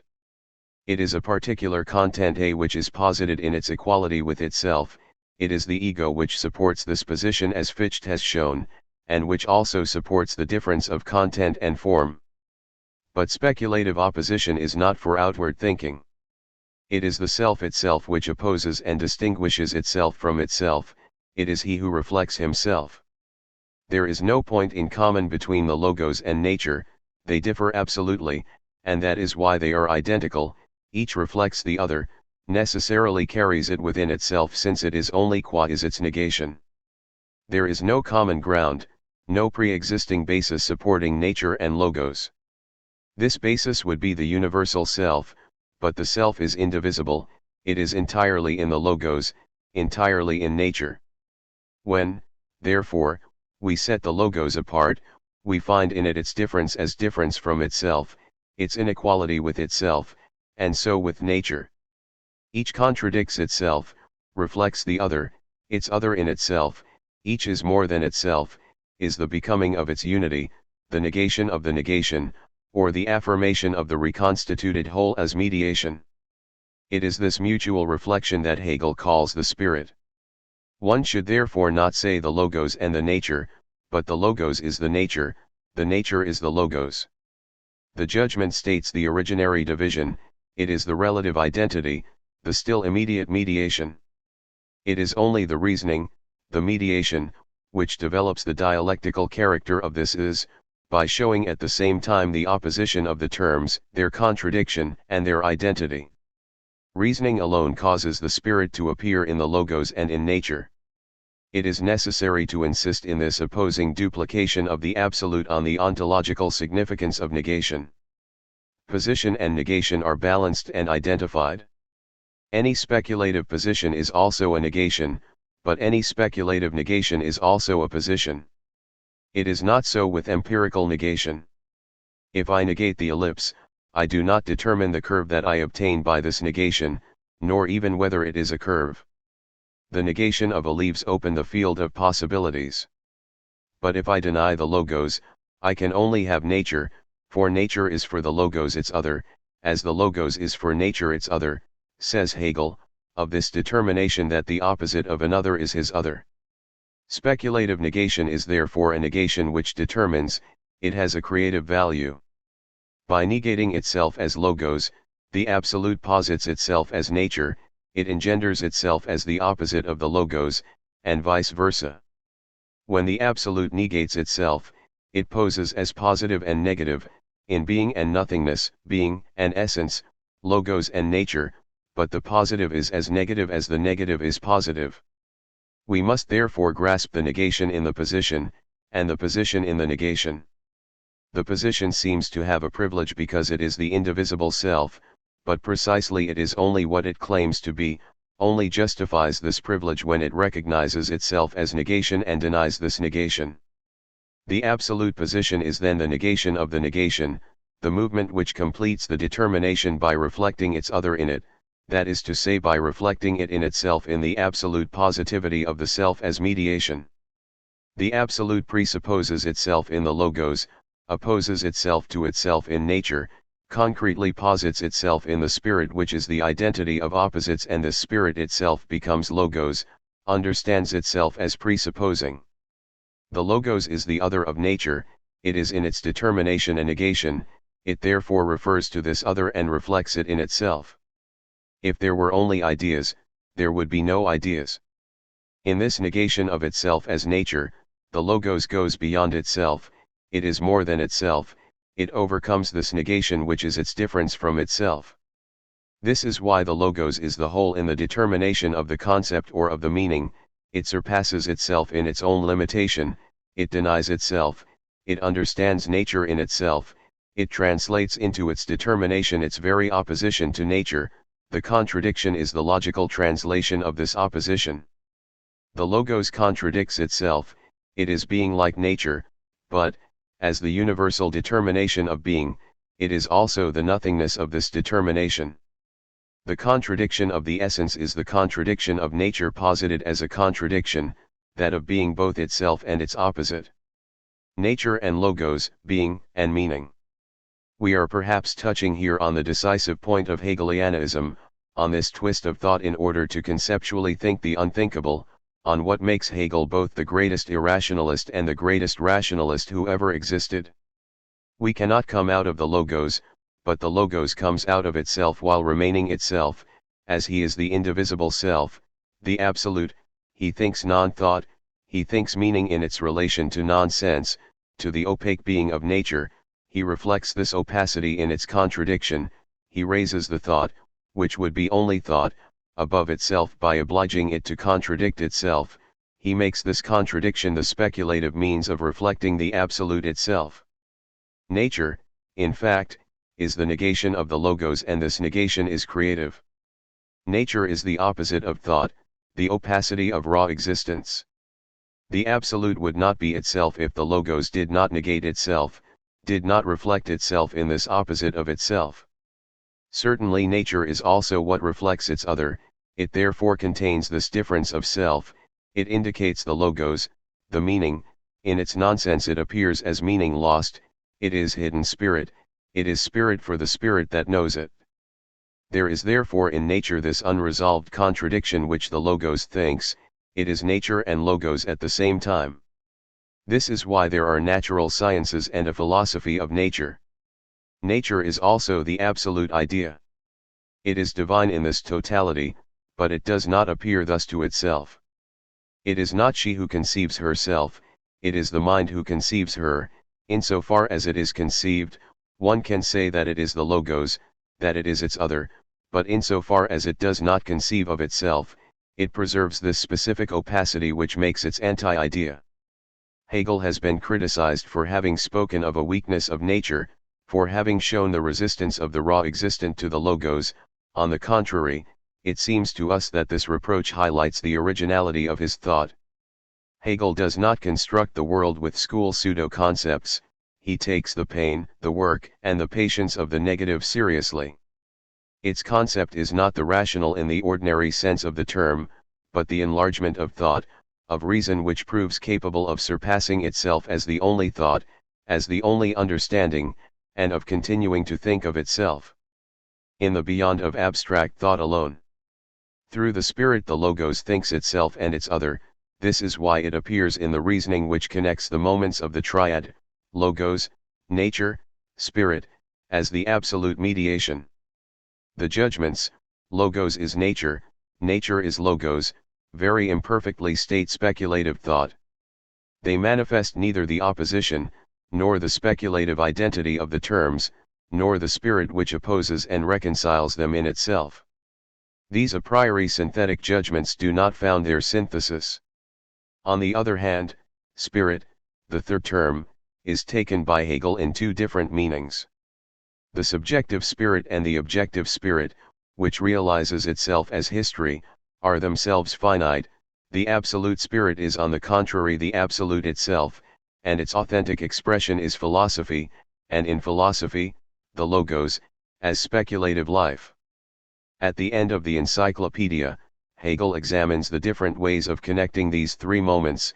Each of them, since the absolute is mediation, must be able to present itself as being the mediation, but the three syllogisms which result from it are not equivalent. In the first, it is nature that serves as the middle term. The spirit comes out of the depths of nature, and the Logos appears in it through nature. The concept has here, the external form of the passage, the process appears as an event. Mediation is represented as an immediate necessity in the element of nature. The freedom of the universal which becomes for itself in the spirit appears only as a product in one of the extremes. This immediate aspect disappears in the second syllogism where the spirit serves as a middle term. This mediation is that of the reflection of one of the moments in the other, of nature in the Logos, and of the Logos in nature. It is the spirit, but a spirit which remains finite, which illuminates the opacity of natural existence in the light of meaning. But reflection cannot be reconciled with the immediate. The opposition and the identity of the moments do not come together completely. This is why the authentic mediation is that of the Logos of the reason which knows itself. It divides itself into spirit and nature, it confirms itself in knowledge and in objectivity. It was the presupposition of nature, it becomes as philosophy the position which posits its own presupposition and understands itself and its other. Thus this speculative life of the Logos is the light which illumines itself, and illumines nature and finite spirit. It is she who is the immediate and the reflection at the same time. The existence of the Logos is reflected in nature and in the spirit. 11. The absolute thought as mediation, inner reflection, discards any false original problem. Each of the moments refers to the others. None is isolated. But it is in the existence of the Logos that this reflection of the absolute thinks itself. The Logos says itself as itself and as the opposite of itself. He knows himself as himself in his own negation, he thinks the power of the negative, and it is through it that he is divided and surpasses each of these determinations. It is this power of negation in the speculative that we must oppose to the use and meaning of negation in empirical thought. Chapter 4. Empirical negation and speculative negation. Until being exalts the strange. All power of nothingness. Hegel's philosophy is a philosophy of negation and negativity. The absolute exists only by determining itself, that is to say by limiting itself, by denying itself. The Logos is the absolute which abstracts itself from itself, separates itself from itself as nature, and thinks itself, but this thought surpasses itself, it is more than itself, it overcomes its negation or its limitation, and becomes by contradiction the very thought of its other.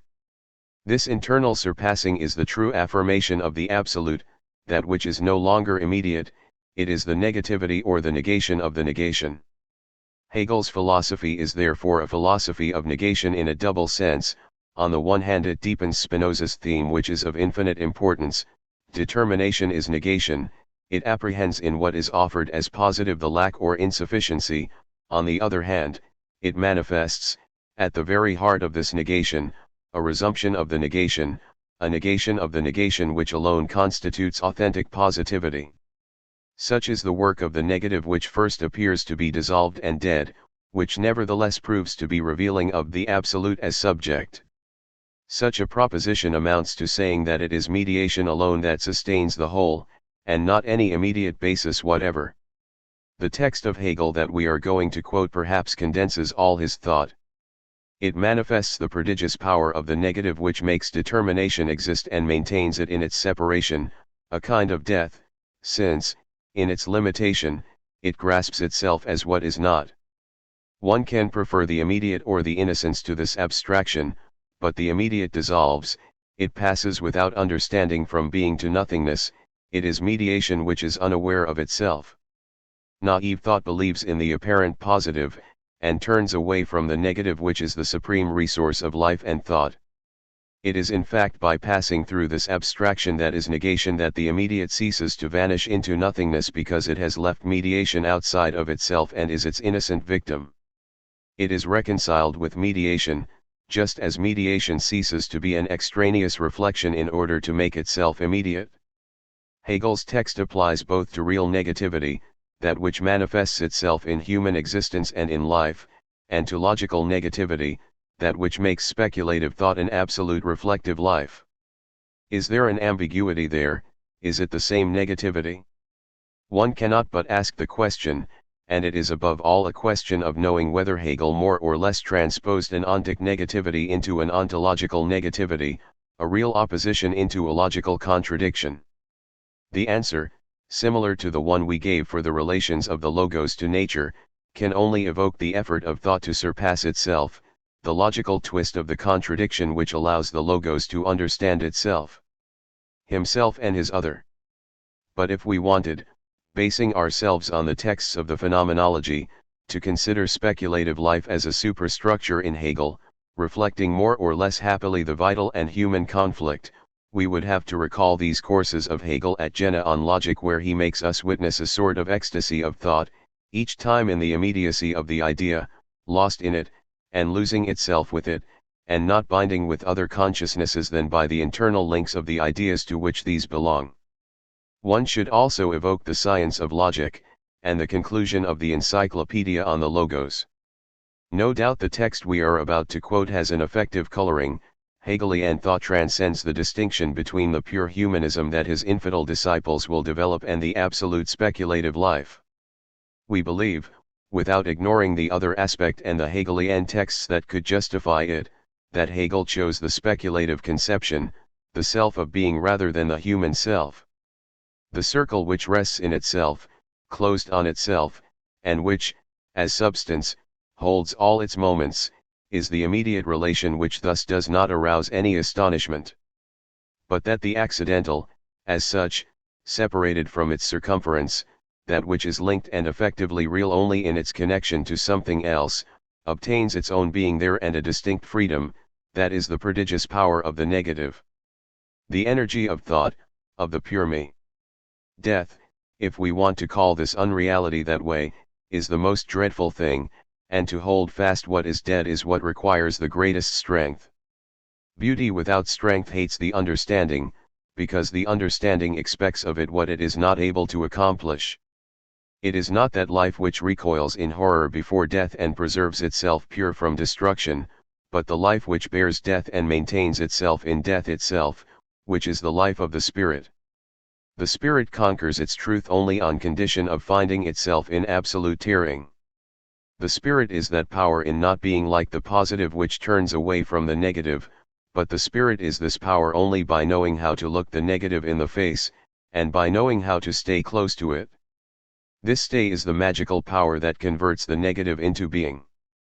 This power is identical to what we named subject above, subject which, by giving in its own element a being there to determination, goes beyond abstract immediacy, that is to say the immediacy which is only in general, and thus becomes the authentic substance, the being, or the immediacy which has no mediation outside of itself, but which is this very mediation. Text opposes speculative thought, which accepts the understanding, and goes beyond it by passing through it to the naive and empirical thought which believes in privilege of the positive, by repressing the negative as if it were nothing.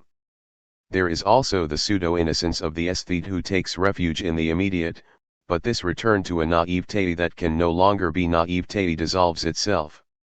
Empirical thought refuses to see negation in being, it tries to exclude it, or, when it cannot succeed, it reduces it to a subjectivity which is nothingness. It explains negative judgment by an attitude of the human conscience which is regret or hope, which is dialectical in the bad sense of the term, that is to say which concerns only a dialogue with other men, a way of warning them against a possible error, or to correct their actual errors. But this consideration of the negative would only concern men and would have no ontic or ontological value. Only the affirmative judgment would be the form of truth. Being is, non-being is not. Even when an intellectualist philosopher recognizes the value of negative thought, he sees in it only a value of thought, a means for it to liberate itself and rejoin being by a detour, but this negativity would only concern thought and not being itself. If we could say to think is to generalize, can we not say with as much reason and more depth, to think is to oppose? What characterizes thought is the faculty of paralleling affirmation and negation. Being, the thing, is in an always positive sense. Thought frees itself from being by giving meaning to non-being. What is not is an object of thought in the same way as what is to being. The originality of Hegel is to refuse both this purely human explanation of negation, which one finds for example in Bergson, as well as this particular privilege granted to thought, which would maintain nonetheless that, the thing is always in a positive sense. It is however a paradox for empirical thought to speak of a negation at the very heart of being. However, things are distinguished from one another, and it is from this distinction that we must start in order to understand negation in being and in thought, even before studying the meaning of negative judgment in empirical thought and in speculative thought. The immediate intuition of the sensible already contains negation in the form of pure becoming. If we stick to the most elementary description of sensible certainty, we find that the sensible this passes, day ceases to be day, and night succeeds it. This perpetual passage from one sensible this to another sensible this is a disappearance and an appearance. Disappearance is incontestably a negation. It is true that to see it, we must admit the existence of a being who remembers and compares the past to the present, in terms of the past. To imagine that something has disappeared, it is not enough to see a contrast between the past and the present, one must also turn one's back on the present, and think of the contrast of the past with the present in terms of the past only. Without including the present 3. It must be said that the night was there, and therefore it is no longer there. Bergson, it is true, thinks that for a mind which would purely and simply follow the thread of experience, there would be no vacuum, no nothingness, even relative or partial, no possible negation. But he adds, let us endow this spirit with memory and above all with the desire to dwell on the past. Let us give him the ability to dissociate and to distinguish. He will no longer just note the current state of passing reality. He will represent the passage as a change, consequently as a contrast between what was and what is. And since there is no essential difference between a past that we remember and a past that we imagine, it will quickly rise to the representation of the possible in general. What is essential here is undoubtedly the representation of the passage as a change, and the faculty of dissociating and distinguishing the two characters are equivalent. Let us substitute for the pure being of Parmenides, or for the continuous duration of Bergson, a multiplicity of beings, or a succession of phases, such that one becomes for us a past distinct from the current phase, then we will have to speak of change, of a night which was there and which is no longer there. This means that disappearance presupposes dissociation and distinction. But does Bergson place this faculty of dissociating and distinguishing only in our minds? Are there not for him living bodies which are more or less individualized in the continuity of reality, directions in the evolution of life which, confused at the start, then accentuate their divergences, while remaining complementary, for example the torpor of the plant, the instinct of insects, the intelligence of vertebrates? Lastly, isn't matter, as he defines it, characterized by an incompletely realized tendency towards the exteriority of the parts, towards the fragmentation that our mind pushes to completion? But if Bergson grants us that dissociation and distinction are also in things, in being, in duration, and perhaps in the absolute principle, he must introduce negation into the universe and into the absolute itself, because negation and distinction imply each other, as Hegel tried to show. If passage is also a change, the most naive consciousness therefore knows negation in its immediate form. It knows the nothingness of being and the permanence of being in its very annihilation. It knows the immediate mediation which is temporal mediation, the hopes of tomorrow and the nostalgia of yesterday. But this negation in the sensible does not strike because it is immediate, and because the perceiving understanding tries to overcome it. In effect, it substitutes for this diversely colored becoming determinations and determinate things which sustain the change.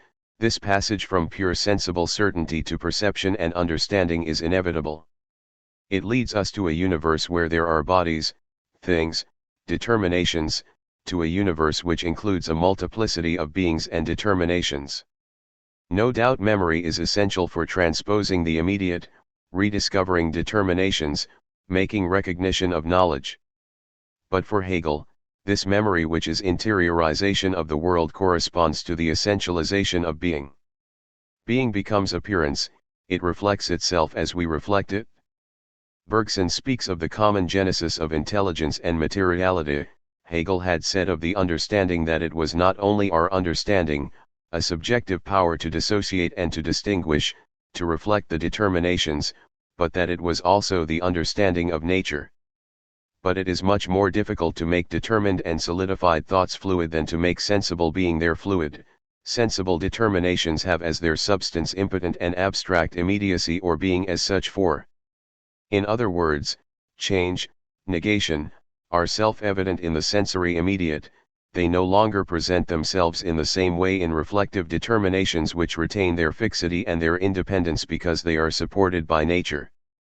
Understanding, or because subjectively, the self arises in them and maintains them in their identity. This reflection of the immediate in a universe where there are diverse beings and relationships between these beings leads us directly to the mutual implication of diversity and negation, to the stubborn refusal of empirical thought to recognize this implication, while speculative thought takes hold of it, thereby justifying the identity it establishes between the reflection of being and the reflection of thought. It is interesting to show, before posing the problem in all its generality, that Bergson, who criticizes the ideas of nothingness and negation by seeing in them only a human illusion, explicitly admits negation not only in things, in life, but in the absolute principle itself which he places at the source of creative evolution. This principle is in fact inverted when it is interrupted. There are thus two movements, two possible orders, and only two because one is the inverse of the other. Only Bergson starts from the primacy of the thesis. One of the orders, the creative and living order, is the positive order in itself. The other, which results from the interruption of the first and which is its inverse, is the negative order in itself. The only possible mediation then appears as an effort within the second to rediscover the first.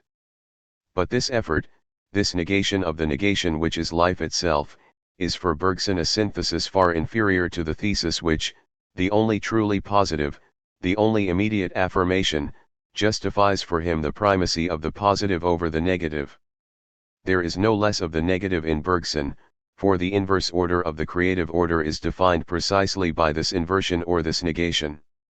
It is Bergson himself who says it explicitly: everything that appears positive to the physicist and the geometer would become, from this new point of view, an interruption or inversion of true positivity that would have to be defined in psychological terms. Certainly, if we consider the admirable order of mathematics, the perfect harmony of the objects with which it deals, the logic immanent in numbers and figures, the certainty in which we are, whatever the diversity and complexity of our reasonings on the same subject, to always fall back on the same conclusion, we will hesitate to see in properties of such positive appearance a system of negations, the absence rather than the presence of a true reality. 5. Bergson, if he refuses to negative judgment and ontological meaning, does not therefore misunderstand negation, the negative in the real.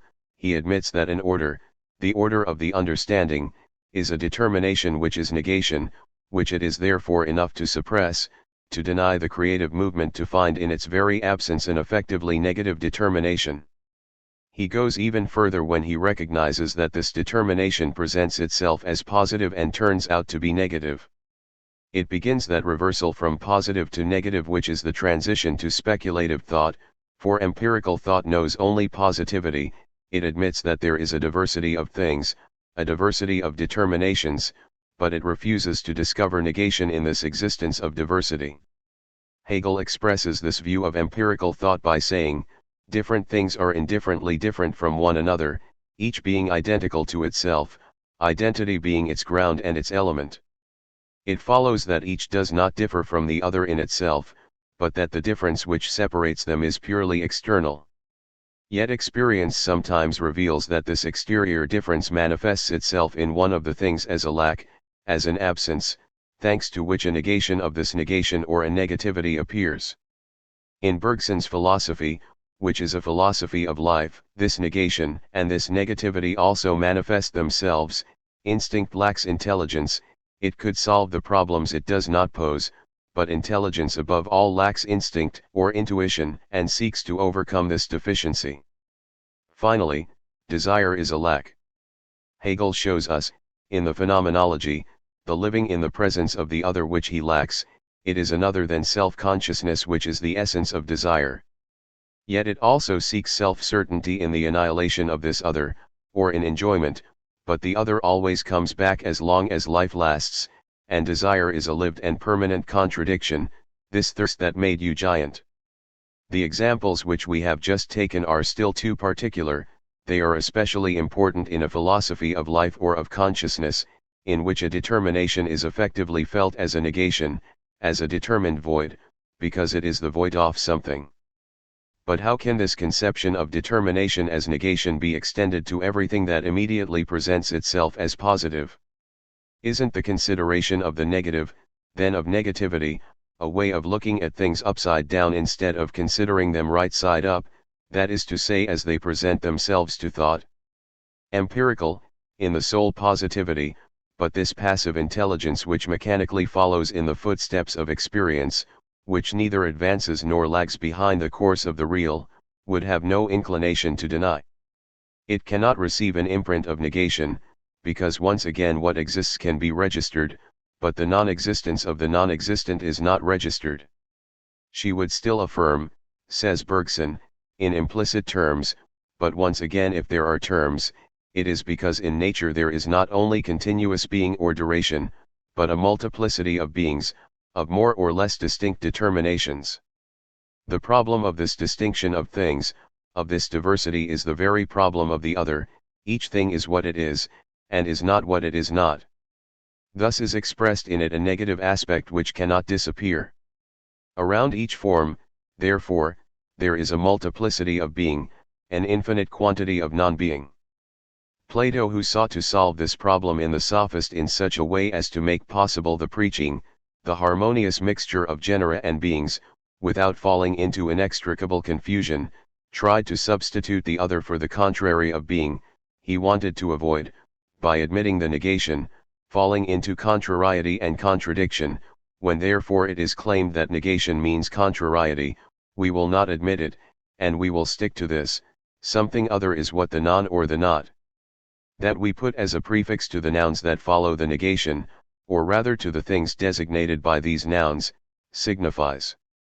Non-A signifies everything that is not A. Plato seeks between beings the relations and the non-relations which are capable of defining a true discourse. The dialectician is for these relationships what the musician is for sounds, and for high and low tones, isn't it the same? Which ones combine, which ones not, he who possesses the art of knowing it is a musician. By recognizing THIRD-WORLDISM, Plato hopes to discover the eternal measure that allows different genres to participate in each other, in a true order, in its own way. It excludes contradiction in these mutual relations. On the contrary, the Hegelian dialectic will push this otherness to the point of contradiction.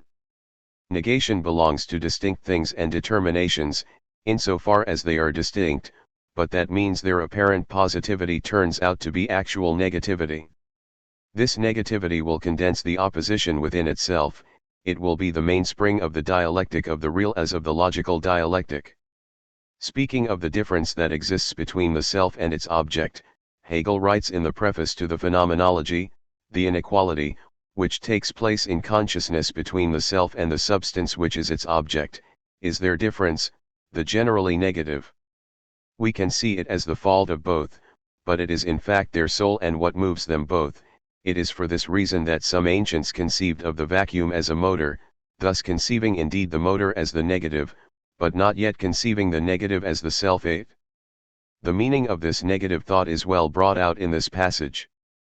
Platonic THIRD allows an immobile dialectic, a dialectic that does not yet have the self as its driving force, but the Hegelian dialectic deepens THIRD in opposition, and opposition in contradiction.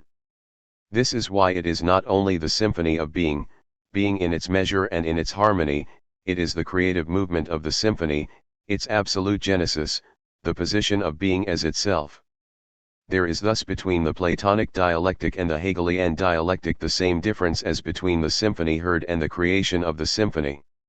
One is being contemplated in its agreement and its consonance, the other is the progression of being which posits itself and understands itself by positing itself, identifying with itself in its internal contradiction. It is this movement that is expressed by the transformation of diversity into opposition, and of opposition into contradiction.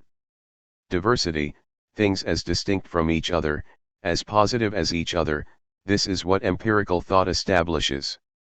One must already reflect to discover that a thing which differs from another, and from all the others, is by that very fact a thing which contains negation. Yet empirical thought knows difference as well as identity, but it does not yet know inner or essential difference, any more than concrete identity. Difference therefore becomes for it the indifferent diversity of things. It is immediate difference, where the distinct terms are, each for itself, what they are, indifferent to their relation to the other, a relation which is consequently exterior to them. 9. As the light disperses in the prism, so the being shows itself broken into multiple fragments, the difference which is the difference of identity is scattered in a multiplicity of terms external to each other. The difference is realized. Logic knows this scattering, as the logos of diversity, a diversity that nature realizes in superabundance. He made himself the one who dissipates. In consequences his principle. In stars his unity. This diversity is the unity of identity and difference, the difference is taken in the identity which becomes its basis. Each thing is what it is, and yet it is a determinate thing. But empirical consciousness takes this unity as immediate, difference thus conceived as unity of itself and of identity is in itself determined difference. It involves neither transformation into another, nor relationship with another that would be exterior to it, it has its other, identity, in itself, just as identity when it has received the determination of difference, far from getting lost in it as in another, it preserves itself there, is its reflection on itself and its own moment. 10. Existence are therefore there, each for itself, each identical to itself and different, but different from the other existence. Moments fall not into the same thing, but into different things. The contradiction which is in the objective essence in general is distributed into two objects. The thing is therefore in itself and for itself equal to itself, but this unity with itself is disturbed by other things. Thus the unity of the thing is preserved, and the being other is maintained at the same time outside of it as outside of consciousness. 11. All of Hegel's effort will focus on the reduction of this indifferent diversity to opposition and contradiction. We cannot, however, accept this criticism too often formulated against Hegelianism, of neglecting qualitative nuances in order to sink arbitrarily into opposition, the arbitrary translation of otherness into contradiction. Here we grasp on the spot the peculiarity and perhaps the profound flaw of Hegel's thought. It only wants to know the difference between the positive and the negative, and the differences in quality, it misunderstands them. By comparing them she will not say that they are simply other, she limits herself to finding them contradictory because they are not identical. 12. Hegel perfectly recognizes dispersion in space and time, and his logic includes the moment of indifferent diversity, but only as a moment. The opposition is inevitable because there is not only a multiplicity of things, finite modes, or monads, but because each is related to the others, or rather to all the others, so that its distinction is its distinction from all the rest. It is the complete distinction of a thing which links it to the whole universe, which reduces the differences to the essential and interior difference, the difference between a thing or a determination and its other. This duality is the speculative duality, the fundamental double. It is this that we still vaguely glimpse in the dissolution of finite things. There is nothing unique in nature that is not given something more powerful and stronger. But if anything is given, another more powerful, by which the first can be destroyed, is given. 13. It is nature that we see in the empirical oppositions, always incomplete, because nature is the element of exteriority, that in which the absolute idea has won its full freedom, having withdrawn from the relation of self-certainty. 14. It is therefore not a question of refusing the varied nuances and the concrete inequalities of the existing ones. The science of nature observes these existents, classifies them and links them to each other, but its observation can never grasp the passage itself, the mediation. Observation transforms into static being what is generated and made, what is self-understanding. It displays on the surface the authentic genesis which in the relationship to the other sees the relationship to oneself arise, in the difference the identity. Empirical thought knows only exteriority or separate interiority. It cannot discover without surpassing itself that from one and the same point of view the object is the opposite of itself, for itself as it is for another, and for another as that it is for itself. 15. Diversity is reduced to opposition insofar as it is reduced to duality, in which each term relates essentially to its other, and the difference becomes their difference. We have seen Bergson spontaneously rediscover something of this speculative principle when he places a duality in the creative source, then the other of the creative principle is its other, it is therefore its negation. But the reciprocal is not true for him, which is why his philosophy is sometimes a monism, sometimes a dualism, without thinkable conciliation. Experience furnishes us with examples and like images of the speculative opposition of positive and negative, and we know well from Kant's essay on negative magnitudes that the negative is just as positive as the positive is negative. But the real opposition is always imperfect, because it is incomplete, it leaves out part of the experience. But the Logos thinks this very incompleteness, he understands diversity as diversity, he gives it its place and sees it necessarily being concentrated in a series of oppositions and contradictions, for there is only one thing in itself which is absolute genesis of self, position of one's own identity in self-difference. The transition from diversity to opposition can show itself in two ways. On the one hand, diversity is reflected in the knowing subject, which becomes the basis and terrain of the opposition. On the other hand, external quantitative diversity is concentrated in intrinsic difference, the discernible of Leibniz, and this intrinsic difference becomes the very opposition of the thing, its internal contradiction. Diversity is such only for a subject external to diverse things. Because of the indifference of the distinct terms with regard to their difference, the latter is carried outside of them in a third element which compares. This external difference is like identity of the elements in relation equality, like their non-identity in equality. 16. Identity is transposed into the equality of diverse things, difference into inequality, but the measure falls outside of them. It is the knowing self that becomes this measure in a reflection alienated from itself. Whether or not one thing is equal to another, it matters little to either of these things. Each of them relates only to itself, each is what it is in itself and for itself. Identity or non-identity, as equality or inequality, is set in relation to a third party which is exterior to the two terms of comparison. 17. Letting things subsist in their unaltered positivity, thought takes upon itself the movement of comparison. In this reflection external to itself, equality and inequality appear as being unrelated to each other. And it separates them while relating them to one and the same term using expedients such as, for as much, on one side or the other, taking into account the differences to which equality and inequality are related are therefore equal on one side, unequal on the other, and insofar as they are unequal, they are not equal. Equality relates only to itself and inequality is also only inequality. But in this case, the exterior difference suppresses itself, because equality is such only in relation to inequality and vice versa. The point of view of equality never meets the point of view of inequality, and each of these points of view no longer means anything by itself. It is as unequal that things can be equal, as equal that they can be unequal. Thought tenses and relaxes in similarity and dissimilarity, it supports its own opposition. This is why the contradiction that one refuses to things withdraws into the sole subjective activity which compares them. The unity of equality and inequality is thus eliminated from the thing, and one establishes as being a reflection external to the thing its own reflection and that of equality and inequality in itself. It is this external reflection which thus in one and the same activity distinguishes the two aspects of equality and inequality, which thus contains them in the same activity, thus allows one to appear in the other, to be reflected one in the other. The care we are used to taking with things, watching only that they do not contradict each other, makes us forget that here, as elsewhere, the contradiction is not therefore resolved, but pushed back elsewhere in the world.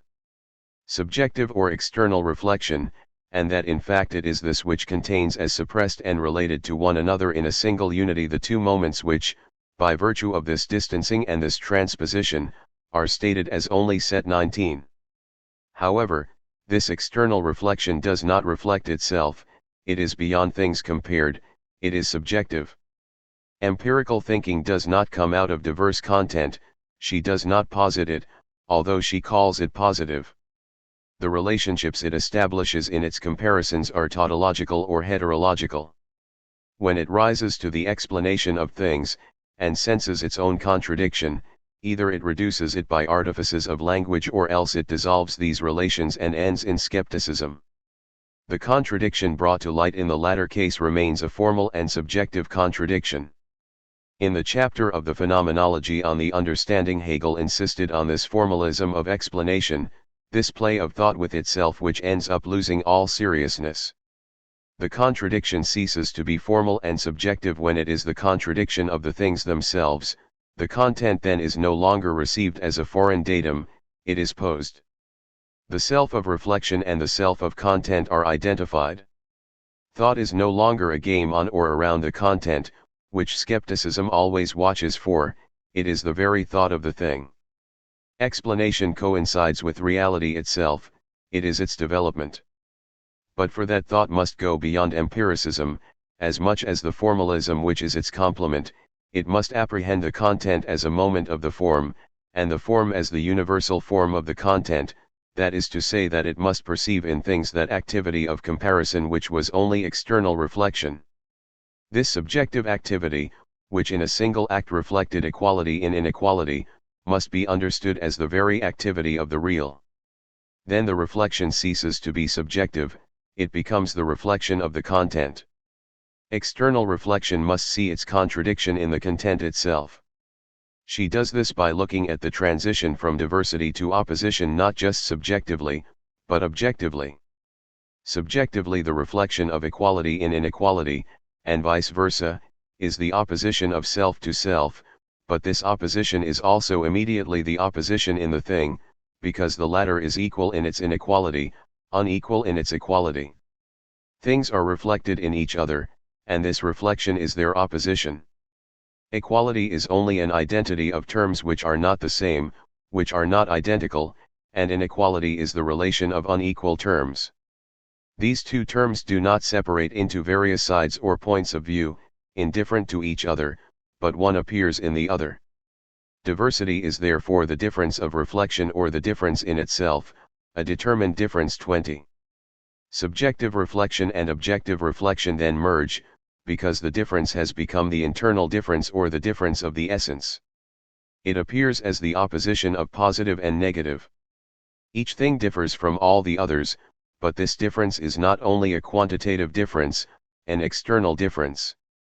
Philosophy does not consider determination inessential, but determination insofar as it is essential. It is not the abstract, or what is deprived of effective reality, which is its element or its content, but it is the actually real, what posits itself, what lives in itself, the being there which is in its concept. 21. Unessential difference is only quantitative difference, the surface of being, that which does not allow the thing to be distinguished by its absolute character, by what makes it be what it is. A thing is for itself, reflected in itself, insofar as it is discernible from all the others. It is this principle that Leibniz highlighted, as the principle of indiscernibles. But such an absolute character is no longer the result of an external comparison, it necessarily belongs to the thing, it constitutes its being. Leibniz insisted on the need to go beyond the exteriority of the thing to achieve its uniqueness. That all things differ from one another is a superfluous proposition, for the plurality of things necessarily implies their multiplicity and their indeterminate diversity. But the proposition, there are no two things which are perfectly equal, expresses more than that, and in particular the defined diversity. 22. If identity suits things, inequality or intrinsic difference also suits them, since they must be distinguished or differ in themselves from all the others. It is this difference in themselves which is the difference of the essence, for it is the difference posited in the identity of the thing, it is what sets it in opposition to all the rest. We thus find ourselves in the presence of the determination by virtue of which the two moments, equality and inequality, are diverse in one and the same thing, or that the difference which falls outside is one and the same relation. This difference then became opposition. 23. Doubtless Leibniz, who enunciated the principle of indiscernibles, did not rise to this conclusion. While positing monads of which spontaneity is the absolute form, he has limited them in itself, limited from without in a pre-established harmony. But this representation is inadequate to the position of self which he had granted to his monads. The principle which attributes an intrinsic and qualitative difference, a precise determination to each thing, is also the one which dissolves the thing in the universal mediation, resolves it in the foundation. He thus opposes it to all the rest. It is precisely by means of its absoluteness and its opposition that the thing relates to others, and is essentially only this process of relation, but the relation is the negation of its independence, and the thing rather collapses by means of its essential property. 24. Each distinct thing therefore opposes everything else insofar as it is effectively distinct. Opposition is the result in things of this absolute distinction, as it was in the subjective reflection of the unity of equality and inequality of the measuring self. It is the universal self which, in its determination, opposes itself, is itself and its other, the universal and the particular. If Leibniz had not limited the reflection of the monads from the outside, alienated the absolute position of the self in a God exterior to the monads themselves, he would have seen this principle of distinction actualized in the opposition, and the opposition its own foundation. In opposition, determined reflection, difference, is accomplished. The opposition is the unity of identity and diversity. Its moments are diverse in one identity. Thus they are opposed. 25. But the opposition which posits one opposite the other, one term and its other, which disjoins the moment of equality from that of inequality, each posited by the other, the positive and the negative, must bring out the complete solidarity of these terms which retain an appearance of independence, Difference in itself is the essential difference, the positive and the negative, so that the positive is the relation identical to itself in the sense that it is not the negative, and that the negative is the different for itself, by not being the positive. Each being thus for itself not being the other, each of them appears in the other and is only insofar as the other is. The difference of essence is therefore the opposition according to which the different does not have in front of it another in a general way, but its other itself, that is to say that each does not have its own determination only in relation to the other, and is only reflected in itself insofar as it is reflected in the other, and for the other it is the same, each is thus its other of the other. 26. It is now that the empirical thought which saw only positive existence is completely reversed. Each thing is opposed to all the others, but this opposition is concretized in that of one and the other. The one, the positive, is what it is only because it excludes its other, the negative, and yet subsists only through it. The other, the negative, excludes the positive, and equally subsists only through it. But the positive appears as the reflection of the opposition in equality, while the negative appears as its reflection in inequality. Each term shows itself to be the opposite of itself. The positive is negative in itself, it is the contradiction in itself. The negative is positive, just as much as the positive, but in it the opposition is reflected as opposition. The negative therefore represents all the opposition which as opposition rests on itself. It is the absolute difference without any relation to anything else. As opposition, it is exclusive of identity, and consequently of itself, because as a relation to itself, it is defined as being this very identity which it excludes. Positive therefore knows itself as opposition only in the negative. It is from the negative that one must start in order to understand the positive. All determination is negation, and it is as negation, the reverse of empirical thought, that it must be grasped, but the negation here is the difference posited from self to self. It is the contradiction of the determined existent which is not identical to itself, but differs from itself. It is this difference of self to self which is the hidden motor of all real oppositions, those which are capable of prefiguring more or less ontological opposition. The exterior relations of one thing to its other are also relations of self to itself, of self to its own alienation, but there is no separate interiority. It is in its relation to the exterior that the self arises, in the for others alone that it is for itself. The dialectic of the real therefore develops diversity into opposition, opposition into contradiction, since each of the terms, the positive or the negative, is the opposite of itself, and the contradiction is resolved in the foundation. Determinate things crumble when laying their foundation. The absolute is because the determined finite is not, but this is not is essential. It is only through this negation that the absolute arises. The contradiction is already in the empirical representation which does not take cognizance of it as such. The representation therefore always contains the contradiction without being aware of it. It remains in the state of external reflection which passes from equality to inequality or the negative relationship to self-reflection of different people. It externally opposes these two determinations to each other, and has only these in view, and not their transformation which constitutes the essential and contains the contradiction. Thinking reason sharpens, so to speak, the dull difference of the diverse, the simple variety as it is conceived by representation, by making it an essential difference, an opposition. It is only when pushed to the point of contradiction that the varied and multiform awaken and come to life, and things of that variety receive negativity, which is the immanent pulsation of spontaneous movement and living. By pushing the difference between realities a little further, we see diversity becoming opposition, and consequently contradiction, so that the set of all realities becomes in turn absolute contradiction in itself. The horror that representation, but not speculative thought, experiences of emptiness, that is, of contradiction, rejects this consequence, for it does not go beyond the narrow conception of the resolution of contradiction by its vanishing into nothingness, without its positive side being recognized, that by which it presents itself as absolute activity and foundation or absolute reason. 28. It is through this contradiction of self to self that ontological thought develops.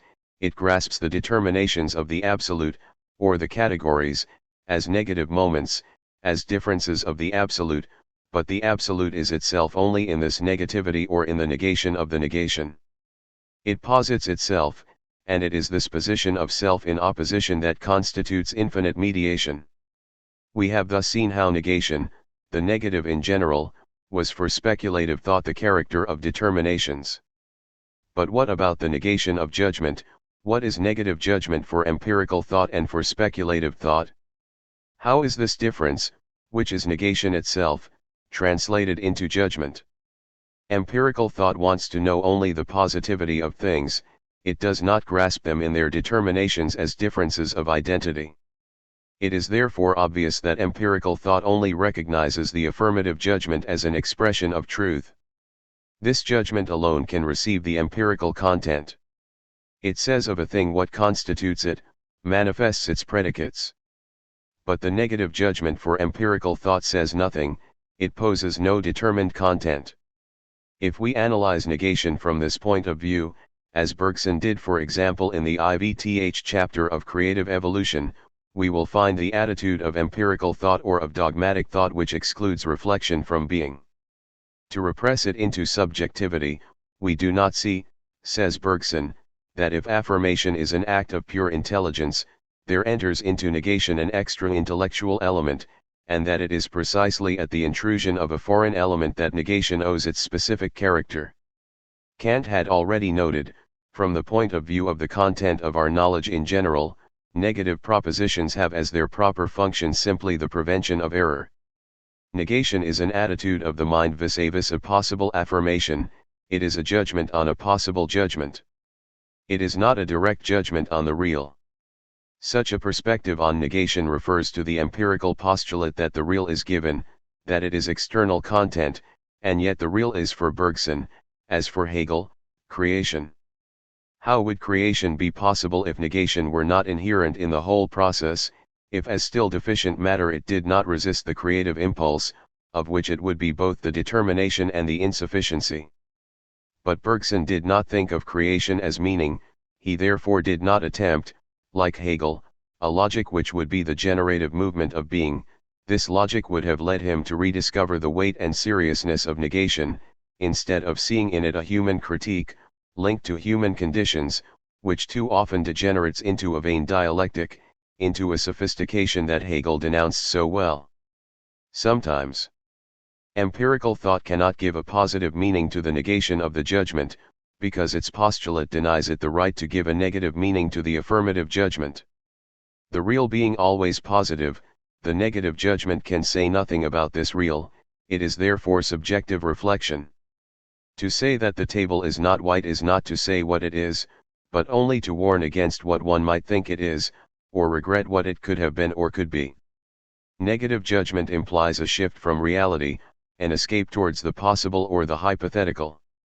With him begins pedagogy, useful discussion in the human social environment, but which very quickly degenerates into wandering and inconsistent chatter, which no longer knows where it is, which has cut itself off from the thing itself. The empirical attitude commands this critique of negative judgment.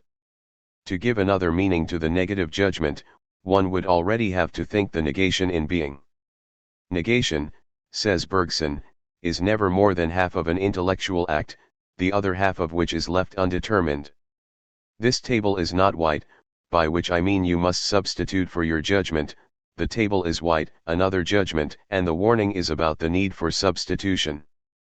But this substitution is not contained in the negative judgment which refers only to new experiences. To say that this form is not conical is to leave open the indefiniteness of forms, it would be necessary for the negation to have a meaning, that the non-dash of A was exactly its other, which would imply that A would itself be the negation of this other, its opposite. But then the position of A would already be a negation, it would both contain and exclude its other. We come back to our earlier analysis of negation in being. The empirical does not present this opposition in a pure state like speculative thought, this is why the thought of the empirical fails to recognize the scope of negation. It is therefore in vain to attribute to negation a power to create ideas sui generis, symmetrical to those created by affirmation and directed in the opposite direction. No idea will emerge from it, because it has no other content than that of the affirmative judgment which it denies. Bergson can therefore conclude, restore to knowledge its exclusively scientific or philosophical character, suppose in other words that reality comes to inscribe itself on a mind that cares only about things and does not interested in people, we will affirm that such and such a thing is, we will never affirm that a thing is not. Why, however, this obstinacy in placing on the same plane the affirmative judgment, the form of truth, and the negative judgment, which simply denounces possible error? Bergson gives us the reason for it with such depth that this reason turns against him, by showing the particular character of empirical judgment, its ambiguity, and no doubt the negation which is concealed in it. Where does it come from, then, that we insist on putting affirmation and negation on the same line, and endowing them with equal objectivity? How does it come about that we have so much trouble recognizing what negation has that is subjective, artificially truncated, relative to the human spirit, and above all to social life? The reason for this is doubtless that negation and affirmation are both expressed by propositions, and that every proposition being made of words which symbolize concepts is something relative to social life and to human intelligence. Whether I say, the ground is wet, or, the ground is not wet, in both cases the terms soil and wet are concepts more or less artificially created by the mind of man, that is to say, that is, extracted by his free initiative from the continuity of experience. But there are also distinctions in Bergson that are not artificial. Any judgment supposes that the continuity of the experience is not without allowing these distinctions. The affirmative empirical judgment is therefore heterological, synthetic in the language of Kant. It says A is B. For him, tautology is empty formalism, experience teaches something, the content is enriched, it allows to go from A to, without repeating itself and without contradicting itself, but the link from A to can indeed be artificial, human, contingent. From then on the error exists, the negative empirical judgment arises, and is opposed to the positive judgment, A is not B.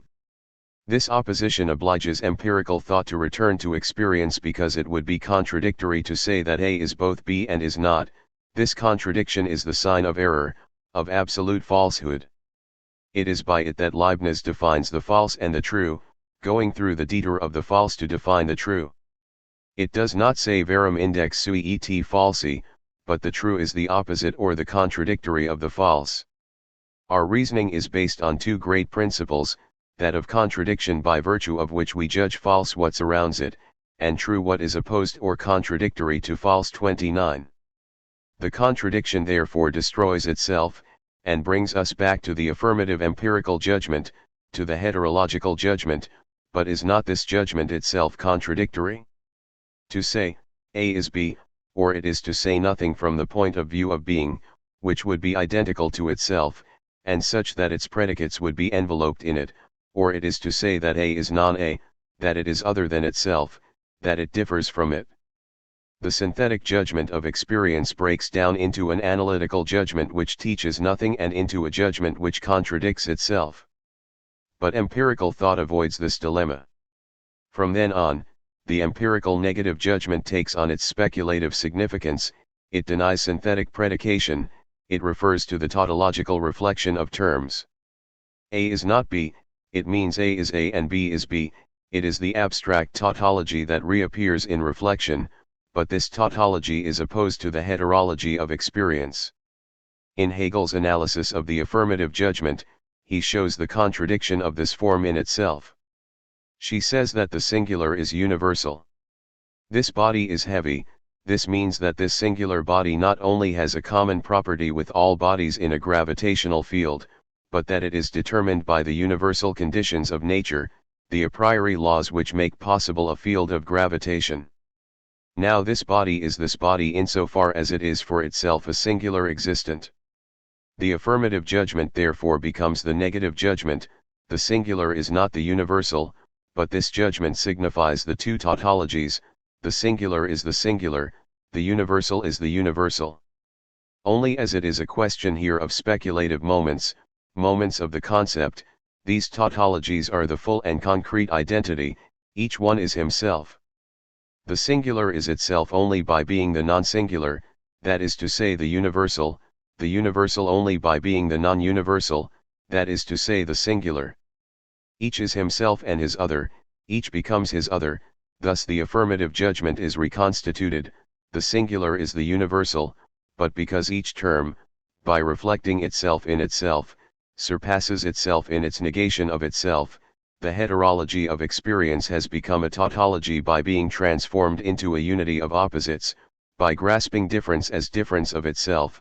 Its progress is quite synthetic like the progress of empirical thought, but it is at the same time analytical, it is the unity of the self in the other, the tautology which is no longer formal identity. Empirical thought, through negative judgment, only denies itself, it denies the objectivity of its connections, it leads to the empirical subjectivity of experience, as Hume put it. There are connections, but they are meaningless, subjective, contingent, and always capable of being denied, but this negation of empirical thought is only reflected in the empty tautology, A is A, is B. This thought which receives the content cannot engender it, cannot think the mediation, which is the genesis of being as itself. She observes, she does not understand the passage, it only indicates in this oscillation between the affirmative judgment and the negative judgment what is required of speculative thought, the conciliation of the empirical link, rich in content, but without reflection, and of the tautology which is indeed reflection, but reflection without content. The speculative judgment presents itself in such a way that the nature of the judgment or of the proposition in general is found destroyed by the speculative proposition, thus the identical proposition which the first proposition becomes contains the counterstroke and the repudiation of this relation of subject and predicate. The conflict between the form of a clause in general and the unity of the concept which destroys this form is analogous to what takes place in the rhythm between meter and accent. The rhythm results from the balance between the two and their unification. Similarly also, in the philosophical proposition, the identity of the subject and the predicate must not annihilate their difference which the form of the proposition expresses, but their identity must spring forth as a harmony. The form of the proposition is the manifestation of the determined meaning, or is the accent which distinguishes its content, but the fact that the predicate expresses the substance, and that the subject itself falls into the universal, is there the unit in which this accent expires. 30. The absolute is subject, identical to itself or concept, but it is the self of being which posits itself in its determinations and identifies itself with itself in its negation. The logos is nature. It is the structure of the speculative proposition, and its relations with the empirical proposition that we will now have to consider in order to discover the categories as moments of the absolute, of this absolute genesis which is the absolute itself. First chapter. Empirical proposition and speculative proposition. The distinction that Kant makes between thinking and knowing cannot be maintained by Hegel. There is no empty thought, every thought of itself is at the same time a thought of being, just as every thought of being is a thought of itself. Thought, would it like to, cannot escape being. The thought of nothingness is also a thought of being, it rediscovers being in nothingness, as it rediscovers itself in any being that it thinks. It therefore does not need a foreign contribution which, as content, would be added to the form. This distinction is valid only when we remain at the level of the phenomenon, that is to say of the appearance of being, of its division for consciousness. Consciousness, as such, expresses this division which is ontological, it corresponds to splitting, if it is true that to divide and to appear are identical. Kant did not know how to go beyond this moment of consciousness as such.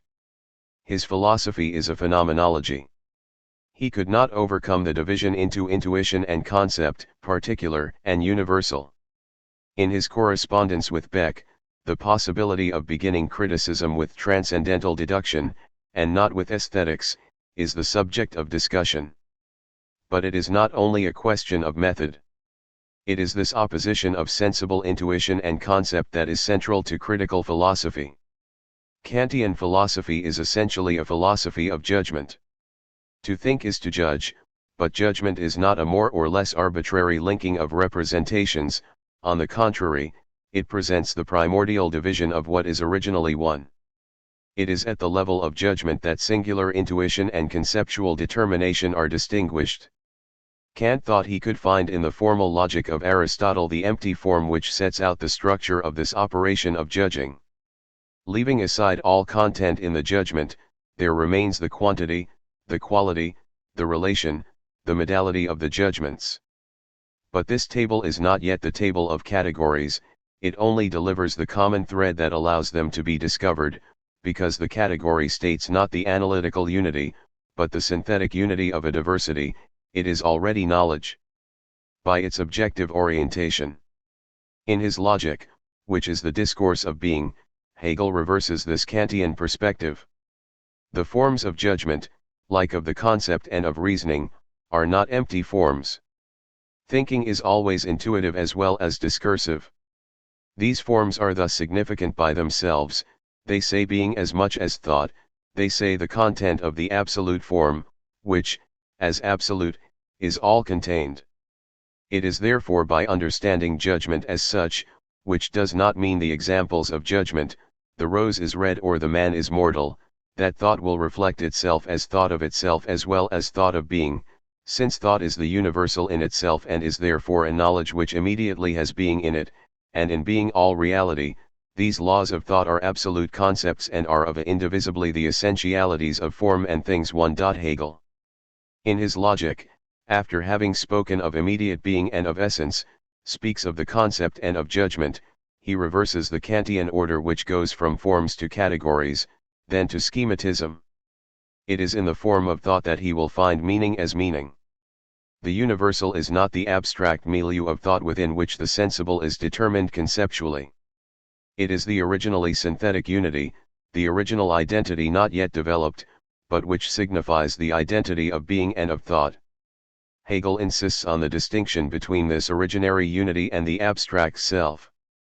In Kantian philosophy, Hegel perceives this originary unity in the form of the imagination conceived not as an intermediary which one inserts afterwards between an existing absolute subject and an existing world, but as the being which is first and originary.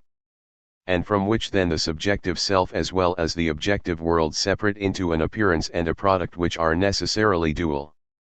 This imagination, as a two-sided originary identity which, on the one hand becomes subject in general, but on the other becomes object and is originarily both, is nothing other than reason. Even the idea of which we have just defined. It is only reason, as it appears in the sphere of empirical consciousness. This appearance of reason in the empirical sphere is precisely the judgment which states the originary division. Just as the concept in general, as concept of the concept, the universal of thought and being, expresses the original unity, the judgment expresses the division or the determination, which presents itself under various aspects, as division of intuition and of conceptual determination, of substrate and properties, of the existent and of the category as a universal predicate. This is why we must seek the meaning of this form of judgment, without specifying from the outset what the subject and the predicate will be.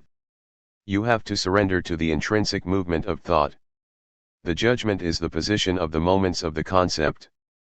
We must write a dialectical history, not an empirical history of judgment. In his Logic, Hegel deals with judgment, not by reducing it to symbolic formulas which would be an abstraction from the empirical content, nor by taking into consideration this empirical content. The absence of this content, of this other, is the driving force of this dialectic, because the form contains this content hollow, it moves to go beyond and overcome its own insufficiency. But it is a form immanent in all content. Its meaning is the movement of thought in general which is at the same time the movement of being. It is therefore not a question of static formal laws, a logic reduced to a natural history, to an observation of the mechanisms of thought which erases meaning, but of the autonomous development of the absolute form of thought which is always more than form. Since it carries in itself the content as its other, and since this split which appears precisely in the judgment makes abstract identity as well a concrete identity, the identity of opposite terms, and therefore makes this originary analysis also quite a summary. Judgment is the ambiguous place where truth appears, but not yet where it is founded. It is ambiguous because it is as much a judgment of things as the judgment of a conscience. Empirical consciousness surpasses itself by judging, by stating propositions and by affirming them. But his judgment claims to be valid both as an objective, universal judgment and as a psychological operation. The judging consciousness says the being, the essence of things, but it also knows that it is beginning to reflect itself, and the determinations that it attributes to things seem to it ambivalent. They are properties of things and intellectual instruments of their apprehension. They are being itself and representations of being. If the judgment is ambiguous, insofar as it appears to be situated at the heart of an empirical consciousness of which it is the intellectual event, it is ambiguous in yet another way. It states the relative identity of the moments of the concept, singular, particular, universal. These two ambiguities merge in the critical question: how are a priori synthetic judgments possible? This problem expresses nothing other than the idea that, in the judgment synthetic, the subject and the predicate, that one the particular, that the universal, that one in the form of being, that one of thought, these heterogeneous terms are at the same time a priori, that is to say absolutely identical. 3. To say things as they are is to judge, and what they are, even when it is a question of empirical predicates like the air is heavy, they are so by reference to universal predicates, to what conditions all of nature. Judgment immediately expresses the logic of being. But it happened to Kant, according to Hegel, what he himself had reproached Hume for. He did not see the full scope of his question.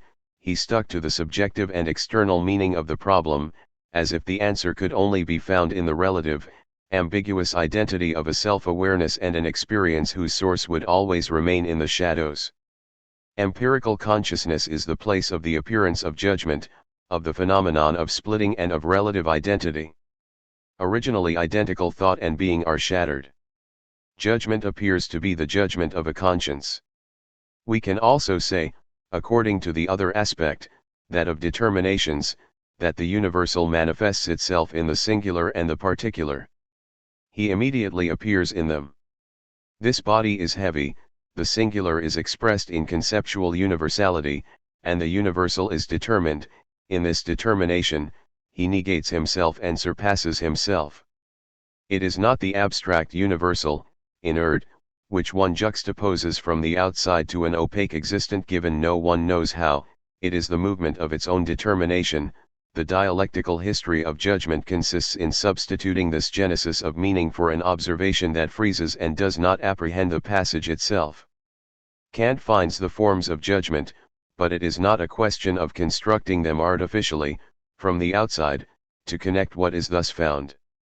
The necessity of these forms is their internal dialectic, but this unity of universality and activity is not for this observing consciousness because this unity is essentially the inner movement of the organic, and can only be apprehended as a concept. Now, observation seeks only the moments in the form of being and permanence for. Now, the discovery of categories, of species of the pure category, is the discovery of difference within the original unity of self-consciousness, since in the pure me, in the pure understanding itself, difference takes birth. We thereby posit that here immediacy, assuring it and finding it are abandoned, and that conceiving begins. To take the multiplicity of categories in some way as if it were something found, and pass off the categories thus found as good, this in fact must be regarded as an outrage. To science, where could the understanding still show a necessity if it cannot show it in itself, which is pure necessity? 5. Judgment is the difference that appears and the presupposed identity. It is not its own ground. It says both the unity and the opposition of the terms, but it says it immediately, and it is this immediacy that creates its ambiguity. It does not yet appear as mediation. It does not posit the originary unity as maintaining itself in the duality of terms. It does not posit the absolute of thought and being as mediation, which reasoning alone can do. Judgment is therefore this precarious dwelling of the understanding which oscillates between the subjective and the objective, the empirical and the transcendental, the judgment of perception and the judgment of experience. It fixes determinations without authentically thinking their movement. Truth haunts judgment, but judgment alone cannot found it. One would say that in him the dull activity of thought appears as being born all armed from the forehead of Jupiter. This immediacy of judgment appears in the undeveloped copula, both as being and as relation of thought.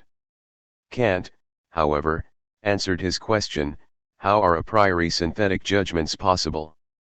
They are possible through the originary absolute identity of the heterogeneous. From this identity as the unconditioned identity itself breaks into a subject and a predicate, a particular and a universal, which appear as separate in the form of a judgment.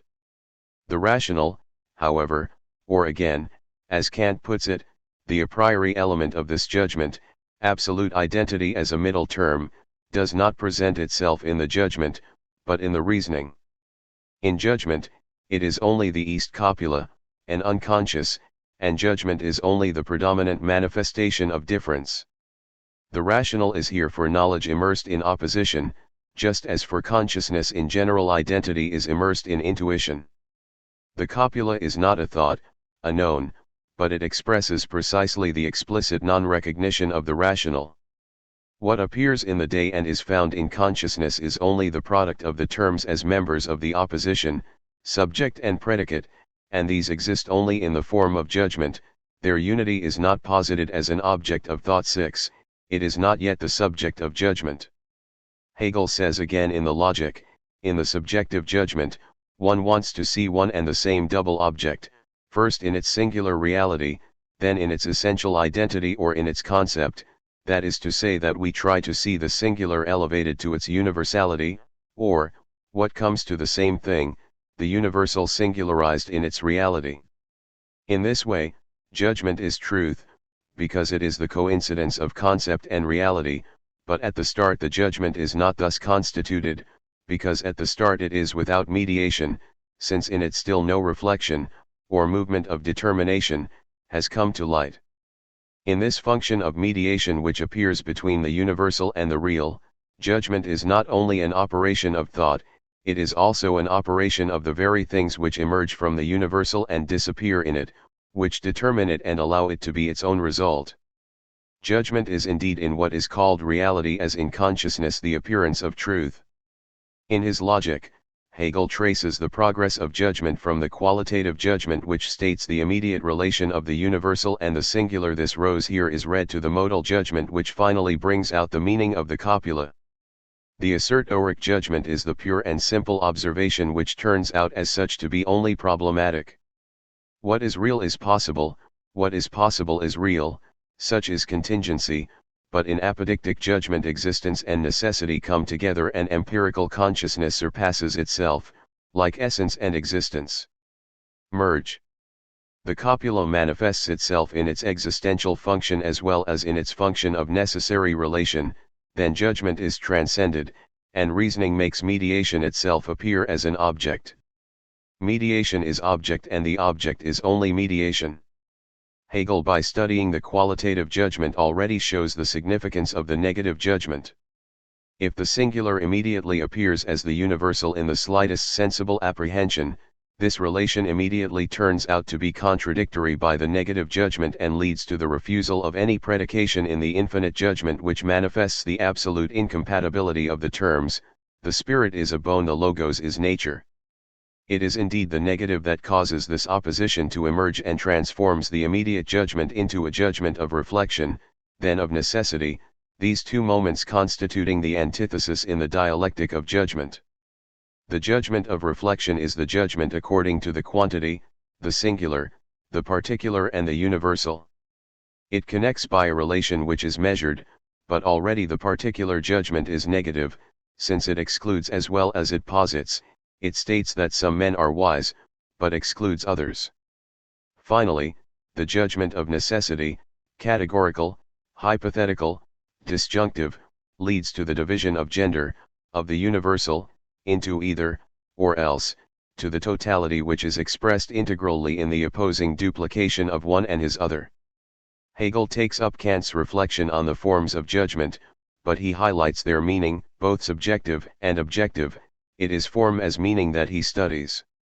We have already noted that Hegel begins with the objective categories to ascend towards those forms which are their truth, their meaning, and not the reverse.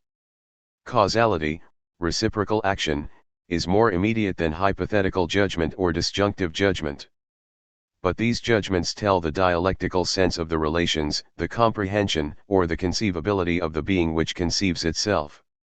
It is indeed the opposite of the Kantian common thread. Hegel wanted to follow the dialectical progress of the judgment until the emergence of the mediation which was only there immediately in the copula. The truth of immediate truth is the movement of truth or mediation. The object that is there immediately, frozen by empirical observation, is not substrate, but itself mediation. The same mediation which appears in thought as reasoning appears in the object as its dialectical movement or its becoming. Aristotle had tried to reproduce in the syllogism the immobile structure of being, and had already said that the middle term was reason.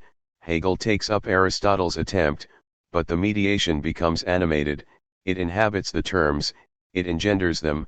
Absolute genesis replaces motionless contemplation. What is called substance, absolute truth, is no doubt both translucent and simple rest and bacchanalian delirium. This very duality is constitutive of the dialectic. This rest is for this movement the other, as this movement is the other of this rest, but they are identical, and this understood identity is the absolute idea. Here we see pure consciousness posited in a double way. A first time it is like the restless to and fro that runs through all its moments, within which it sees floating before it the being other which suppresses itself in the very act by which it seizes it. Another time it is rather like community, certain of its own truth. For this unity, this movement is the other, but for such a movement, it is this community which is the other, and consciousness and object alternate in these reciprocal and opposed determinations. Consciousness is therefore to itself for the first time the search going and coming, while its object is the pure in itself, the pure essence. Again, consciousness is to itself the simple category while the object is the movement of differences. 8. Judgment, which is expressed by propositions, is itself either the empirical judgment or the speculative judgment. How do the empirical proposition and the speculative proposition differ in their structure, which amounts to asking how substrate and mediation relate to each other? The preface of the Phenomenology, the last pages of the Science of Logic, the introduction to the Logic of the Encyclopedia describe to us the specific characteristics of the speculative proposition in its contrast with the empirical proposition. However, it is the preface to the Phenomenology which is the most significant and plastic presentation. What is speculative, absolute knowledge, and how is it distinguished from empirical knowledge? The Phenomenology is only an introduction to this knowledge. It adopts the point of view of conscience which distinguishes its subjective certainty from truth, for which truth emanates from an extraneous source. This point of view of consciousness is the point of view of experience. It rests on the formal distinction between the subjective and the objective. Consciousness gradually discovers in experience the very content of spirit, but it discovers it as the in itself distinct from the for itself. Everything that experience presents, as from the outside, to immediate consciousness, philosophy will rediscover, but without this formal distinction of the subjective and the objective, of the for itself and the in itself, of certainty and truth. Speculative thought does not construct the absolute. By opposing experience, it only experiences the logic of being. It effects what today would be called a reduction. It lifts the mortgage of a foreign source of knowledge, of an object distinct from thought, beyond itself. It also lifts the mortgage of an empirical human subject who knows according to his particular opinions and his point of view. Clean sight. It rises to a thought which is both subjective thought and thought of the thing itself. It is this thought which is no longer opposed to being, but which lives this being as meaning, which reduces being to the universal meaning, and in this universal meaning sees precisely all being constituted as determination of thought. illuminates every particularity in the universality of this sense, which is absolute thought, which is better still the absolute itself as logos. The point of view of experience is the point of view of observation which receives and immobilizes. Absolute knowledge is absolute genesis. For consciousness what is born is only as an object, for us it is in same time as movement and as becoming. Into itself and speaks through human consciousness. It exists as such only in absolute knowledge which is not opposed to immediacy, for it is the unity of mediation and immediacy. This knowledge is subjectivity, meaning, which does not mean that it is the particular knowledge of such individuality, which sticks to its particular opinions. Thought has freed itself, as such, from this particularity. Yet it is subjectivity because it is meaning, comprehension, and the movement of comprehension. In thought one immediately finds freedom because this is the activity of the universal, an abstract relation to oneself, a being close to itself indeterminate according to subjectivity, and which, according to the content, is also found only in the thing and its determinations. 9. Hegel adds that philosophy is humility or modesty, since it is the oblivion of all particularity, the life of the universal, as such. One cannot therefore tax this philosophy with pride, because thought is only true if it deepens the thing and is not in form a being or a particular action of the subject, but it consists precisely in this: that consciousness behaves like an abstract self freed from all the particularity of qualities, of ordinary conditions, realizing only the universal by which it is identical with all individuals. 10. To rise to this universal self-consciousness, which is pure speculative life, the universal which is reflected in all the determinations of thought, is to rise to absolute knowledge. But empiricism is only a false point of view when it claims to be unsurpassable. He is right against a dogmatic philosophy of the understanding which freezes the determinations of thought and attributes them to things, soul, world, or God. He is right when he admits this great principle that what is true must be in reality, and exist for perception. The phenomenology shows that what appears, what is called experience, is not foreign to thought, but there is not a being in itself which appears or hides. The absolute appears to itself and it is entirely in this appearing. The illusion of the empirical point of view is its point of view, its way of representing itself, which presupposes the radical distinction of being and meaning, of what appears and of appearing. Speculative philosophy does not run counter to experience. It is another way of taking up the whole experience in the light of meaning, of understanding oneself and of understanding the illusion of being as a substrate. Thus absolute knowledge has nothing mysterious or proud about it. It is a reduction of being or of the substrate to meaning, it is an identification of absolute being with the movement of understanding. It is this self-understanding that is philosophy, the life of truth. Thought is objective thought. His thoughts are the thoughts of the thing itself. Thoughts thus defined may be called objective.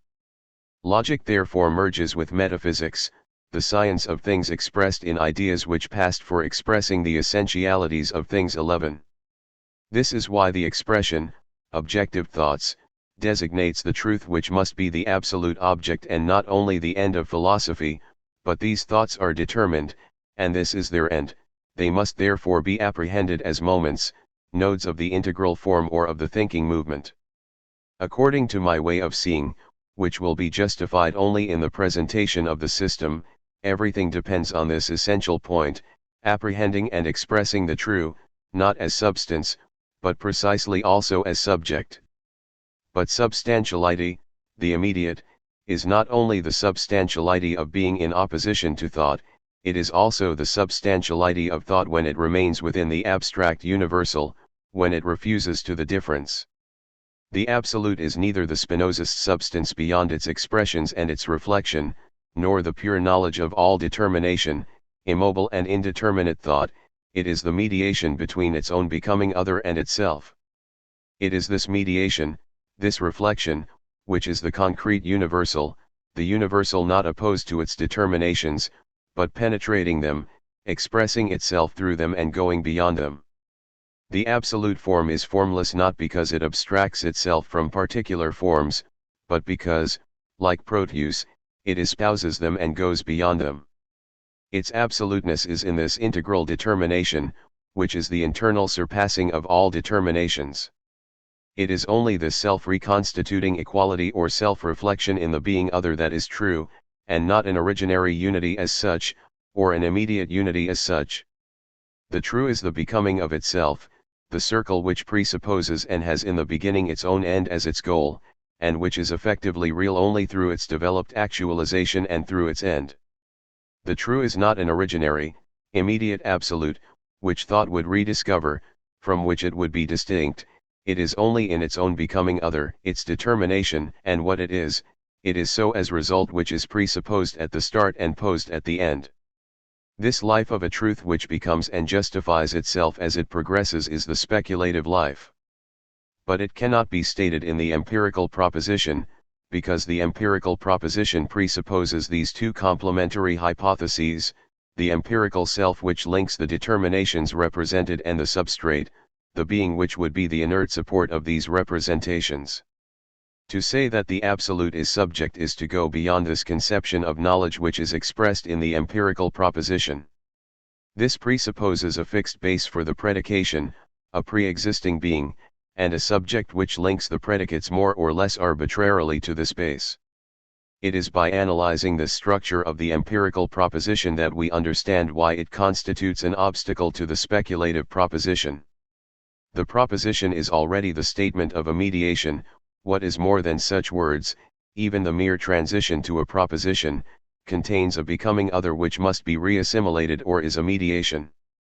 Now, it is precisely this mediation that inspires a sacred horror, as if, by using it for something other than to say that it is nothing absolute and that it certainly has no place in the absolute, one had to give up absolute knowledge. 13. Hegel refuses both this mystical or aesthetic intuition of the absolute and this empirical reflection. Mediation is not external. In fact, this sacred horror has its source in an ignorance of the nature of mediation and of absolute knowledge itself, for mediation is nothing other than equality with oneself even moving. The ego, or becoming in general, the act of effecting mediation, is precisely by virtue of its simplicity the immediacy which becomes as well as the immediate itself. Reflection is therefore a positive moment of the absolute. 14. Empirical. Consciousness judges, it attributes predicates to a subject, but this term subject is ambiguity itself. We can give it three meanings that it is important to distinguish. 1. The subject is first of all the thing we are talking about, what the judgment bears on. This is the basis of judgment, a basis which is already offered before the judgment of experience, at the level of simple perception. It is the pi omicron kappa epsilon mu nu omicron nu, or the subjectum. This base seems to precede knowledge. The thing is there before we have any knowledge of it, we are in relation to it even before judging. In the chapter of the Phenomenology on Perception, Hegel shows how the first intuitive knowledge is already constituted as a knowledge of things. This crystal of salt is white, sapid, cubic in shape, of definite weight, but it is a this solidified into a thing. The movement of the knowing subject who apprehends it, who indicates it, who considers it under its different aspects, is distinguished from this thing posited prior to its concrete apprehension. The one, determined as the simple, the object, is the essence indifferent to the fact of being perceived or not, but to perceive it, like movement, is something inconstant which may or may not be, and is the inessential. 15. However, perception apprehends the various properties of this thing, its relations both with the knowing self and with other things. Concrete perception leads us from properties to properties, it discovers similarities and constant successions, but it does not rise to the universal and to true necessity. Empiricism indeed shows innumerable similar perceptions, but universality is something quite different from the great number. Similarly, empiricism offers many perceptions of changes that follow one another or of juxtaposed objects, but not a necessary sequence. But since perception must remain the foundation of what must pass for truth, universality and necessity appear unjustified, like a subjective contingency, a simple habit whose content can be constituted in one way or another. 16. Hegel remarks, moreover, that Hume's skepticism, which is based on sensible perception, is quite different from the ancient skepticism which, on the contrary, showed the dissolution, the evanescence of the sensible.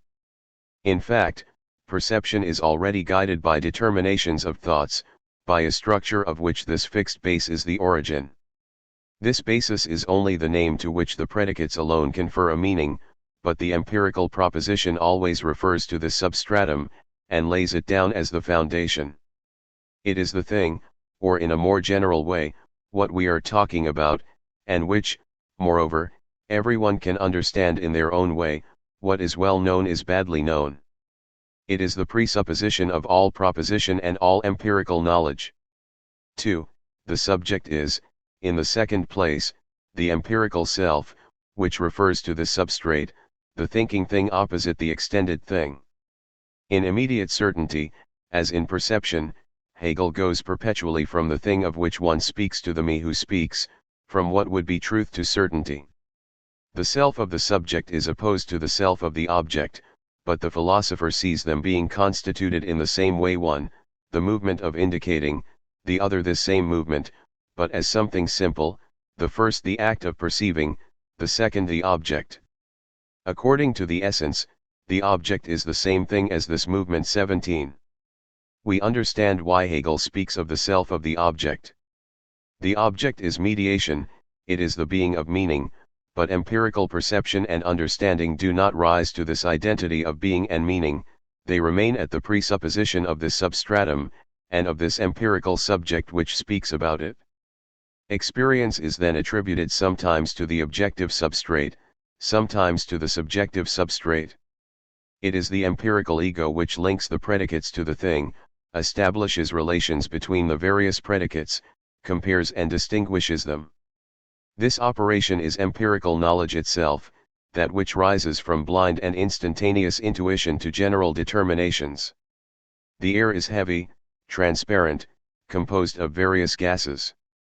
Empirical knowledge, having delimited a certain base, seeks to attach various predicates to this base. The empirical proposition states these relations, but it is the work of the knowing subject who concretely constitutes its object.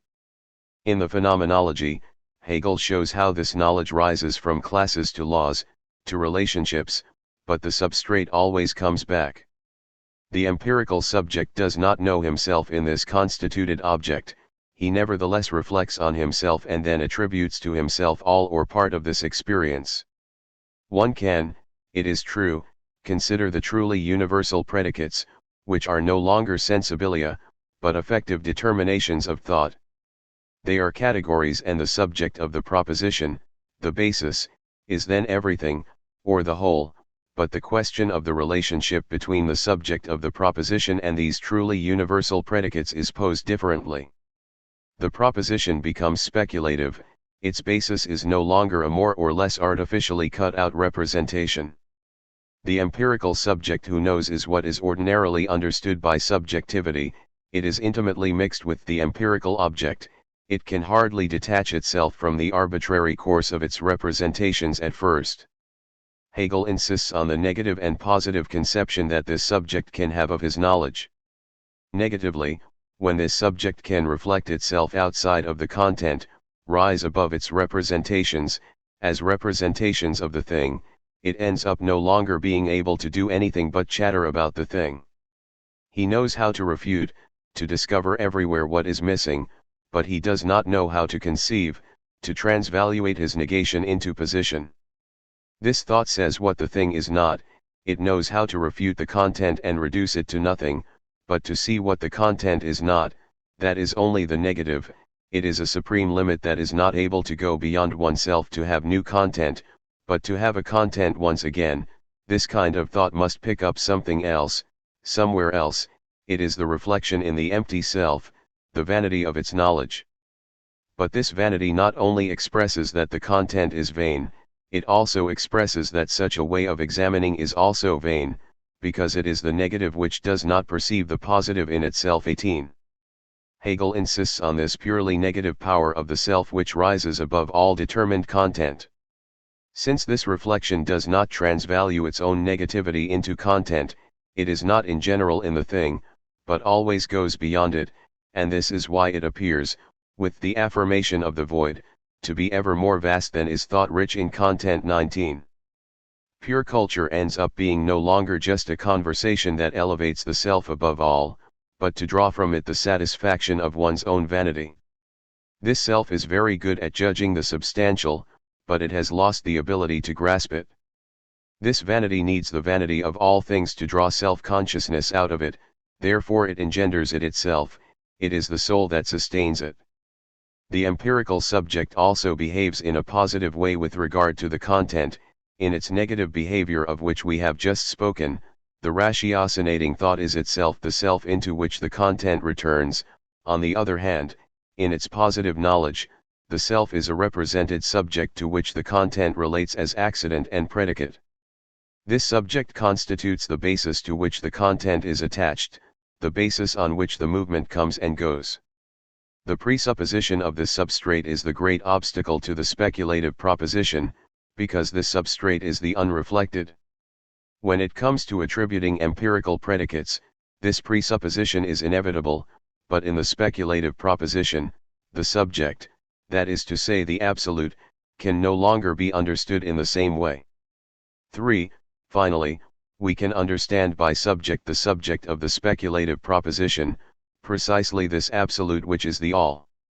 This subject is neither the basis of the empirical proposition, nor the empirical self, but the universal subject-object, which is never conceived as a fixed substrate, but as becoming and mediation. In the latter case, the speculative proposition no longer has the same structure as the empirical proposition. If we say, the absolute is being, nothingness, essence, etc., we form speculative propositions very different from empirical propositions such as air is heavy or man is a vertebrate. When a determination of thought is attributed to the absolute, that is to say when it is an authentically universal predicate, the behavior of the knowing subject can no longer be the same as in the case of an empirical proposition. In the empirical proposition we have seen that the subject was a base, supposedly fixed and prior to knowledge, knowledge refers to it. This basis is at the foundation of a poorly delimited representation in the field of experience. To it the predicates must be attached, and their bond is synthetic.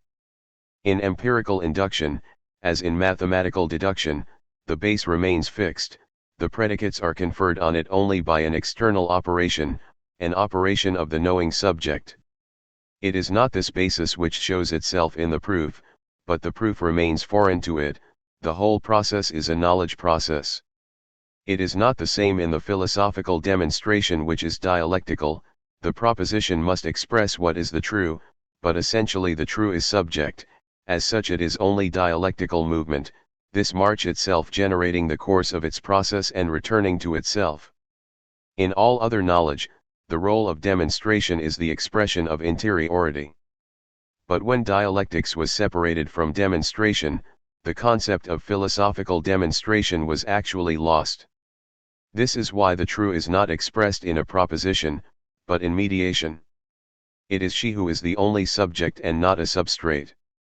The dogmatic way of thinking is nothing other than the opinion according to which the true consists in a proposition which is a fixed result or else in a proposition which is immediately known. Hegel then shows how the empirical proposition is constituted and the passage that takes place from the self of the object to the knowing self. Ordinarily the subject is first laid down as the objective and fixed self, from there the necessary movement passes to the multiple variety of determinations or predicates. At this moment comes into play, in place of this subject, the me which knows itself. It is the link of the predicates and the subject which supports them. 22. The presupposition of the fixed base entails the necessary consequence that the link of the predicates to the subject, and their mutual link, depend on the subject who knows. It is he who replaces this inert base, he becomes the agent of knowledge. He continues to affirm that in law predicatum inest subjecto, but in fact he is the only movement operating. The empirical subject says of the thing what it is, white, sapid, heavy, but this attribution is its work. That is why, as we have said, thinking about this subject leads to skepticism or vanity. The link of predicates depends on the imagination, it is a link without necessity. When now empirical reflection is transformed into transcendental reflection, the substratum becomes unknowable, it is inaccessible, and in its place is presented the unity of the predicates attributed to the transcendental self.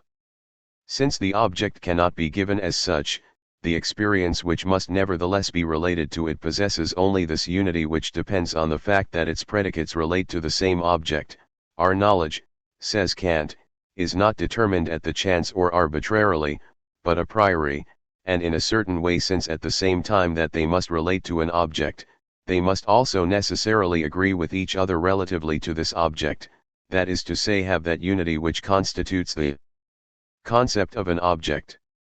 But since we are only dealing with the various elements of our representations, and since this X which corresponds to it, the object, is nothing for us, since it is necessarily something different from all our representations, it is clear that the unity of the constituted object cannot be anything other than the formal unity of consciousness in the synthesis of the various elements of the representations.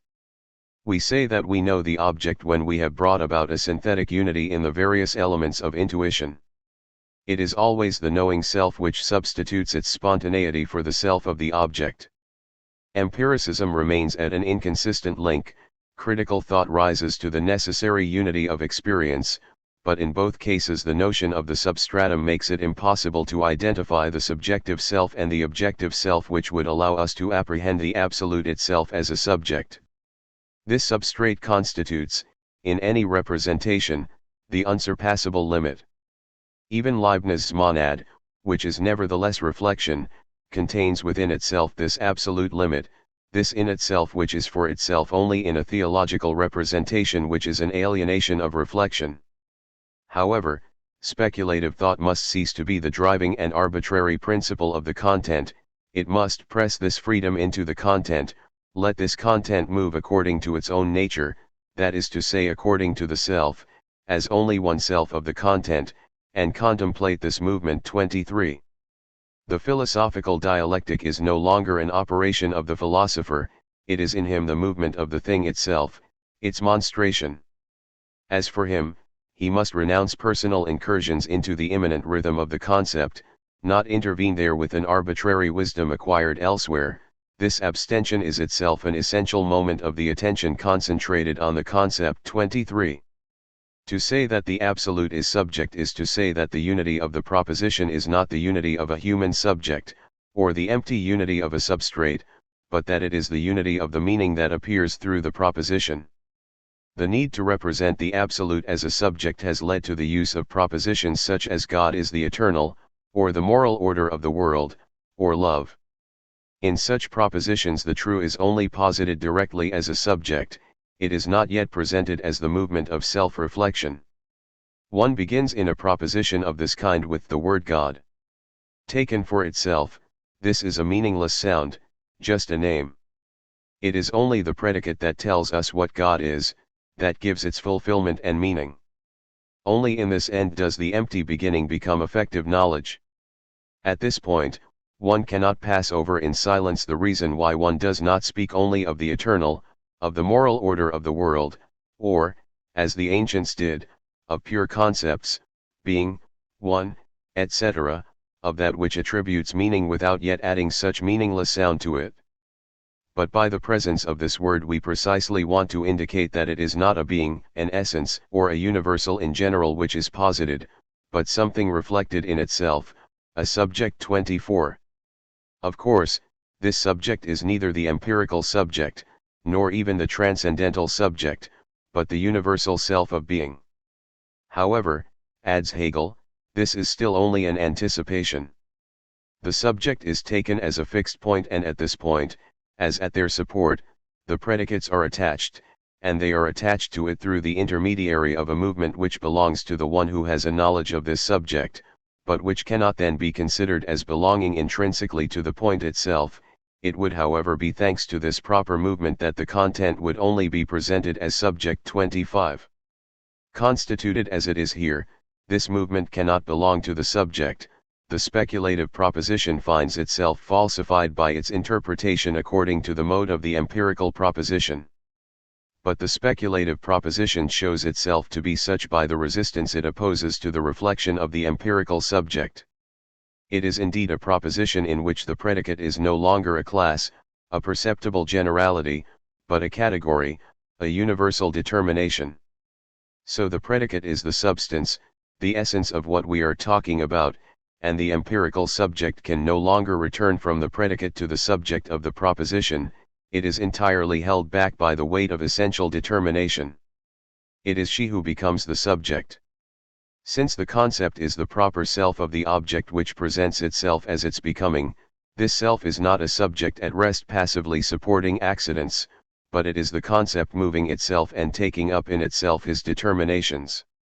In such a movement the subject at rest disappears, it penetrates into difference and content, and instead of remaining face to face with determination, it rather constitutes it, that is to say, it constitutes the distinct content as much as the movement of this content.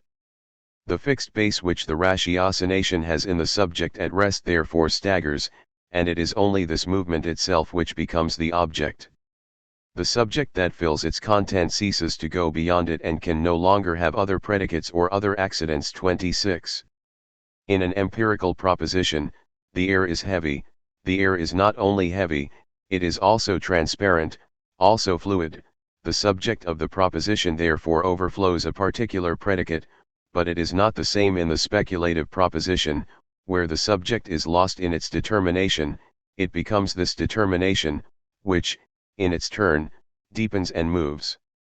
Conversely, the dispersed content is held bound under the self. This content is not the universal which, free of the subject, would suit many. 27. In the empirical proposition, the predicates are general determinations which are suitable for this subject, but also for others. The fluidity is not only a predicate of the air. In the speculative proposition the determination is the determination of the subject, it does not go beyond him, any more than he goes beyond it. Thus the content is no longer in fact a predicate of the subject, but is the substance, is the essence and the concept of what we are talking about. This is why empirical thought sees itself stopped by the speculative proposition. It can no longer behave with it in the same way, bypass accidents and predicates. It is braked in its course when what in the proposition has the form of a predicate is the substance itself. In order to imagine him thus she undergoes a shock in return. It starts from the subject as if it remained at the foundation, but then, as the predicate is rather the substance, it finds that the subject has passed into the predicate and is therefore deleted. From this fact what appears to be a predicate has become the total and independent mass. Then the thought can no longer wander here and there, but it is held back by this weight. 28. Subject of the speculative proposition is posed integrally in its determination or its difference. In turn this determination which constitutes it has become subject. It shows itself, not as an abstract universal, but as a self. Then the I who knows can no longer reflect on itself, operate and demonstrate from the outside, decide more or less arbitrarily on the suitability of such and such a predicate to the first subject. It has rather to do with the self of the content. It does not should not be for itself, but be one with the content itself. Such a speculative proposition, which expresses what Hegel calls the concept, has as its point of departure the originary unity, the absolute. This is why its predicate cannot be suitable for anything else.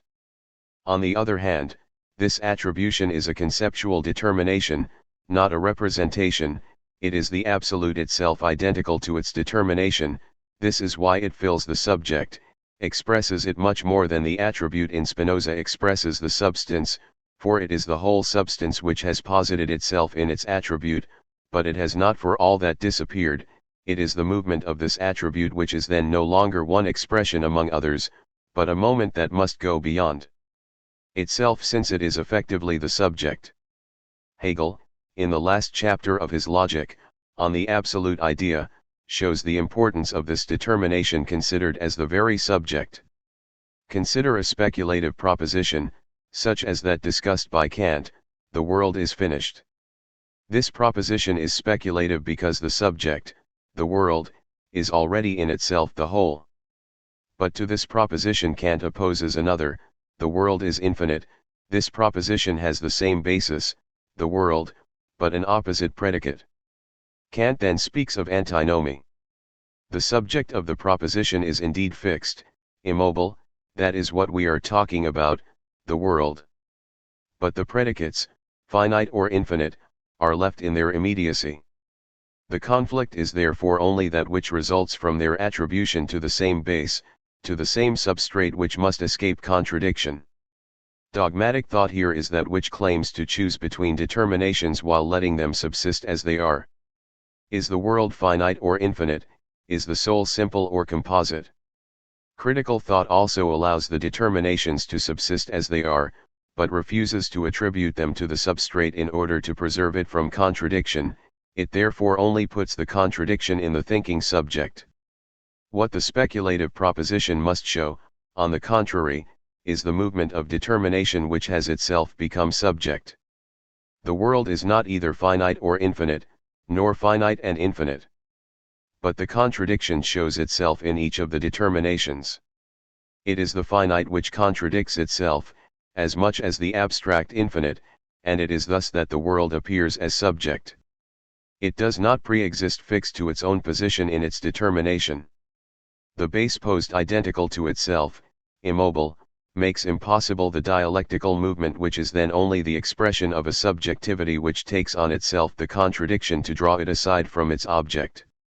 One and the other are thus represented, that is to say, the object and knowledge as subjects into which determinations, in the form of predicates, properties, or independent universals, are introduced, so that fixed and correct in themselves, they are placed in a dialectical and contradictory relation only by an alien and contingent connection operating in and through a third term.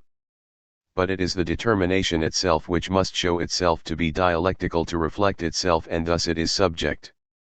The terminal of the reflection, the substrate, must disappear in it. The speculative proposition presents itself as an empirical proposition. It first evokes the synthetic mode of knowledge which adds predicates from outside, but it turns out to be an identical proposition.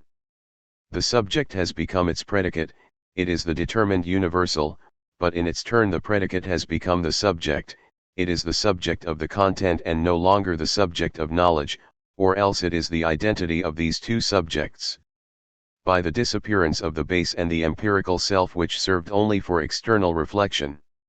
The difficulty of understanding the philosophical proposition results for Hegel from this situation, because one would like to understand it as if it were an empirical proposition. In fact, non-speculative thought also has its right. For the suppression of the non-speculative form, the return to identity must not occur immediately by returning to intuition. The return to itself of the concept must be presented. Mediation must appear. This movement of identification is not that of a proof, but of dialectics. The predicate must show itself as subject, and it can do so only by its dialectical development. This is why a single proposition cannot explicitly state the speculative. One can then object that the dialectical movement returns from propositions to propositions and that the difficulty always comes back. This resembles what happens in the usual demonstration. The foundations it uses in turn need a foundation, and so on ad infinitum. But philosophy does not start from a base, from a presupposition, it starts from the concept, that is to say from the content which is in itself perfectly subject, which does not refer to a substrate. Apart from the sensibly intuited or represented self, all that remains to indicate the pure subject, the one empty and deprived of the concept, is the name as name. It is for this reason that it can be useful, for example, to avoid the name God, since this name is not immediately and at the same time a concept, but is the name properly speaking. The fixed point of rest of the subject is holding to the foundation 30. Thus dialectical logic will be the presentation of a universal subject, which is reflected, but which is not exterior to its reflection, which is only the very movement of this reflection, and this movement is circular. Its progress is its own foundation. Being, essence, concept are the categories of the absolute, or rather are the absolute itself in its self-reflection. Chapter 2. Categories as categories of the absolute. The analysis of the speculative proposition introduced us to Hegelian logic. The disappearance of the presupposed substrate has led us to a subject which is through and through reflection, which only reflects itself, but this itself is still reflection. The immediate and reflection are no longer opposed. There is no longer any in itself that cannot become for itself, and as a consequence, there is no for itself that would always remain foreign to the in itself. The reflection of being does not touch an impassable limit, it is open, and if it returns to itself, if it is circular, it is so as not to fall into a false infinity which would reintroduce the limit. This openness appears from the beginning of the logic in the identity of being and nothingness, in mediation. It is as mediation that the absolute must be thought, but this mediation is also the immediate. It is not a means of thinking the absolute, it is the absolute itself which is mediation. Its being is its meaning, and its meaning is its being. The Spinozist substance still lacked this principle of self-reflection. It was in itself pure activity, cause of itself, but its activity did not manifest itself as mediation, the becoming of itself. The absolute cannot be a first, an immediate, because it is essentially its own result. The Spinozist substance represents the positive, and therefore immediate, unity of all content, but this diverse and varied content is not found as such in the substance itself, but in the external reflection one. One could believe that the Leibnizian conception of substance eliminates this unreflected positivity, this immediate presupposition, because the monad is the negative unity of the content of the world, or the reflected unity, it is therefore truly subject, but in fact, it is not so, because the monad possesses at the same time a determination by which it differs from the others. This limitation of the monad does not affect the monad such as it is posed and represented itself, but only its being in itself, or it is an absolute limit, a predestination posed by a being other than itself. As, moreover, there are no bounded objects except those which are related to other bounded objects, and as the monad is at the same time an absolute closed in on itself, it follows that the harmony of these limited and bounded objects, that is to say the reciprocal relations of the monads, is imposed on them from outside and is also pre-established by another being, or in itself too. Leibniz's theological representation is an alienation of reflection. It prevents the absolute from being effectively subject, it consecrates the separation of the in itself and the for itself. What is absolutely reflected is in itself, beyond effective reflection, it is only a representation of reflection. What is actually reflected is a point of view, a bounded self. After having elaborated a conception of substance which in law eliminated all substrate, Leibniz reintroduced this immediacy as a predestination, a closure. Leibniz's metaphysics, despite the technical progress it represents over that of Spinoza, is ultimately less open than it. Theological representation leads back to current representations, which have not undergone a philosophical development and have not been raised to the height of speculative principles. The Leibnizian theodicy is the result of this representation which is not a concept and which cannot become one. It was not useless to quote this appreciation of Hegel on Leibniz to highlight his conception of this absolute subject, the unique monad, and not monadology, which is the theme of the Logos. Speculative reflection traverses the empirical self, man, but it knows no pre-established bounds. It is the absolute being which reflects and thinks itself. The representation, which is characteristic of an empirical consciousness as such, gives way to the concept. There is no more substrate. The speculative proposition then has as predicates determinations of thought, categories, which are themselves the subject, which dialectically become and express the self-consciousness of the absolute, and no longer the point of view of a human consciousness on a reality always foreign, which is nevertheless supposed to be capable of truth.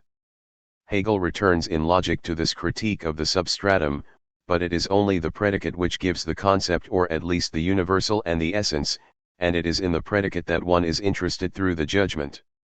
It is thus that as subjects of a judgment, God, nature, spirit, are only names. It is only by the predicate that we learn what is the nature of this subject, what it is depending on the concept. When we seek the predicate which is suitable for such a subject, our judgment must already have a concept as its basis. But this concept is only the predicate which expresses it. This is why the role attributed to the subject exists only in the representation. It is this which is the source of the verbal explanation by a name. As to what is meant by this name, it depends on fortuitous circumstances or historical facts.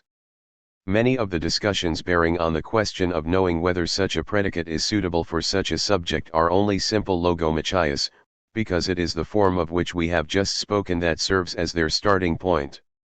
What is at the bottom of these discussions, is nothing more than the name philosophical discourse par excellence. If it is the self-development of categories, which are the very determinations of the absolute, it is important to grasp what new meaning Hegel gives to these categories, what signifies for him the category, as category of the absolute. That the category is a predicate is already stated in the Greek term for category, kappa alpha tau eta gamma omicron rho epsilon iota nu. In Aristotle has the sense of attributing. A category is an attribute for Aristotle, or at least it is a universal notion that can be an attribute. This definition is suitable for all categories, except for the first substance, the definition of which is precisely that it cannot be attributed to anything. The categories in Aristotle are the supreme genres, but genres that do not rank under a common genre. These are not the specifications of being, but the most general points of view on being, genera of being, moreover, incommunicable between them. In Aristotle there is a sort of disparity between these points of view on being, these general and real determinations of all existence. They are the first attributes of things, which belong to them, but which do not communicate with each other. One can grasp the quantity in being, or the quality, one cannot pass from one to the other. Being qua being is known by the categories which are its real aspects.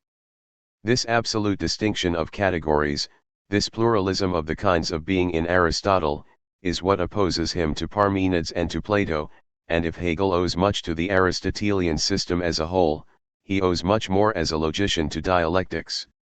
Platonic, to Parmenides and to the sophist, the genera of being, says Aristotle, are irreducible to each other, nor can they fit into a single one. However, Aristotle already enlightens us on one character of the categories: they are universal predicates, which are suitable for all existing as such. In this way, they differ ontologically from other predicates, from predicates which are still sensibilia. Hegel, who chose the concept as the element of his logic and who vigorously opposes the thesis according to which the concept is by itself empty and needs a sensible matter of which it would only be the sign, nevertheless distinguishes the concept of the concept, the original unity, foundation of all recognition, of empirical concepts. These pseudo-concepts are the product of a sensitive abstraction. According to this way of seeing, to abstract means to withdraw from the concrete for our personal and subjective conveniences such or such characteristics, while leaving it so that it does not lose any of its value. For the authentic concept is not dependent on the anterior reality of the sensible, but on its dialectic. It is the sensible itself which negates and founds itself. Conceiving thought is not the operation of leaving sensible matter aside, but it is its overcoming and its reduction as the only phenomenon to the essential which manifests itself in the concept 5. The categories which are the moments of thought and of being are therefore not still sensible classes or genres, those at which empirical knowledge arrives. When I want to classify sensible things, I subsume them under still sensible universals, determinations which participate both in indeterminate universality and in the purely sensible. Hegel, speaking of this effort of observation to classify things, writes in the Phenomenology, the observation which held in good order these differences and these essentialities, and believed to have in them something fixed and solid, sees the principles overlap each other, sees transitions and confusions form, sees linked what it first took as absolutely divided, and divided what it first held as assembled. Consequently, the firm attachment to being at rest, remaining equal to itself, must here precisely in the most general determinations, when for example it is a question of knowing the essential characteristic signs of the animal and of the plant, to see himself tormented by entreaties which rob him of all determination, reduced to silence the universality to which he had risen, and bring him back to thoughtless observation and description. This consciousness which observes nature passes many classifications, proper to ancient science, to relations or laws proper to modern science, but it always refers to this sensible exteriority. This is why it isolates general determinations or juxtaposes them. She cannot manage to grasp their movement, their passing into each other. This attitude is that which finds and not that which understands.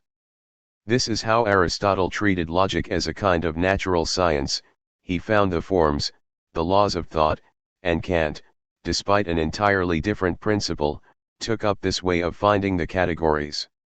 Without grasping its movement, however, such as this form or this content are for observation as observation, they receive the determination of a found, given content, that is to say of a content which is only posed in the element of being. They become a com-being, made up of relations, a multitude of separate necessities which, as a content fixed in themselves and for themselves, must have a truth in their determination, and are thus in fact removed from form. But this absolute truth of fixed determinations or multiple diverse laws, contradicts the unity of self-consciousness, or thought, and in general contradicts form. However, we have gone beyond the sensible concepts which are appropriate only to particular regions, only to classes of singular objects, and which maintain between them relations as indifferent as those of the sensible individualities themselves. The diversity of these sensitive concepts, the more or less general predicates, have nothing to do with categories. At most they will become, after logic, valid determinations of a philosophy of nature or of finite spirit. The categories differ first of all from these sensible predicates in that they are suitable for all existence, they are predicates which are said of all being. Substance, causality, reciprocal action are universal determinations, in a sense quite different from sensible generalities. Although attributed to sensible things, these predicates no longer characterize them as sensible, but as intelligible.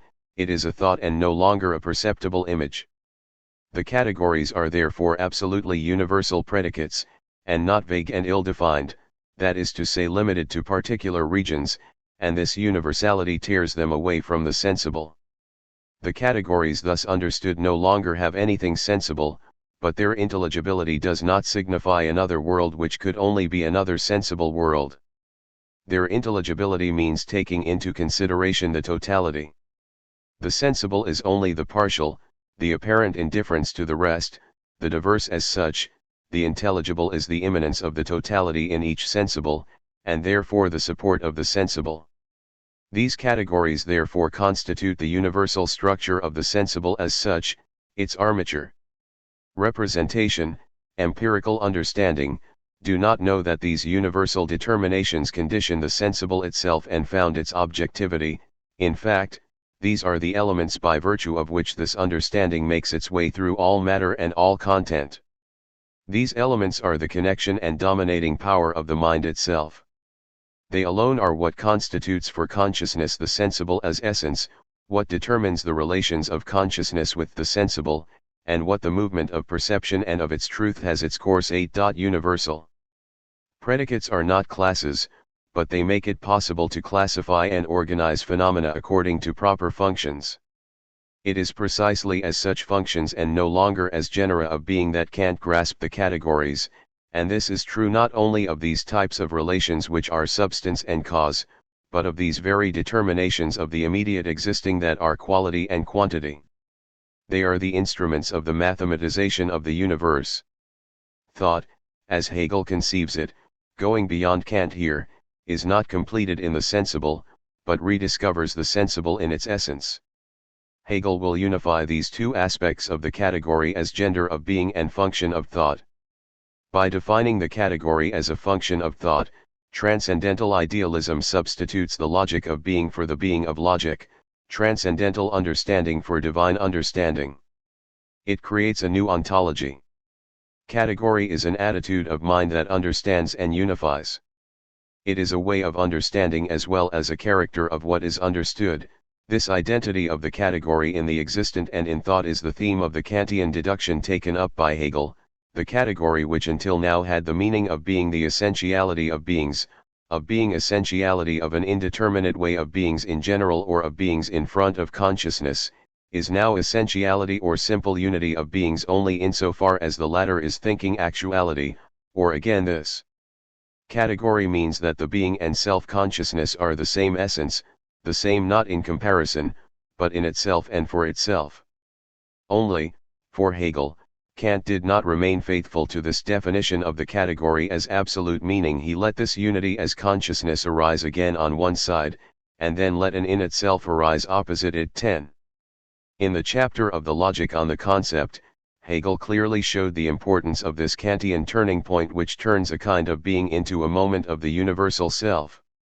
But this self is not the human self. It is one of the most profound and correct ideas of the critique of pure reason that the unity which is the essence of the concept would be primitively synthetic unity of apperception, the unity of the I think or of self-consciousness. 11. It is this unity which, as synthetic, is objectivity itself, as it is the self. According to this definition, it is thanks to this unity of the concept that a thing ceases to be a simple affective determination, an intuition, or even a simple representation, to present itself as an object, this objective unity being the unity of the me with himself. By conceiving it, the ego transforms the being in itself and for itself that the object has in intuition and representation into a posited being. It penetrates it by thinking it, but it is such that it is found in the thought that it is in itself and for itself, whereas such as it is in intuition or representation, it is only phenomenon. However, this self whose categories are moments, or the category whose determinations are species, that is to say the concept, is not the human self, or the substantial soul of the dogmatic. When we do not go beyond the pure and simple representation of the self as it is offered to our ordinary consciousness, the self only appears as a simple thing that is also called soul, to which the concept would be inherent as a property in the ordinary sense of the word. This representation, which does not take the trouble to form an idea of the concept or of the self, is not made to facilitate the understanding of the concept, or to bring us closer to this understanding. 12. The categories for Kant characterize a subjective understanding as much as a structure of what is understood. They are determinant and reflective at the same time. Hegel will go beyond Kant by grasping the intuitive as well as discursive character of the understanding, seeing in absolute thought the thought that determines itself while remaining absolute thought. It is this movement of thought that will be the philosophical logos. But another character is already revealed in the Kantian category. The category is a function of the understanding insofar as it is universal, insensitive, and always takes into consideration the whole about the part. Hence also its necessity, or its function of necessity. This idea of totality, or of a quasi-totality, is fundamental. To think according to categories, that is, to think is always more or less to rise to totality. Perhaps all consciousness envelopes this totality in the least perception. The categories are not only universal because they are suitable for everything singular, for all this, but because they are the predicates of the all, because what we always talk about with them is the all, and the categories are functions that make it possible to think the whole about the part, the understanding in the sensible. The sensible is singular intuition, the immanence of the understanding is the horizon of the totality. The categories envelop the whole in the singular experience. They are therefore universal because they are necessary. Thought always has the world as its object, its non-thematic object is the universe as a whole. It is here that the ambiguity of Kantianism appears once again. If the experience is, this experience as being does not resemble a particular experience. Thought cannot be cut off from being, but being is no longer for thought the singular being, but the being of the all, the being which the absolute concept signifies and which is thought and determined in the various categories which are its species. The self at work in the humblest experience must be as universal as its object. Otherwise we remain with a monadism, with a plurality of experiences which do not make the whole experience a single and unique context. Hegel apprehends the categories as determinations of this whole which is being in thought. From then on, they are moments that follow each other dialectically, each of them reflects the others, states a point of view on the whole which requires its overcoming. If now the pure essentiality of things as well as their difference thus belong to reason, it seems that one can no longer, in the strict sense of the term, still speak of things, that is to say of a reality such as it would only be for the consciousness the negative of itself, for the multiple categories are species of the pure category, which means that it is still their genus or their essence and is not opposed to them. But they are already something ambiguous and equivocal which in its multiplicity has in itself the being other opposite to the pure category. They in fact contradict the pure category by this multiplicity, and the pure unity must in itself suppress this multiplicity by thus constituting itself as a negative unity of differences. 13. Category therefore appears as a category of the all, of being as much as of the universal self. Each of them, we said, is a point of view like the Leibnizian monad, but while this monad is a limited individuality, limited from the outside, this point of view contains within itself the motor of its overcoming, of its passage to another point of view. The category is not a substantial individuality like the monad, it is an expression of the absolute, a for itself which is resolved in the for itself of all the for itself, but the absolute does not exist in apart from these expressions, it is the universal category which is what it is in its result, and not in the first presupposition, the being which is only nothingness. The categories of Hegelian logic are therefore not only genera of being, as in Aristotle, functions of the ego which serve to think almost all of possible experience, as in Kant, but expressions of the absolute itself. This is why these categories are not only the categories of phenomena, the support of the sensible or of the empirical sciences, they are also the moments of a logic of philosophy. Each of them had its presentation by a philosopher who stopped at it, thought the absolute through it. This remark is external to the dialectic of logic, it makes it possible to establish correspondences between logic and the history of philosophy, but logic is not a history in the strict sense, what it develops is the sequence of categories, an absolute genesis of being. The ontic logic of Aristotle became the transcendental logic of Kant, then the speculative, ontological logic of Hegel. The categories are therefore definitions of the absolute and not only of the world and of the subject thinking the world hic et nunc, they do express the movement of knowledge being, essence, concept, but they must be grasped independently of this movement, as pure logos, this movement representing the progress of knowledge which begins with pure being, for, in suppressing, reaching the essence in an immediate way, appears as a cognitive activity external to the being and having nothing in common with its own nature. But this march is also that of being itself which is interiorized by virtue of its nature and is thus transformed into essence. If therefore the absolute first appeared to us as being, it now appears to us as being the essence. 14. Hegel undertakes with this logic of philosophy the supreme task of philosophy. Not only does he want to conceive of the fundamental determinations of experience, those which enable him to think about experience in its generality and in its coherence, but he also perceives in each of these determinations a moment which, in itself, reflects the all. Parmenides understood the absolute as being, and this understanding is a very moment of the absolute. It is necessary to deepen it as such, to know how to stay there without confronting it from the outside with another moment. Absolute reason has manifested itself as immediate being by opposing nothingness. This manifestation is also constitutive of sensible experience, it is the primary thought of this sensible, but this thought is not alongside another thought, for example that of being as quantity. The indifference of determinations belongs only to nature, it is a knot in a dialectical chain, and this knot is linked to another, becomes in itself this other.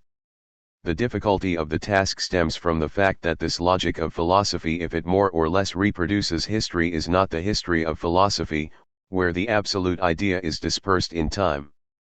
It is not a recollection of visions of the world which have succeeded one another, because these visions of the world still present themselves as subjective, it is the eternal history of being which, at first immediate, is reflected as essence, and grasps itself as its own concept, as meaning. But the originality of this reduction is to make the logos the absolute element of meaning and of all meaning. It is to lift the mortgage of the substrate and of the empirical self, to open up the ontological dimension of understanding which is not opposed to being, so that any meaningful understanding must find its place in this infinite and circular discourse, in this logos. In its sense and nonsense confront each other. This logos is the absolute form which signifies the inadequacy of any particular form which is then a specific content. He is everything, including the anti-logos, the nonsense, and he is the comprehension of this nonsense as such, as the very alienation of the logos. Kant ignored nature, and reflected only the truth of nature in a certain science. His philosophy could extend into a critical epistemology, always leaving nature as such outside of it, but the Hegelian logos also includes this nature. Knowledge also knows its own negation. If finally Hegel finds in this logic of philosophy the historical systems of the past, he deepens them not as personal visions of the world, with the curiosity of historical contingencies, but as moments which have in themselves an organization, which have unveiled the absolute under a certain aspect. This does not mean a contempt for these systems, a way of treating them only as means. On the contrary, it is to take these philosophies seriously, to seek in them that which of the absolute being has been reflected. The refutation of these moments cannot come from outside. It does not consist of a comparison, but of a deepening. The dialectic of systems must more or less reproduce the dialectic of being, if the dialectic is not only chatter and vanity. Chapter 3. The organization of logic. Being, essence, concept. Hegelian logic is the absolute genesis of meaning, a meaning which is its own meaning, which is not opposed to the being whose meaning it is, but which is meaning and being at the same time. This genesis is like an organic growth, a perpetual reproduction and self-amplification, no external finality, but an immanent finality of which organic life is the image in nature. The contradiction of this growth is its immanent intentionality. How can she get rich? Doesn't its beginning already contain implicitly all that will be its end?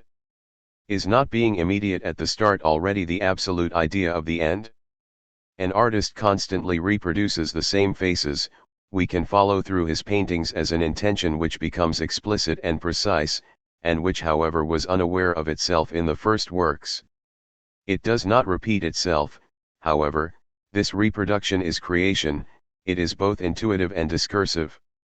The totality is always immanent. The beginning announces the end alone allows us to understand the beginning retrospectively. There is no way of conceiving the Hegelian logic otherwise. It is always the whole which develops, which reproduces itself in a deeper and more explicit form. The circle of the essence repeats that of the being, and the circle of the concept that of the essence. There is nothing astonishing about the whole. What is astonishing is that it is divided, that it exposes itself, but as a totality it is never excluded from each of its positions, or rather in the midst of the logos no word could signify this disappearance of the all. The all is there insofar as it is excluded, suppressed. It is there because it is lacking. It is there as negation in the position and as internal negativity. The all that one would like to put outside is in fact inside, like the exterior which is only an interior. These words of representation, outside and inside, suit a nature which realizes the absolute idea in spatial indifference, but they are only dialectical in the absolute form, or the element of the logos. We have sometimes quoted Bergson when speaking of Hegel. Certainly it is difficult to imagine two such different philosophical temperaments. Yet it is the same creative idea that presents itself in the Hegelian logic and in the Bergsonian dynamic scheme. Only the idea, in Hegel, is really idea, meaning, when it is, in Bergson, on this side or beyond meaning. Genesis, in the Hegelian logos, is comprehensive genesis. Being understands itself, and understands itself even within the ontic limits of all understanding. We must see, in the Hegelian logic, this absolute milieu of all comprehension, of all signification, which is creation at the same time as comprehension, because it does not refer to any other than itself, because it is therefore not the understanding of something, but the understanding of self, and, by being self-understanding, the understanding of all things, being, and meaning. What this Hegelian logos only excludes is a monadism that would limit reflection, the existence of individual structures that cannot be surpassed. The whole is indeed singularity, but the authentic singularity is only the whole in the opening of its own development, the concrete universal, the intuitive and discursive understanding at the same time. If we do not enter into this absolute genesis, it is easy to refute it, as does for example L. Brunswick in the modality of judgment. Far from being the product of dialectics, the is on the contrary the condition and the principle. Dialectical evolution owes its movement not to the point from which it starts, but to the goal towards which it tends, and it is external at the same time as it is parallel to being. It is a dualism one. Only the originality of Hegel is to refuse this formal notice. Dialectical evolution is attraction and drive, it starts from immediate being and returns to immediate being, it is truth only as engendered truth. On the other hand, it is indeed dualistic too, but this dualism is not, as with Spinoza, the parallelism of logos and nature which never meet, it is the dualism of mediation. Nature and logos are both opposite and identical. This is why the logos can think itself and the other, contradict itself in itself, and nature, which is the anti-logos, appear as logos. The logos is absolute truth as the genesis of itself. However, how can one speak of a truth of form? Logic as science of the absolute form is for itself the truth, and, in opposition to the other sciences of philosophy, those of nature and of the spirit, it is the pure truth. This form is therefore of quite a different nature from what is ordinarily called logical form. It is already for itself the truth, since this content is in agreement with its form, or this reality with its concept, and it is the pure truth since the determinations of this content do not yet have the aspect of absolute being other or absolute immediacy too.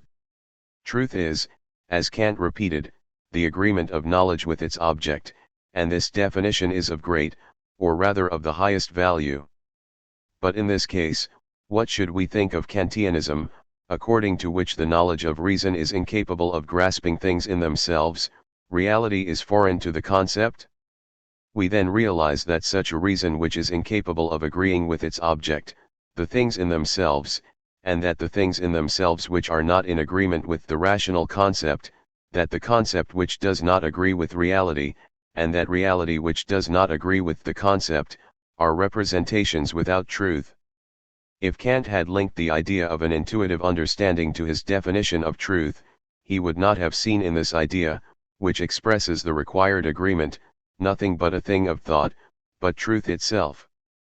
The absolute form indeed is not without content. Its content is itself, it has its being in itself because it is the universal, it is intuitive thought. Kant had yet stated this principle of a priori synthesis. He would therefore have been able to see the real lack of significance of his critique with regard to formalism, the critique of a criterion which would be valid for all knowledge.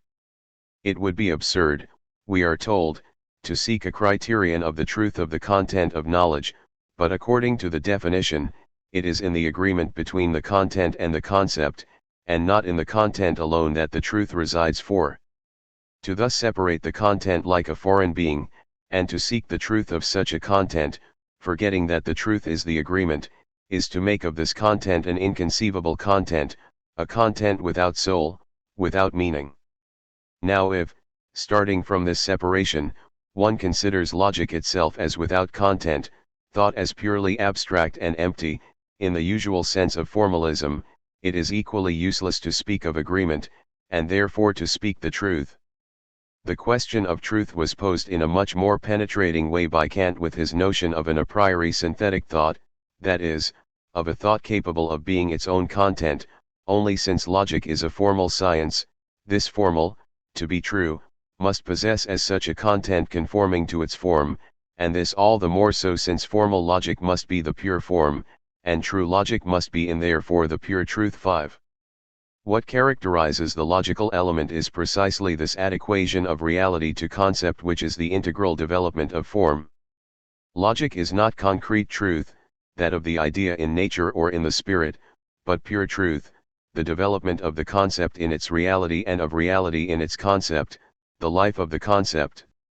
When we consider the forms of logic, we realize that, in their isolation, they are without truth, because, insofar as they are forms, they have a content inadequate to the whole movement of thought, to the conception herself. For example, the affirmative judgment is considered true in its form, since it refers exclusively to the content, but this judgment is dialectical in its form. It states that the singular is universal, that being is concept, it contradicts itself in itself, it lacks what is required by the definition of truth, the agreement of the concept and its object. It is therefore the absolute concept which must be found in all its moments, in the forms which, as multiples, manifest themselves as the content. Then each determination of the form is nothing more than a vanishing magnitude in the totality of this truth which is an absolute life, an absolute self-consciousness. The true is thus the bacchanalian delirium of which there is no member which is not drunk, and since this delirium immediately resolves in itself each moment which tends to separate from the whole, this delirium is also translucent and simple. Rest 6. The science of logic is therefore pure truth, and the difficulty for Hegel becomes that of explaining the absolute being other or absolute immediacy, nature and spirit, insofar as there is also, in philosophy, concrete sciences, a philosophy of nature and a philosophy of the mind, what Hegel called at general philosophy. These sciences are not the empirical sciences envisaged in the phenomenology, they certainly arrive at a more real form of the idea than logic, but not in such a way as to return once more to this reality that consciousness, elevated to above its phenomenon to science, has abandoned it, or even to the use of forms like the categories or the determinations of reflection, whose finiteness or non-truth is presented in logic. Rather, logic shows the elevation of the idea to the degree from which it becomes creative of nature and progresses to the form of a concrete immediacy, but whose concept again breaks this figure to present itself to itself as concrete spirit, a spirit which, in its highest degree, is precisely the logos, philosophy. The logical element thus clearly shows itself as the supreme mediation, it is there immediately as nature and as finite spirit, but as spirit it completes itself in itself, it returns to itself. Logic is the genesis of the absolute idea. This absolute idea which, in the element of universality, contains all the life of thought, is for Hegel alone, the being, the imperishable life, the truth which knows itself and all truth. 7. It is the only object and the only form of philosophy, because it is, so to speak, all determination, and its essence consists, by self-determination or particularization, in returning to itself. Then it has various forms and the business of philosophy is to recognize it in these forms. Thus nature and spirit are distinct modes of presenting its being, their spatial indifference and temporal dispersion, just as art and religion are distinct modes for it to apprehend and confer a to be like yourself. But philosophy is the highest mode, the only authentic one of grasping the absolute idea, because its modality is the highest, the concept, the only one in which truth exists as truth. Philosophy therefore includes figures of the real finiteness which are nature, and ideal the mind. She conceives them as she conceives religion and art, but she conceives herself. This conception of itself is above all logic. The reservation above all means that logic can well be considered as a particular mode, but since the mode designates a particular species of form, logic is also the form universal in which all particular forms are suppressed and enveloped. Thus to understand, for philosophy, nature and spirit is to see in the logos the creative source itself, it is to see through the logos. Language is the dwelling place of being as meaning. The logos is the original, primordial verb, which is indeed an exteriorization, but an exteriorization which, as such, disappears as soon as it appears. Hegel says that the only determination is then for the sense of hearing oneself, of understanding oneself. It is the pure thought in which the difference, is the alterity that leads thought to surpass itself. 9. Two contrary criticisms have been made of Hegel on this relation of logic to nature and to spirit. Marx, for example, accused him of always finding the logical element in the philosophy of nature and history, instead of seeing in this element a reflection of concrete being, an emaciated shadow. The concrete philosophy of Hegel would be impoverished and as if ossified by the idea always rediscovered and taken up in place of the real content.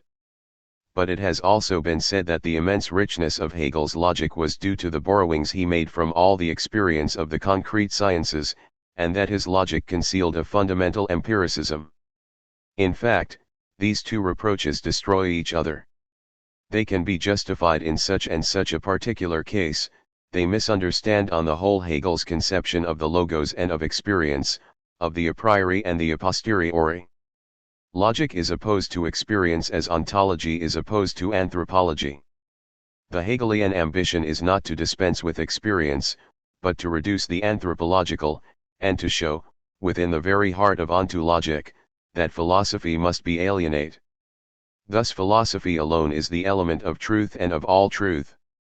If the logos is the integral and organic development of intellectual intuition, the method of logic appears as the consciousness of its universality which accompanies the whole movement. The method is the structure of the all exposed in its pure essentiality 10. But the ordinary meaning of the word method is no longer in place here and a false interpretation must be discarded. The method which is the universal of logic does not separate the objective from the subjective. As an absolute method it is the opposite of instrumental knowledge or external reflection, which would only be subjective. This is conceived by the notion of the beginning of the logic which must be without presupposition. The beginning can only be immediate.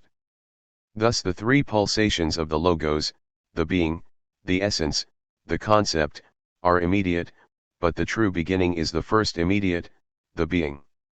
This is not the immediate sensible, but the immediate of pure thought, which one can, if one wishes, also call supersensible or interior intuition. In finite knowledge we never stop repeating that we must refer thought to being, that is to say that we must show, delimit the being which is there, but this indication and this delimitation are already a mediation, and when one demands a demonstration of being, one signifies by that one wants to determine being, to bring it out of the abstraction of pure thought, of the sole relation to oneself. To demonstrate being is therefore to realize the concept, to determine it. In the science of logic, we find from the start this very experience of knowledge which is the realization or the determination of the concept. Being, considered as irreducible to pure thought, is the absolute relationship to itself, which is also pure thought. Thought does not lack being, it lacks determination, and being, this only relation to oneself, also. Their opposition in the form of being and nothingness, of being and the question of being, is reciprocal. What is required is the overcoming of this pure relation to oneself. For the method, the beginning is the universal, which is without determination. But this very simplicity of the beginning is its determination. The method, as consciousness of this indeterminate universality, knows that it is only a moment and that the concept is not yet determined in itself and for itself, but, if the method remains in this subjective consciousness, she only takes this beginning as the abstract to which something is missing. It understands abstraction as the psychological operation which, having first set aside what it is the abstraction of, claims to be completed by it, it therefore seeks what must be added to this beginning, as if thought, which is thought and being, was not its own content, as if its progression were not immanent. The immediacy of the beginning, because it is the beginning, is in itself its own negation and the impulse to surpass itself as a beginning. The universal is not only the abstract, it is the objectively universal, the concrete totality in itself, but not for itself. This is therefore the being in itself which is not yet for itself, the all as immediate and not as mediation. The beginning is therefore the absolute, it is in itself, and progress is the presentation of the absolute, its becoming for itself. But because the absolute is still in itself, it is not the absolute, nor the posited concept, nor the idea. The progressive presentation is not a surplus, an excess, the absolute being already there before its presentation. The progression consists rather in the fact that the universal determines itself, becomes the universal for itself, that is to say the subject 11. Truth is only truth in its genesis. By positing the immediate as an objective totality, we oppose it to its mediation. The beginning is the immediate, but this is its determination, its negation, its relation to itself is not yet the unity that has become, the relation posed. The immediate which has not become is nothing, but this nothing is already its mediation, its first position. It is through this nothing that he exposes himself and becomes. The essential thing is that the absolute method finds and recognizes in itself the determination of the universal. Finite knowledge takes up what it had left aside by abstraction, but the absolute method, not being exterior to its object, finds in it the determination that is immanent to it, it follows its movement and does not operate not from outside. This is why the method is analytical, this is due to the absolute objectivity of the concept of which it is the certainty. It is not a question of wandering and thinking the thing itself by going elsewhere to find something to think it is a question, as Plato wants, of thinking things in themselves and for themselves, of considering them themselves. In themselves 12. But the method is also quite synthetic since its object, determined in an immediate way as simple universal, shows itself as another, because of the determination of the immediacy that it possesses. This analytical and synthetic process is the dialectic. This is why the philosophical method is the dialectic. We ordinarily conceive of dialectics as leading to a purely negative result, and this result is understood in several senses. The dialectic would manifest the non-existence of the object, thus the Eleatics, by dialectic, denied change and movement. It would manifest the void of a knowledge, the void, or the vanity of the dialectic itself, thus Diogenes engages in a silent coming and going against the dialectic which denies movement, he disdainfully claims thereby to show the inanity of this language which proves too much and opposes an answer to it by silence. Dialectic responds to dialectic, Socrates engages in an ironic dialectic against the unstable dialectic of the sophists, he himself becomes a victim of this dialectic, of the anger aroused against it, accused of shaking the stable positions of ethics. Finally, dialectics would show the inanity of pure knowledge as a whole, thus the transcendental dialectic in the critique of pure reason. But, remarks Hegel, whether it attacks the object or knowledge, it is not clear enough that it attacks determinations as well. Above all, we see the opposition of either, or else, which leaves intact each of the determined hypotheses. It is however the determinations which are really the prey of the dialectic, and there is no stable object below them.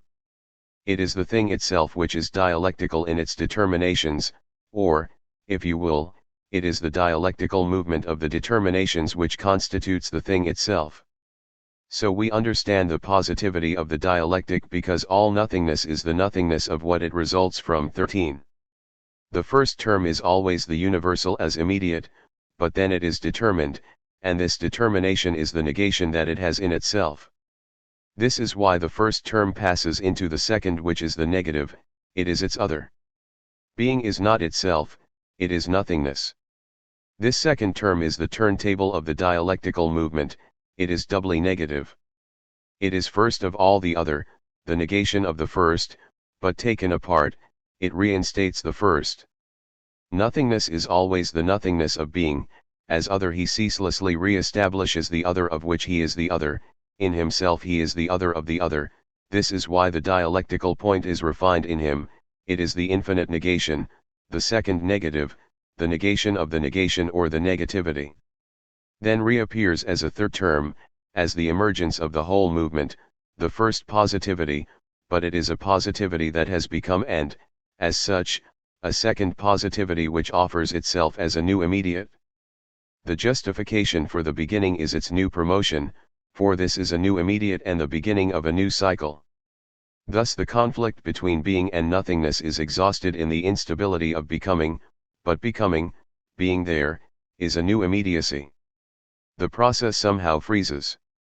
In the total movement the essence is this instability of the second dialectical moment. In it, being negates itself, no longer in the immediate form of being, as nothingness, but in itself, being appears, it is being and non-being, as essence and appearance, it appears in itself, and is only this reflection. But this negation of immediate being negates itself. The concept which ends with the absolute idea re-establishes the immediate being of the beginning. The absolute idea is identical with nature.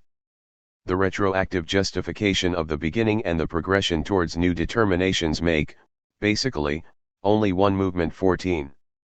The being, the essence, the concept constitute the three pulsations of the logos, three circles which reproduce, at a different level, the same fundamental theme. The germ, the initial cell, is being, nothingness, becoming. Being is only determined by nothingness, it is itself the nothingness of itself, as will appear at the level of essence, because essence is the internal negation of the whole sphere of being. Nothingness was negation under the figure of being. Nothingness is immediate like being. The transition from being to nothingness, as from nothingness to being, is only a passage, becoming, a presentiment of what will be the true passage, mediation. The sphere of essence, which is the first negation of being, then the negation of itself, is the field of reflection, of splitting. Being opposes itself to itself, it negates itself as being, and it posits itself as essence, but essence is appearance, it is in the appearance, that is to say in the being denied, that the essence is posited and there only. The duplication of essence and appearance is the entire appearance, so that the essence is itself an ontological appearance. Reflection denies itself. Being as conception of being, essence of being, is not distinct from being itself, the ontological possibility of reality. This is why the third sphere, that of the concept, takes up the same theme in the element of mediation, of self-understanding. Immediate being passes and becomes, its conception falls outside of it. Essence is the reflection of being, its appearance and intelligibility, but this intelligibility, this conception, is both separate and inseparable from the appearance. Essence, as reflection opposed to immediacy, is unresolved contradiction. This is why reflection re-establishes the primary immediacy of being, just as this immediacy was reflected in the essence. It is the immediate itself that is conceived. Affective reality is not only there as in the immediacy of being, it is not only understood by its essence, as in essence and reflection, it is itself its meaning, and this meaning is his being. Being has reflected itself in itself, and in this reflection it is as meaning. Subjective logic, or the logic of the concept, is the logic of meaning, but this meaning is not a subject opposed to the object. It is being that is its self-consciousness, its meaning, and this self-consciousness, in its turn, is being itself, the absolute idea scattered in nature and in history. In the Logos, being thinks itself, it does not found its intelligibility behind itself, but in itself, it thinks itself as much as it finds itself. The three moments of the Logos are contained in this German term, Selbstbewusstsein, being, appearing, self. The logic of being corresponds to transcendental aesthetics. It is the logic of the sensible insofar as the sensible is conserved in the Logos. Philosophy gives the conceived intellection of what is involved in the reality of sensible being, and it can do so because meaning is sensible, is there in speech to no longer be there as soon as it is the. The logic of essence corresponds to the transcendental analytic, it is the understanding of being. But the logic of essence is not only the logic of the science of the phenomenal world, it is still the logic of this metaphysics which makes essence the condition of existence. The categories are indeed the categories of experience as well as the categories of the absolute.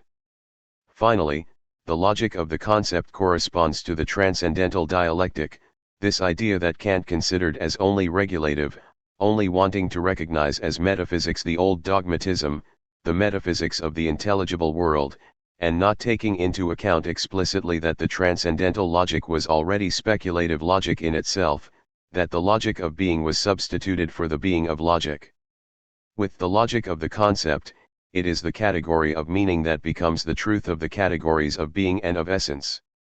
The logic of being is the logic of the immediate. It speaks of this appearance and this disappearance of the sensible that the first chapter of the Phenomenology describes. The being of the sensible is its annihilation, it passes. Yet he returns in his annihilation. Being continues in nothingness, and nothingness in being. Becoming is permanent. The immediate does not conceive itself, the mediation is indeed there too, but it is there immediately as becoming. Being denies itself and preserves itself in its negation, but at the level of the immediate contradiction and identity are not there as contradiction and identity. Being becomes another being. This collapse of the sensible is the condition of its intelligibility, of its own recollection. We can say that the becoming of the sensible is in itself its essentialization, but it is not there as such. This is why the determinations in the sphere of the immediate exclude or identify themselves immediately. Being is there, it is no longer there, it is becoming, and becoming is the unstable exchange of being and nothingness. Being does not pass into itself, it does not relate to itself in its other, it does not reflect itself. Contradiction and identity are there immediately as they exist in nature with movement. The opposition of being and nothingness, then the first concrete synthesis, becoming, constitute the basis of all logic. But the three terms are inseparable. We can also say that it is being which divides itself into being and nothingness, and then shows itself as becoming. Hegelian logic does not start from two foreign terms that it would combine, but from mediation. Explicitly, the logic of being knows only the opposition of being and nothingness. Implicitly, as the sequel will reveal, this opposition is just as much that of being and of the thought of being and the question of being. It is being who is his own question to himself. But in its immediate form, for example in nature, it is pure becoming which is the existing mediation. It is because being passes that it is internalized and understood. Forgetting and remembering have an ontological meaning. Only the sphere of being will have to negate itself entirely as the sphere of the immediate for the essence to appear. Unstable becoming restores positivity. Being there is becoming being. A mixture of being and nothingness, it is essentially finite, but its finiteness presupposes infinity. Infinity is there also immediately, it is bad infinity, the indefinite sequence of a something and its other. Quality and quantity are the two fundamental categories of this being, and the logic of being is a descriptive logic and a logic of pure quantity. Quality is the immediate determination that is one with being, quantity marks a return to primary indeterminacy. Their synthesis, measurement, is the transition from being to essence. It is the beginning of the relationship to oneself in the immediate future. Quantitative change, the indefiniteness of the quantum always to itself, the same whether it increases or is denied, is exteriority to itself. This exteriority to oneself leads back to intrinsic and qualitative determination. It is never more than an oscillation around a measure. Everything has its measure. This, says Hegel, is one of the highest thoughts of Greek philosophy. In this logic of the immediate which is the shadow or the truth of the sensible depending on the consideration adopted, the infinite presents itself in its immediate opposition to the finite. But the indefinite progression, which is endless, is the immediate difference which is not reflected as identity, as a relation to oneself. The measure is already the essence in the immediate future. It is the immediate return to oneself in exteriority.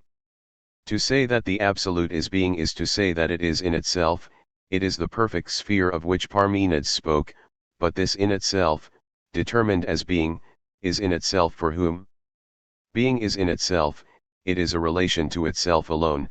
These judgments already go beyond this immediate being, the very essence of the relationship to oneself is a going beyond being. Being is not yet in itself for itself. The first philosophies of nature are a naive expression of this thought of being, and Parmenides says this thought of being. The essence is the being that becomes in itself for itself. This being was in itself identical to itself in its opposite, nothingness. It passed away, but always found itself, being in imperishable becoming, but this return to itself is not accomplished at the level of immediate being. Being did not reflect itself, One could not say that it found itself again, because this itself supposes a reflection as reflection, an absolute self of being. It is this reflection that the logic of essence presents. Being no longer passes beyond itself indefinitely, it passes into itself, it reflects itself. The logic of essence corresponds to knowledge, to the elaboration of the sensible, but this is only a correspondence. Reflection is not the exterior reflection of being in a knowing subject, it is the interior reflection of being itself. On the contrary, it is the logos that allows us to understand knowledge and the ontological moment of consciousness. Being is interiorized by essentializing itself, it is interiorized as in knowledge, memory interiorizes sensible intuition. The past is essence. Essence is the negation the first of being, and of being in its totality as it is presented in the anterior sphere. The determinations of being will be reproduced at this level, but as reflected determinations. Immediate being denied in its totality, becoming its own nothingness, is the essence, it is the intelligibility of being, it's in itself for itself, but still in the element of the whole. Oneself is also appearance, for what is appearance other than being denied? To speak of appearance, where we spoke of being, is still to bet on being, for appearance is good in a certain sense, but it is also to deny being in it, for one must indeed to say that the appearance is not since it is only appearance. These two aspects of the logic of essence, namely, immediate being negates itself and therefore posits itself behind itself, at the foundation as essence, and immediate being negating itself has become appearance, are a one and the same movement, and such is the contradiction of essence or reflection, it is both essence and appearance, it is the negation of being as immediate, and, in this negation, the position of being as essence. The whole logic of essence is the logic of appearing, being has become entirely appearing, and one can just as well say, it is only an appearance, and everything is in the appearance. The distinction between the essential and the inessential is only at the level of essence a reminiscence of the immediate, for there are not two beings, moreover, this distinction is arbitrary, it depends on a third term, and is relative to an external reflection, but the essence is the internal reflection of the being which appears in itself, appearance is the same as reflection.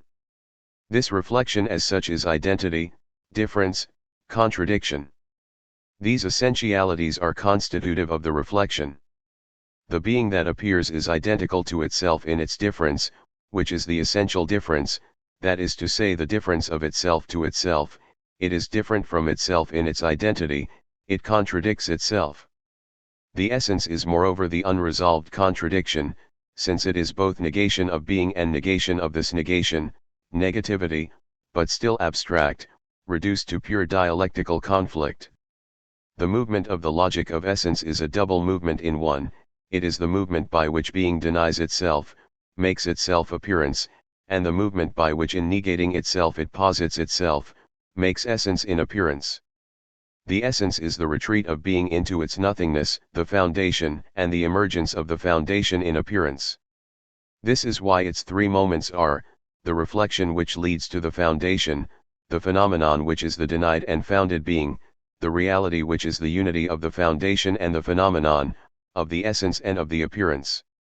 The essence is the division of being into itself, the secret of being and the initiation into the secret, but this secret is its intelligibility, its conceivability. The secret of being is the very possibility of being, but this possibility separated from being is an ontological mirage which makes one believe in a metaphysics, in a substance distinct from its accidents, in a cause distinct from its effects, to an ontological possibility distinct from ontic reality. Being in order to understand itself, to pose, alienates itself from itself. The essence is the dialectical moment of this alienation of being, one could say that it is the unhappy consciousness of ontology. Immediate being sinks into the essence as into its conditions of intelligibility, but these conditions are one with the manifestation itself. It is the manifestation in its totality which is the essence. Intelligibility is entirely in the development of manifestation in the category of effective reality. In actual reality there is not an absolute content whose form would be the manifestation, it is the revelans esse ipsum which is everything, and which is the mysterium magnum itself, the absolute, as this movement of explication which relates to itself as a mode which is its absolute identity with itself, is the manifestation not of an interior, not of something else, but absolute, but manifestation in itself and for itself. It is therefore the effective reality. 16. The preface to the Phenomenology said, manifestation is the movement of being born and perishing which itself neither arises nor perishes, but which is in itself and constitutes the effective reality and the movement of the life of truth. Reality is the conceived necessity, and the analysis that Hegel gives of the relations of the possible, the real, and the necessary, is perhaps the most enlightening of all the dialectics of essence. Effective reality does not have its foundation in a possibility that would be beyond it, it is itself its own possibility. Certainly being is founded, but it is founded on itself, it is because it is possible, but it is possible because it is. This transcendental chance of which Kant spoke in the Critique of Judgment, and which was the meeting of contingency and conditional necessity, is for Hegel absolute necessity, because reality does not refer to anything else, and yet it is founds, it conceives itself. The logos is not the possibility of the existent, outside of the existent, it is the conception of the existent, and the existent as other is included in its own conception. The possible, which is only possible, is impossible, it contradicts itself, which is why it is possible because it is, as well as it is because it is possible. Effective reality as totality is truly the dialectical synthesis of possibility and reality, this is why it is necessity understood. But necessity understood is not necessity understanding itself. She is known but does not recognize herself. The essence is indeed being in itself and for itself, but still in itself. His understanding is not his own understanding. Essence has reintroduced the immediacy of being, which is why it is no longer essence, but concept. In essence it is being in itself that appears, but this appearance is its appearance, its position. It is not the being that appears, it is itself that appears, and therefore recognizes itself. The movement of one's position of oneself, this is what Hegel calls the concept that we could translate by meaning. The logic of the concept takes up all the determinations of being and of essence on its level, but it takes them up again to show how they constitute themselves, how they are posed and engendered. This genesis of meaning was implicit in earlier spheres, it is logic, because logic is the constitution of being as meaning, understanding, not as reference to a thing understood distinct from the movement of understanding, but this movement itself as the intelligible genesis of the thing. Logic is the absolute form which is for itself its object, like a poem whose object would be poetry and would thereby intrinsically contain the particularity of any poem, but this containing has nothing spatial about it. Universal meaning intrinsically contains all particular meaning. Only the sense was not yet for itself in the other parts of the logic, it was there immediately in the becoming of being, it was ground behind appearance, as essence, it now knows itself as the sense of all the senses. Hegel says of this logic of concept or of meaning that it is subjective logic, but it is a question of the subject or of the self which is immanent in every object, and not of a subjectivity distinct from being. The proof of this is the dialectic of being and meaning which leads this end of logic back to its beginning. Being has shown itself through essence as meaning, but meaning is also being, or rather, being already referred to meaning, it is a lost meaning, it is a forgotten meaning, just as meaning is the interiority of the memory taken up again in being.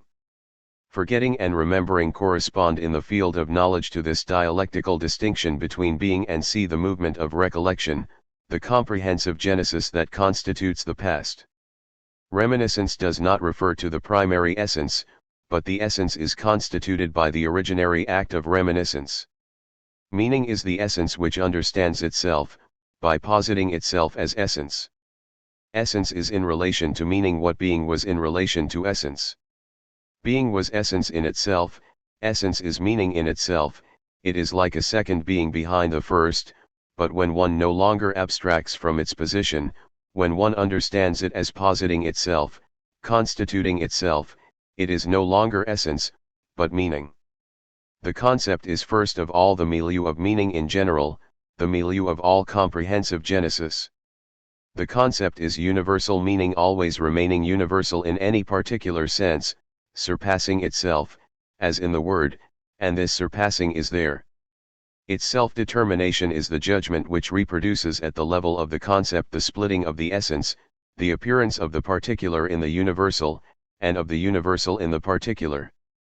The determination received in the universal is meaning, but the immediate relation develops only through mediation, through reasoning which makes explicit the relations of the particular and the universal. From then on meaning is developed as such, and this is why its being of meaning is object and objectivity. Mediation is the object itself, and the object is mediation. This unity is what Hegel calls the absolute idea, the meaning which is, and the being which is meaning. Meaning is not only object to itself, it is also suppressed object. The absolute idea is both as meaning the logos and as lost meaning, immediacy, nature. The logic of the concept corresponds to the great turning point represented in the history of philosophy by transcendental logic. Kant called it his ontology in a letter, and it is indeed a new ontology since it substitutes the logic of being for a world of essence, for the being of logic. Hegel's speculative logic, by pushing to its conclusion the reduction of the anthropological begun with the transcendental, is the deepening of this dimension of meaning. It is being that is its own self-understanding, its own meaning, and the logos is being positing itself as meaning, but it is being that posits itself as meaning, which means that meaning is not foreign to being, is not outside or beyond it. This is why meaning also includes nonsense, the anti-logos. It is in itself as much as for itself, but its in itself is for itself, and its for itself is in itself. The dimension of meaning is not just meaning, it is the absolute genesis of meaning in general, and it is self-sufficient. Immanence is complete. Conclusion. Logic and existence. Hegelian philosophy can be extended in two different directions. One of them leads to the deification of humanity, the other, which we have followed in this work, leads to self-knowledge of the absolute through man. In each of these cases, the term existence applied to human reality has a different meaning. Perhaps it is not superfluous to briefly indicate these meanings. Hegel, it is said, engenders Feuerbach, who engenders Marx, and this historical filiation is full of meaning. Hegel is the author of the phenomenology as much as of the science of logic, of the philosophy of history as much as of the conclusion of the encyclopedia. From then on, the absolute idea which is actualized in history, this meaning of human history, can appear not as the revelation of an absolute spirit, but as the realization of humanity. The Christian religion is the revealed or manifest religion. What is revealed in it is that the divine nature is the same as the human nature one. But religion is still representation, it presents this identity as not being our work, but that of a mediator. Reconciliation, the transfiguration of the world, is not effective in religion. The religious spirit is still alienated from itself. Only philosophy, as a concept, suppresses all transcendence.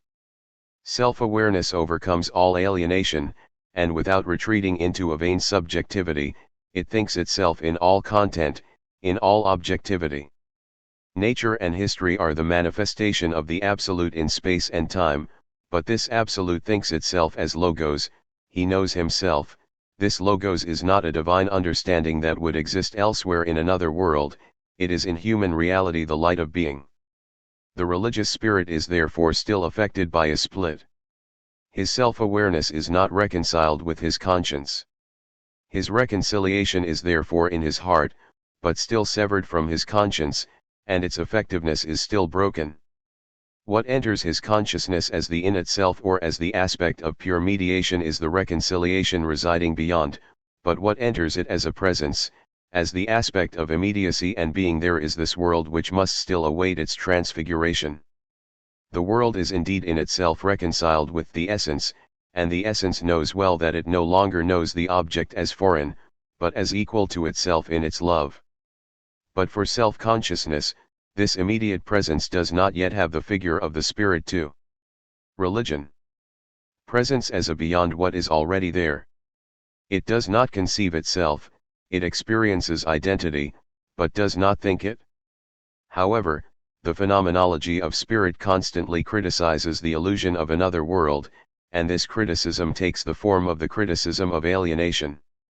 This concept appears as the key concept of the phenomenology of spirit.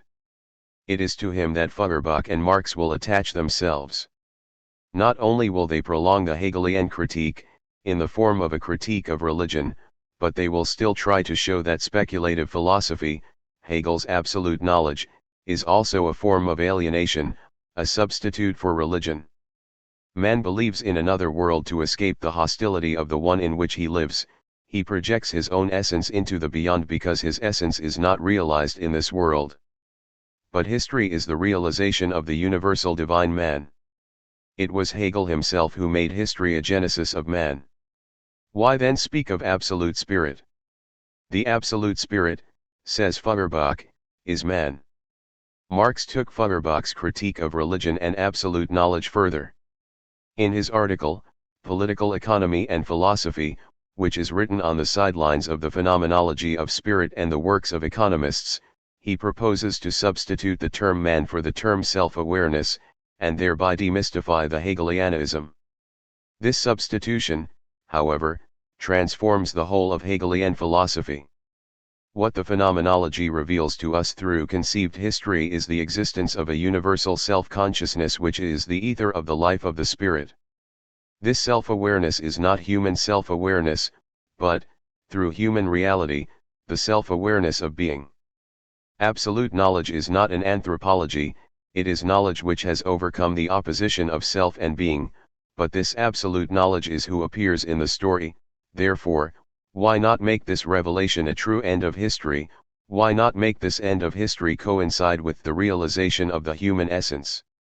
It is enough for that to reveal the deception which consists in explaining the nature by the logos, and not the logos by the nature. All Marxist criticism, more penetrating than that of Feuerbach, amounts to showing the confusion of which Hegel would have been the victim by interpreting all objectification as alienation, all alienation as objectification. This requires putting the Hegelian system back on its feet. This system defines the absolute as mediation, as the mutual relation of the logos and nature, but it is nature that is primary, and the logos that is only an abstraction. Besides, Marx does not ask himself how this abstraction is possible, and how nature can reveal itself as meaning, abstract itself from itself and think about itself. He takes up Feuerbach's argument which opposes the sensible world to the abstraction of being. What logic reveals is that indeed it is only an abstraction, and that one must get out of it to finally rediscover intuition and the carnal nature.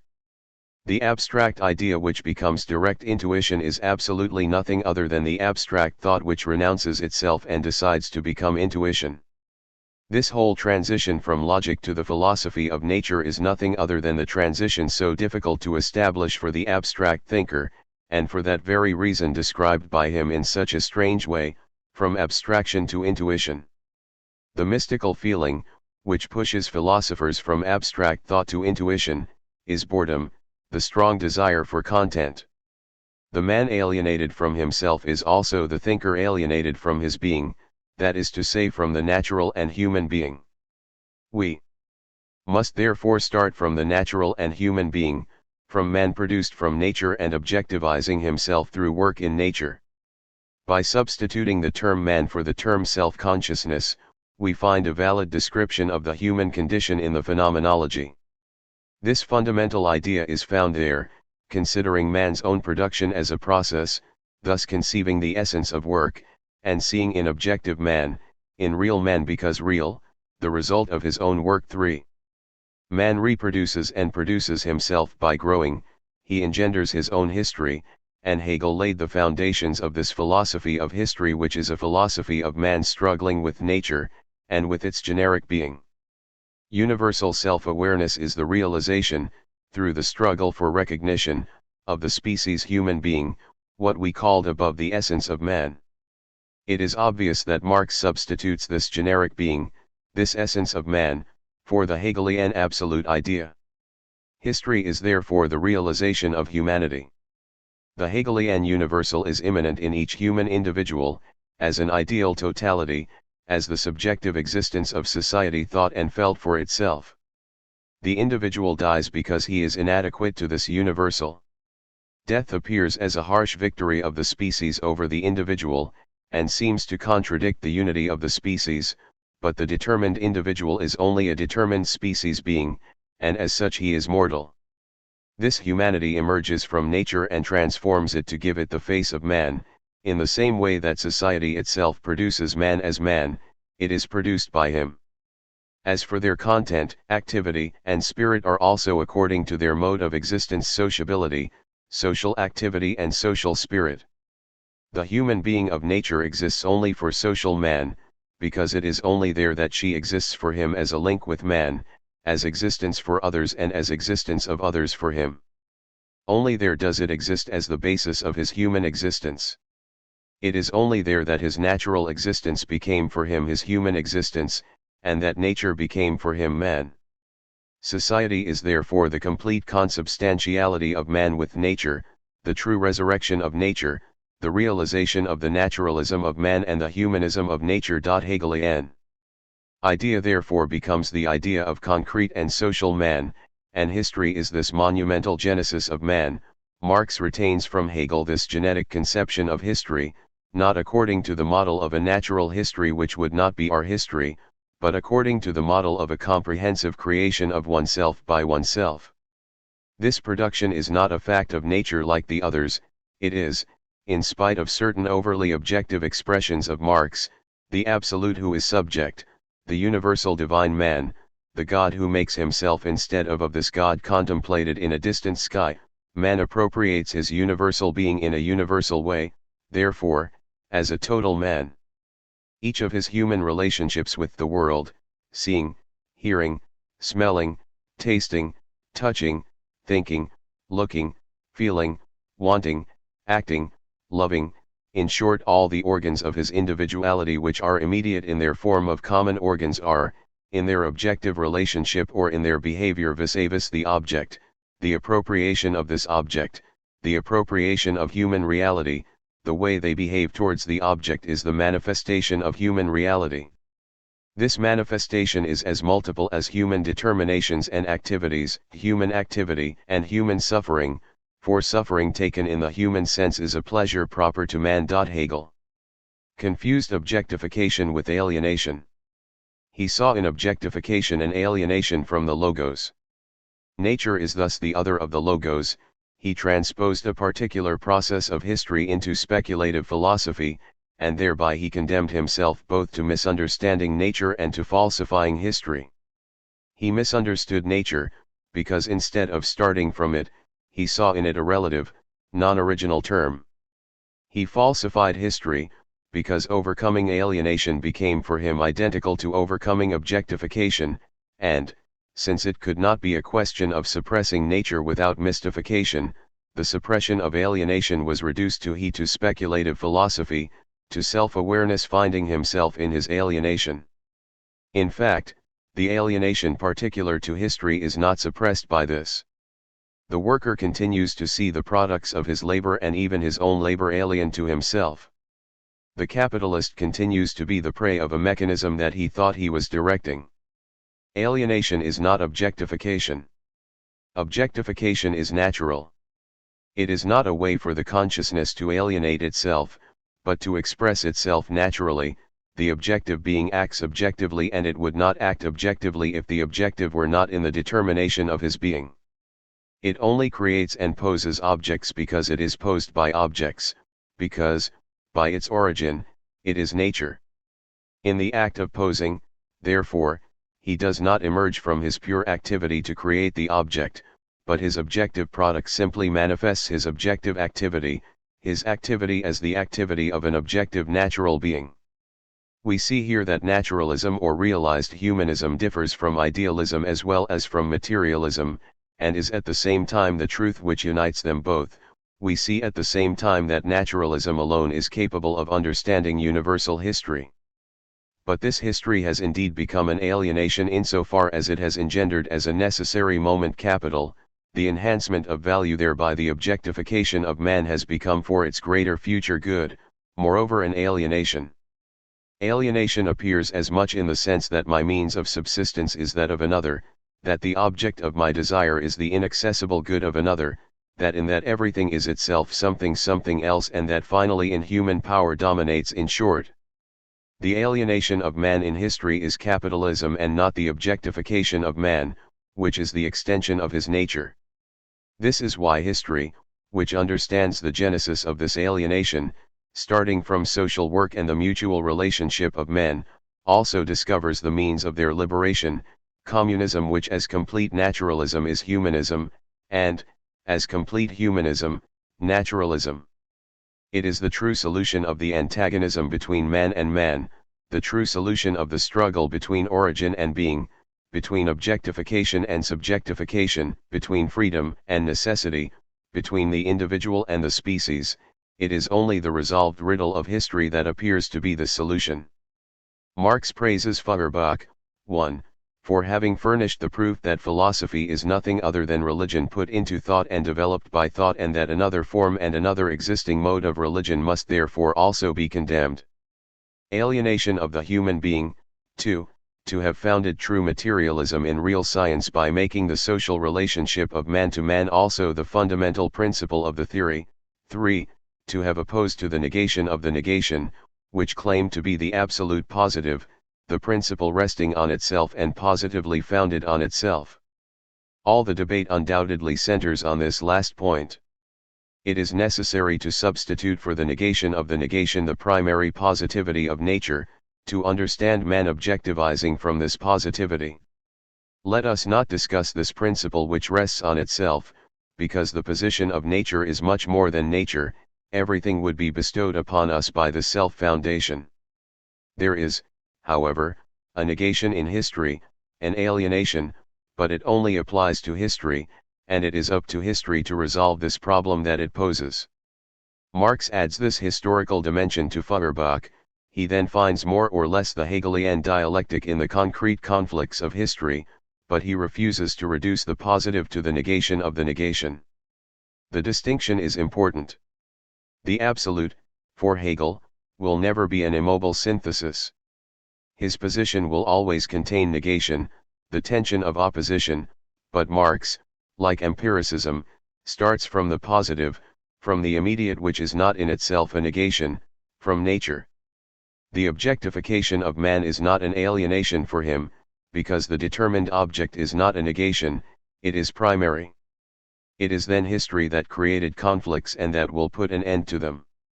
We could already ask where this negation comes from in history, why we don't stick to nature alone. No doubt we would answer by speaking of the nature of man who did not remain with pure nature, but who surpassed himself, who created and continues to create himself.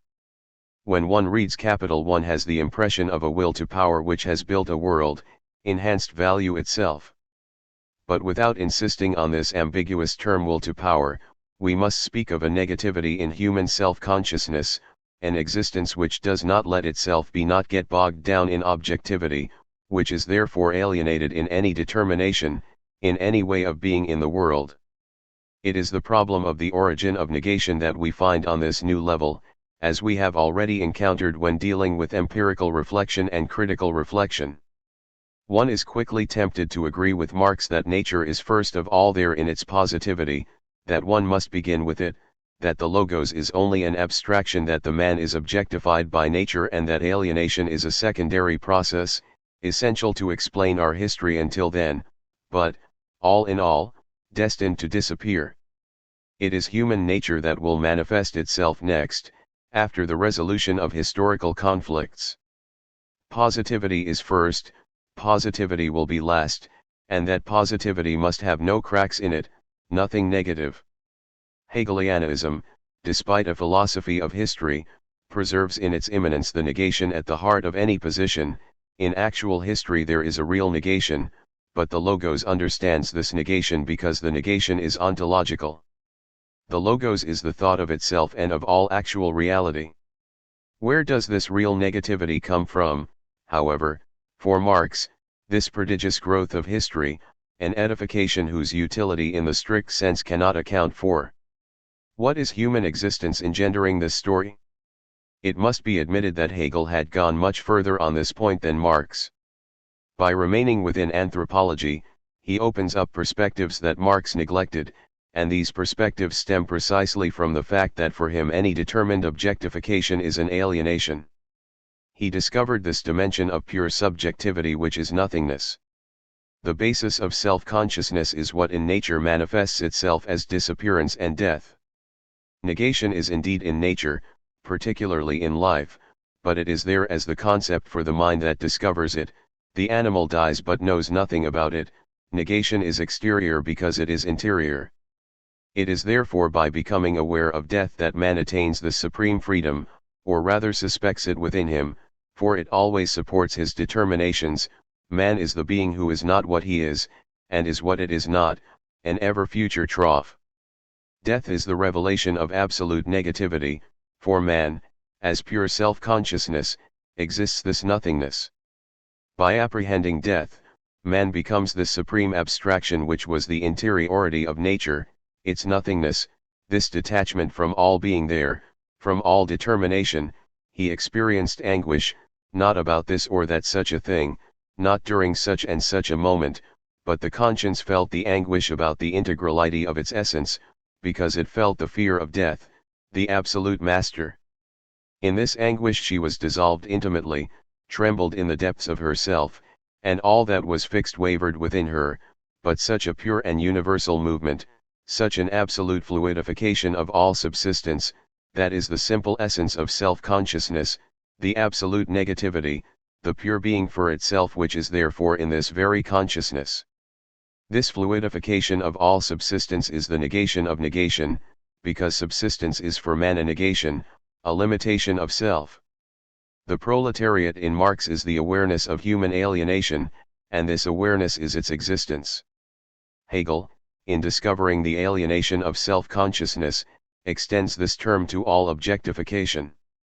However, being for itself cannot not be objectified. It is always there in the world, and the individual is what his world is. He is there for others, and this for others is the limit that his subjectivity cannot cross. Each individual is first for the other like any other object. Each refuses to be only his work, to coincide with this appearance for the other that he cannot completely realize. Everyone is beyond his expression, and this beyond is only immanent negativity. It is at the heart of this inevitable objectification that consciousness surpasses itself. If objectification were not an alienation, history would stop, being for itself would disappear as such. Hegel described the alienation of consciousness in natural life, as well as in wealth and power, which are the social powers. Power and wealth are the supreme goals of self-effort. He knows that by renunciation and sacrifice, he cultivates himself to the universal, and comes to possess it, and that in this possession he attains universal validity. Power and wealth are the recognized effective powers, but this validity is in its turn vain, and precisely when the self has taken hold of them, it knows that they are not autonomous essences, but that it is their power and that it is they are vain. In the dialectical beginning of history, there is the limitless desire for recognition, the desire for the desire of the other, a bottomless power. Hegel showed the particular character of the alienation of self-consciousness in wealth, and the resulting torn world. Its object is being for itself, therefore what is its own, but because it is an object, it is at the same time immediately an alien actuality, which is its own being for itself, its own will, that is to say that it sees itself in the power of an alien will. It depends on this will to hand it over to it. The self sees its certainty of itself, as such, to be the most empty thing of essence. It sees its pure personality to be absolute impersonality. The spirit of his gratitude is therefore as much the feeling of this profound abjection as that of the deepest revolt. Since the pure self sees itself outside of itself and torn apart, in this tearing everything that has continuity and universality, what is called law, good, right is disintegrated at the same time, and has gone to the abyss. All that is in the mode of equality is dissolved, for we are in the presence of the purest inequality, the absolute inessentiality of the absolutely essential, the being outside of self of the be for itself. The pure self itself is absolutely dismembered. 5. Existence therefore appears as freedom, which underlies all the particular figures of self-consciousness.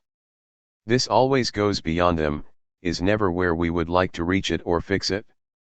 Yet this going beyond has a meaning, when we substitute for the aspect of free being there, manifesting itself in the form of contingency, history, the aspect of the conceptual organization of these figures or the phenomenology. 6.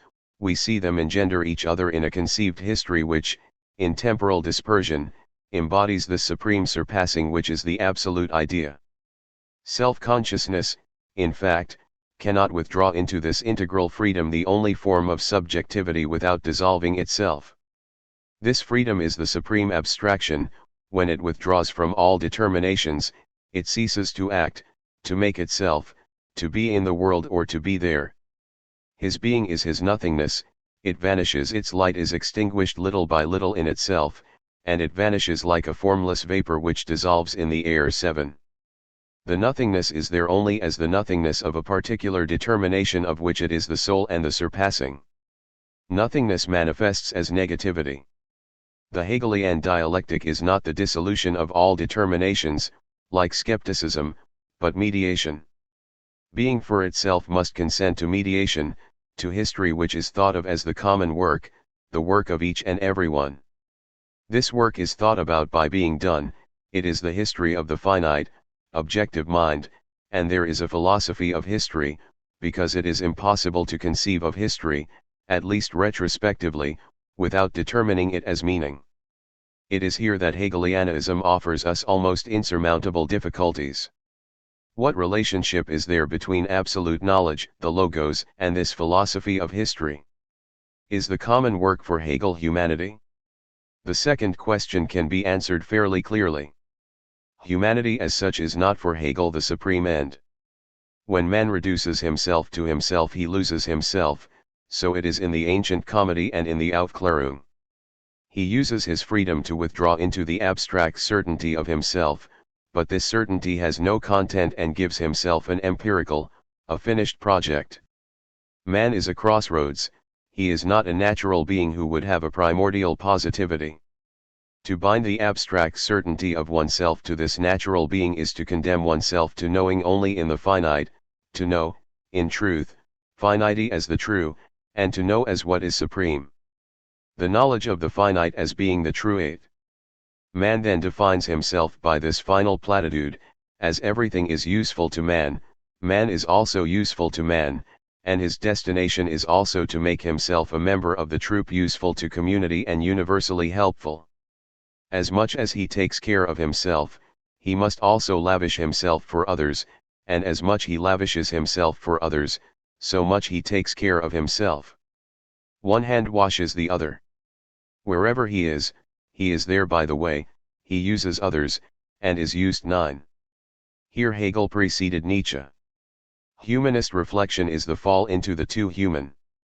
Perhaps we can even say that this reflection, which makes the human project the absolute, leads to the opposite of what it claims to achieve.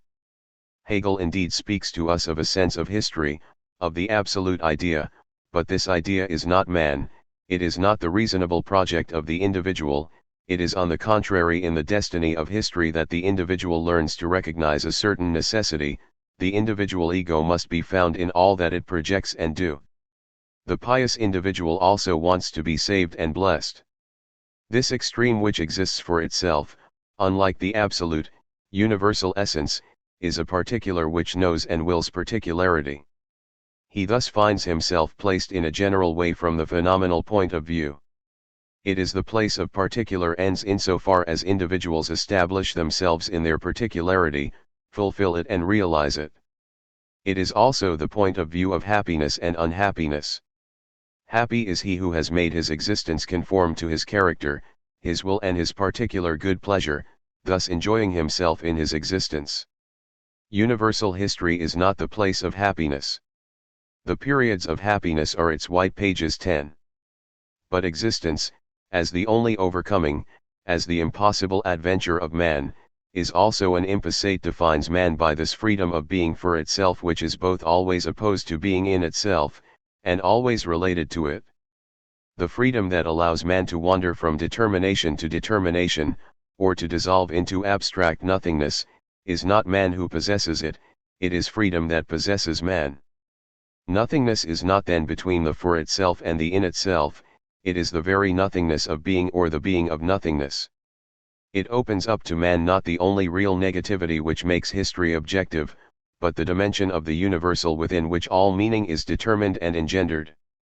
Through this freedom, which Hegel says is immanent in all of history, that it is its absolute idea, man does not conquer himself as man, but becomes the abode of the universal, of the logos of being, and becomes capable of truth. In this openness which allows the existence of nature, and history itself, to shed light, to conceive of itself, being understands itself as this eternal engendering of itself, it is logic in the sense of Hegel, absolute knowledge. Man then exists as the natural being there in which the universal self-consciousness of being appears. It is the trace of this self-awareness, but an indispensable trace without which it would not exist. Logic and existence join here, if existence is that freedom of man which is the universal, the light of meaning. In this logos, everything takes on meaning, and the very meaning of meaning. We must then come back to our first question: what relationship exists between absolute knowledge, the logos, and the philosophy of history? Hegel's own answer is ambiguous, perhaps different in the phenomenology and the encyclopedia. This ambiguity explains the radical differences of the disciples. It should only be noted that history is like nature, a manifestation of the complete alienation of the logos, a manifestation which the logos also exposes in itself. Knowledge does not know itself only, but also the negative of oneself. Spirit presents its movement to become spirit in the form of the contingent free event, intuiting its pure self as time outside itself, and likewise its being as space. But space is the indifference of determinations. Time is negativity, the pure worry of difference. In time, alienation alienates itself, the negative is the negative of itself. 11. Thus history is the objectivity of the becoming of the spirit, its temporal incarnation. However, absolute knowledge is the basis of knowledge that appears in history, and history opens up this dimension. History is the place of the passage from the temporal objective spirit to the absolute spirit and to the logos. History is the appearance of freedom, that is to say of this concept by which man reaches eternal meaning. But this meaning is not another world behind the story. The logos is there, he understands himself and also understands this nature and this history. This self-understanding is not a project similar to a human project. The Hegelian logic goes beyond any moral and human vision of the world. Being is grounded in itself, it is because it is possible, but it is possible because it is. The real negativity of history is there, and is understood as the negativity of being in the logos. It is not a question of justifying being, because all justification is justification of meaning, and the question of meaning and of being is the logos itself. History does not produce the logos, the self-knowledge of the absolute, as one produces an effect according to a project conceived in advance. Philosophy is not a conscious goal, but man exists because he is a philosopher. This passage from history to absolute knowledge, passage from the temporal to the eternal, is the most obscure dialectical synthesis of Hegelianism. History is self-creating, like the logos, but this creation is there temporal, here it is eternal creation. The logos is not an essence, it is the element where being and meaning are reflected in each other, where being appears as meaning and meaning as being. It is absolute genesis. And it is time that is the image of this mediation, not the reverse. Time is the concept, but the concept in its immediate being there because it is the ecstasy of difference, which in the logos is presented as the internal movement of determinations, temporality as eternal. Hegelian eternity is not an eternity before time, but the mediating thought which in time presupposes itself absolutely. This is why the objective spirit of history becomes the absolute spirit, a development which it seems difficult for us to conceive of as an epoch in the history of the world, but the spirit which thinks the history of the world, after having freed himself from these limits of particular national spirits and from the grip of the world which is proper to him, apprehends his concrete universality and rises to the knowledge of the absolute spirit, the eternally real truth, in which the reason which knows is free for itself, while necessity, nature and history are only the instruments of the revelation of the spirit and the chosen vessels of its glory. The main difficulty of Hegelianism is the relation of phenomenology and logic, we would say today of anthropology and ontology. One studies strictly human reflection, the other the absolute reflection which passes through man. Hegel believed in the phenomenology to be able to understand human reflection in the light of absolute knowledge, and it seems to us that the principle of this understanding is contained in the meaning of Hegelian ontology, but he believed he could manifest the becoming absolute knowledge of human consciousness, as if this becoming were a story. History is indeed the place of this passage, but this passage is not itself a historical fact. And then there is forgetting and remembering. Existence, the relation of man to the logos, puts the logos back in its first place. But to render light presupposes a dismal half of shadow.